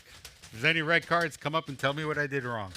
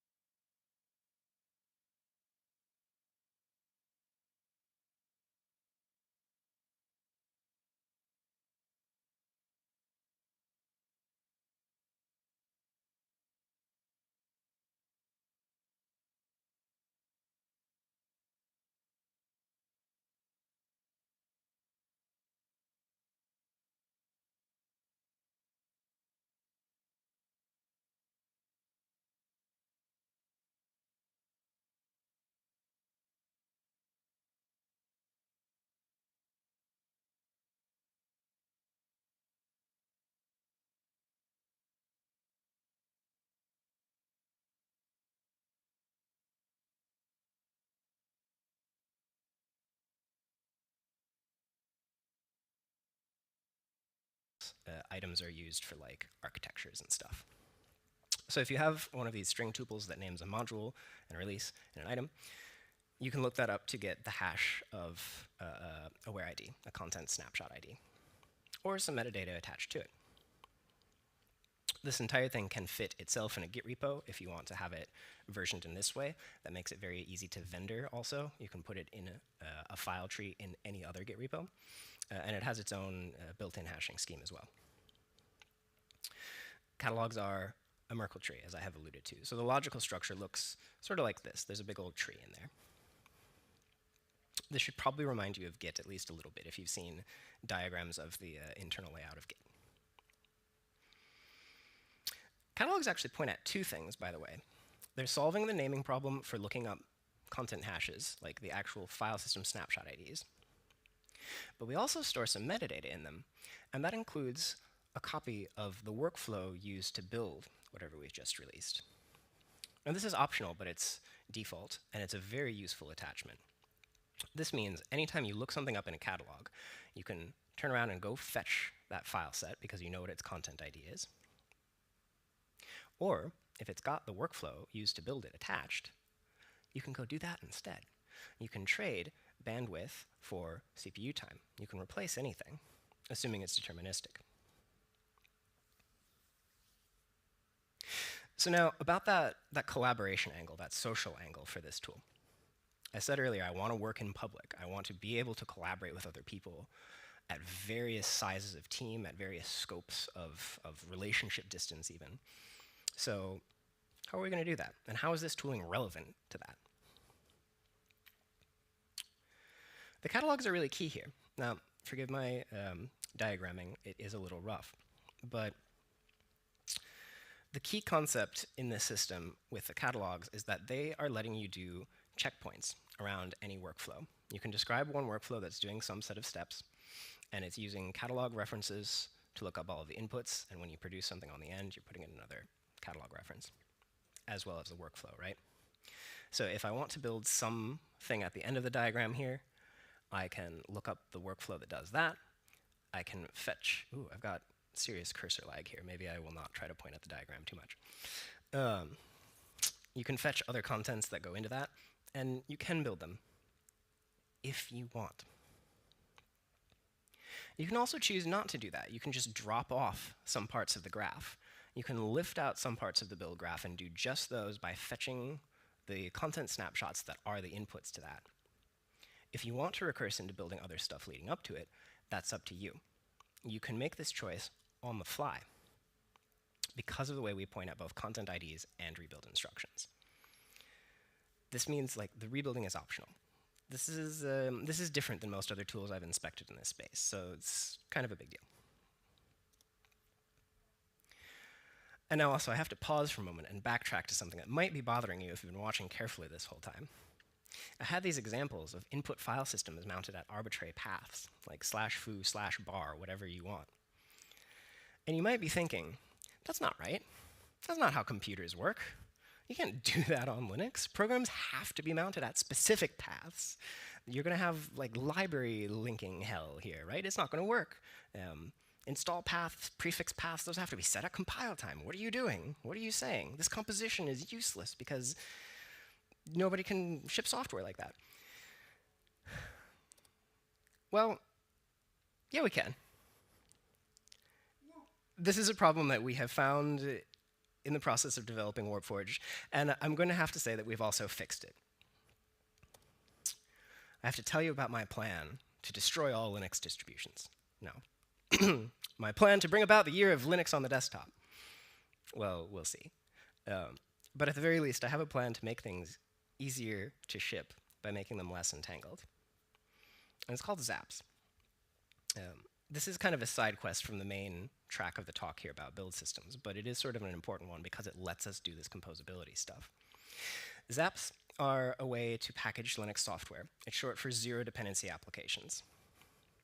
Zaps involve bundling all of the libraries into one file system, perhaps sharing them as one tarball. But once you've done so, a Zap works anywhere. It works at any path. It works without install hooks. It will work fine even on a read-only file system mount.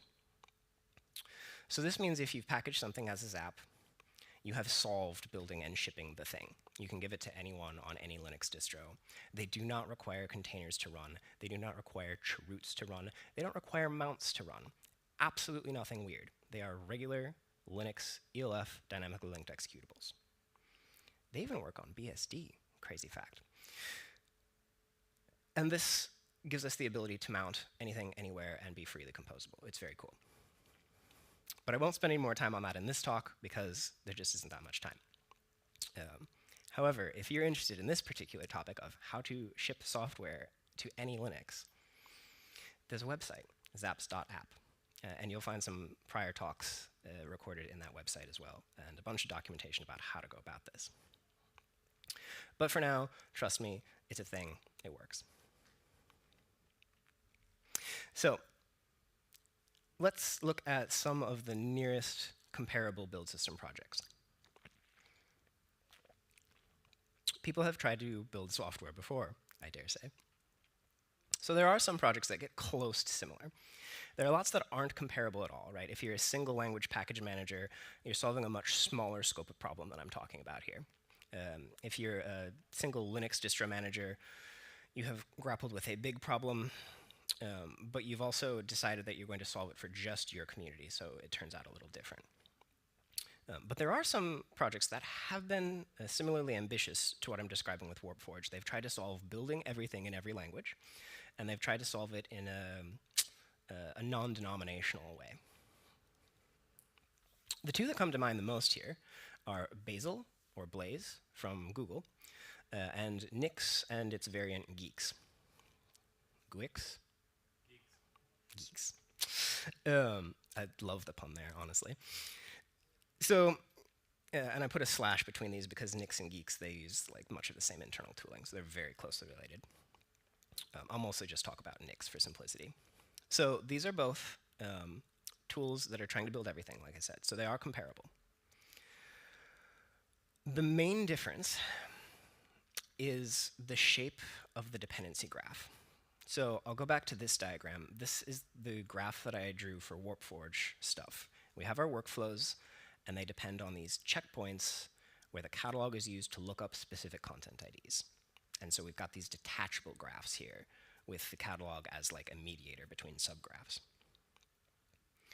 If I try to draw a similar diagram for Nix or Bazel, I come out with something very different. This is as topologically close as I can drag these together. You see that there are 3 things being built and like roughly 5 inputs. So this is as close as I can get. But what you get with Nix and Bazel is they have build descriptions, what we would call workflows in WarpForge. Nix calls them derivations. Everybody's got their words. They've got a thing that does stuff. And in Nix and Bazel, the build instructions depend on other build instructions. In WarpForge, they depend on catalog references and content IDs, right? In Nix and Bazel, it's just on other build instructions. So they don't have that checkpoint. In fact, this causes users of Nix and Bazel to be on this continuous quest, almost accidentally, to bootstrap things, to like always build one thing deeper into the dependency tree. Which is not necessarily a bad thing inherently, but the fact that they're kind of stuck doing that by the nature of their tooling is maybe not ideal. And so ultimately, at some point this has to stop, right? At some point you have files that were like there at the beginning of time and you build up from there. And in Nix, that's called a fixed derivation, where instead of having a build instruction, you have a fetch from the internet instruction. But they can only have these in the very farthest leaf nodes of the tree, which is kind of strange. And they have no ability to put these in the middle of the tree without rewriting it. In fact, there are hashes used, my favorite API structure, a hash, right? It is used in Nix in order to identify derivations, their build steps. But the hash that identifies the derivation covers all of the other derivations, all the other build instructions that it depends on. Which means if you change anything that it depends on, you've changed the ID of this thing. And so it means if you try to substitute a fixed derivation into the middle of a dependency graph where you previously had build instructions, you've changed the whole graph. It's really weird. So they can't freely at runtime choose to fetch or build. Now, if you're really highly knowledgeable about Nix, you also know that I just told a fib. There's a mechanism called substitutes in Nix, in which you can fetch content instead of building it. Except you don't know what you're fetching anymore. The substitutes mechanism in Nix just sort of gives up on the predictability of this. You ask a remote server to give you a substitute for this build step, and the remote server promises that the content that it gives you back is related to what you asked. There is no verification pathway for this. Oh dear. So, this concept of a catalog in WarpForge really makes the whole system distinctive. It lets you choose what you want to do at these checkpoints. Do you want to take literally the content that has been recorded in the catalog, or do you want to recurse on the building? It's a free choice. This also has some other more interesting topological implications that don't come up too often, but I have to talk about this because I think it's cool. WarpForge can describe things that build themselves. You can have a hash as one of your inputs that is produced by the same workflow that's consuming it. This is impossible to describe with these other systems where build instructions depend only on other build instructions because you can't describe it, it's just not there. This doesn't come up too often, but it's interesting when it does, because this is what you should hope your compiler bootstrap looks like, right? Your GCC build ought to be able to produce your GCC build again. If not, do you know what your compiler even contains? This is sometimes called the trusting trust attack or the Thompson attack or the defense against it. I think if you can draw cycles like this in your build graph, you've just defended against it. It's a good thing. So there are some other differences, some smaller, finer-grained ones between WarpForge and these other systems. The big one is the content address checkpoints, right? It's a huge thing. There are some smaller differences too. So Bazel, for example, has a lot of magic built-ins for the different languages that it supports building stuff for. WarpForge doesn't. WarpForge just gives you containers and shells and lets you figure it out. I'm hoping that this less magical approach will help keep things simpler. And I'm hoping that the content address checkpoints thing will help WarpForge build much bigger ecosystems, whereas Bazel, in practice, if we observe where it's been adopted, it seems to be mostly monorepos. I think that's a pretty uncontentious observation. And my guess is that this is because of the build instructions depend only on build instructions and the bootstrapping quest that comes after. I think the content address checkpoints might help us get away from that and share more work and hopefully be more adoptable. WarpForge versus Nix, similar very much to that story about Bazel. Also, WarpForge and Nix differ quite a bit in that I've showed you almost entirely JSON for WarpForge. Or there was that Python-like syntax if you want it. Or that entire level of the system is easily pluggable, right? Bring your own templating. Nix is programmed using something called the Nix language. And I'm going to say absolutely nothing about this other than you can read lots of other people's opinions about the Nix language online. I will let the gap there speak for itself. So WarpForge is aiming for easy to use. And again, I hope these content address checkpoints help us build more collaborative ecosystems with lower coordination. And we also have this Zaps thing.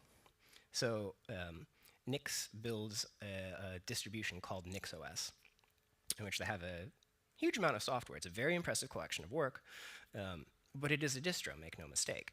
So when you install Nix, you get a series of paths, all starting with /Nix on your system, and then the whole distro goes in here. With WarpForge, we introduced this Zap concept, where you package the entire application in a way that works out of any path, once you've unpacked it there.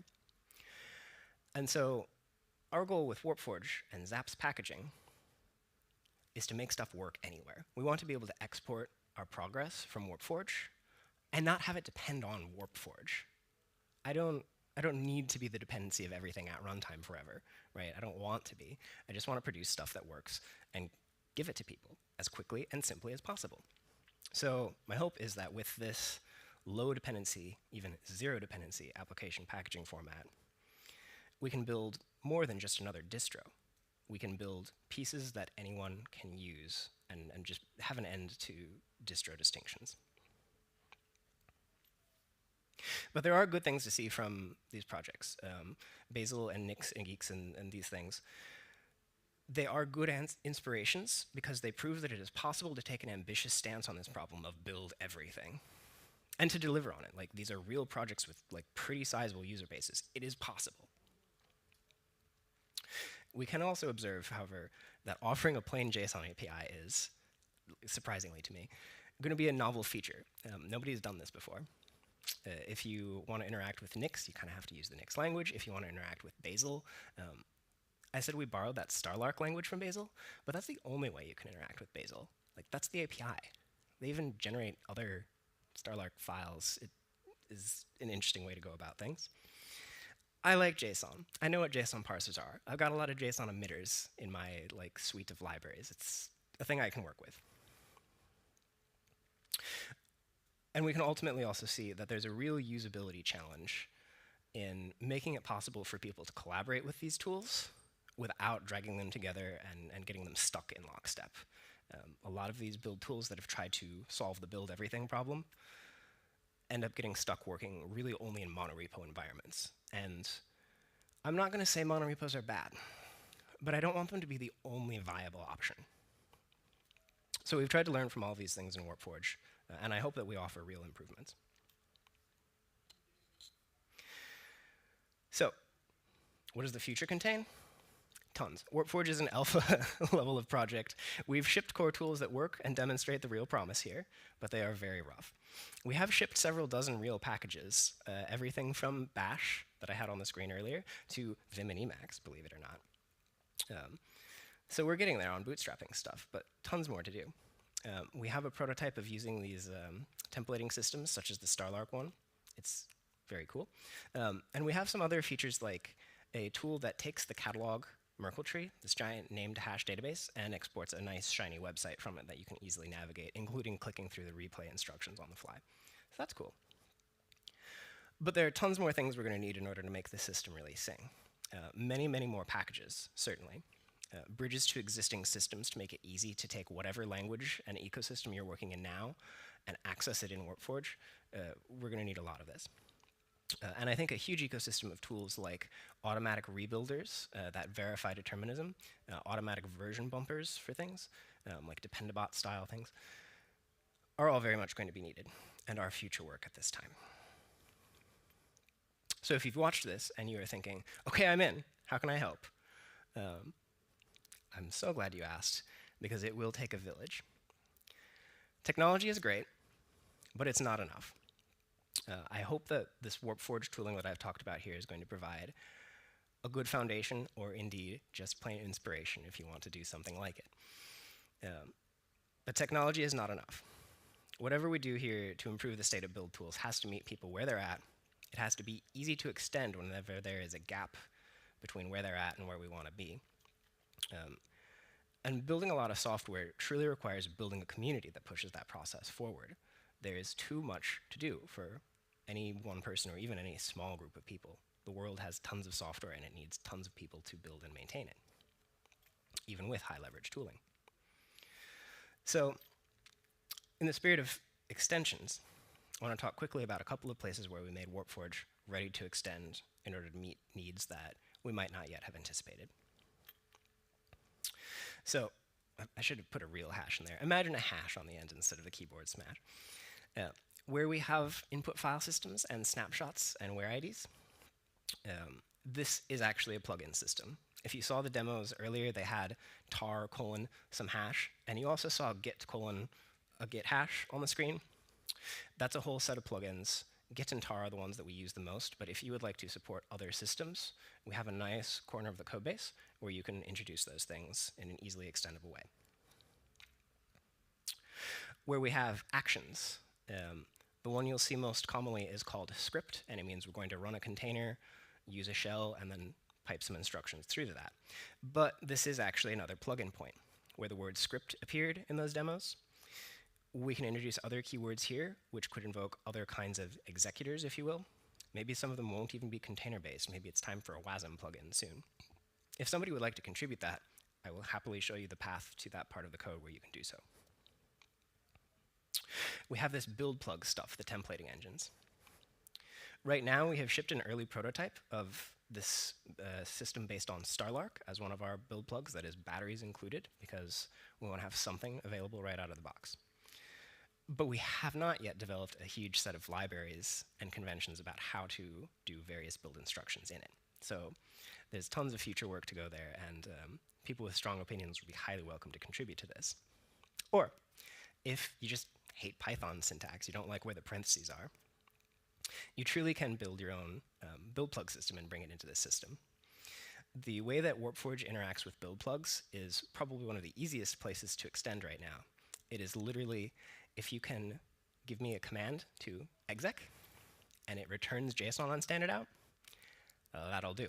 We will evaluate that JSON as a workflow. Very simple extension point. Can I use Q? Can you use Q? It emits JSON on standard out, so yes.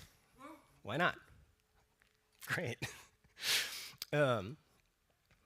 There's another concept that I hand-wavingly call bifrosts as just a grouping term for bridging to other existing package ecosystems. I think there's a lot of future work to do here, and I would love to hear from people about, like, how shall we indeed take NPM, embrace it, and make it easy to refer to NPM contents via catalogs? Or like bring other systems lock files into auto-translated into WarpForge workflows. And anyone who is willing to package anything at all, if you are just joining us in building stuff with WarpForge, you are certainly helping. So, if you have time and the interest in hacking on this, these were some of the extension points. Come, hack, and I will be really happy to guide anyone into how to help if you would like to do so. On the other hand, if you're watching this and you find that you have no time at all, but you do have some sort of a budget, I feel obliged to mention WarpForge is a 501c3. This is the magic number in the US for being a foundation that is a nonprofit entity. So we will happily accept any charitable contributions and try to route it to other people who can contribute their time and skills and make sure the project goes forward. And to encourage either of those outcomes, I would like to remind you, if you build in WarpForge and you package with Zaps, you produce artifacts you can immediately use anywhere else.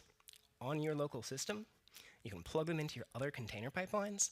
It doesn't matter. They're deeply portable and not attached to the system in which we built them. So I would hope that this makes WarpForge a very high-value place to invest because it goes anywhere else afterwards. If any of this stuff interests you, here's the whole suite of links that you will need to find out more. The project website itself, you can find links to the community chat in there. If you like source code, there it is. And if you would like to see the catalog website, which contains several of the packages that we've already produced for Python, Bash, Vim and Emacs, etc., catalog.warpsys.org. Or the other GitHub link right below that is the huge Merkle tree of JSON files, which is the raw content. So that is the end of the talk that I have. Q&A welcome, or you can find me afterwards.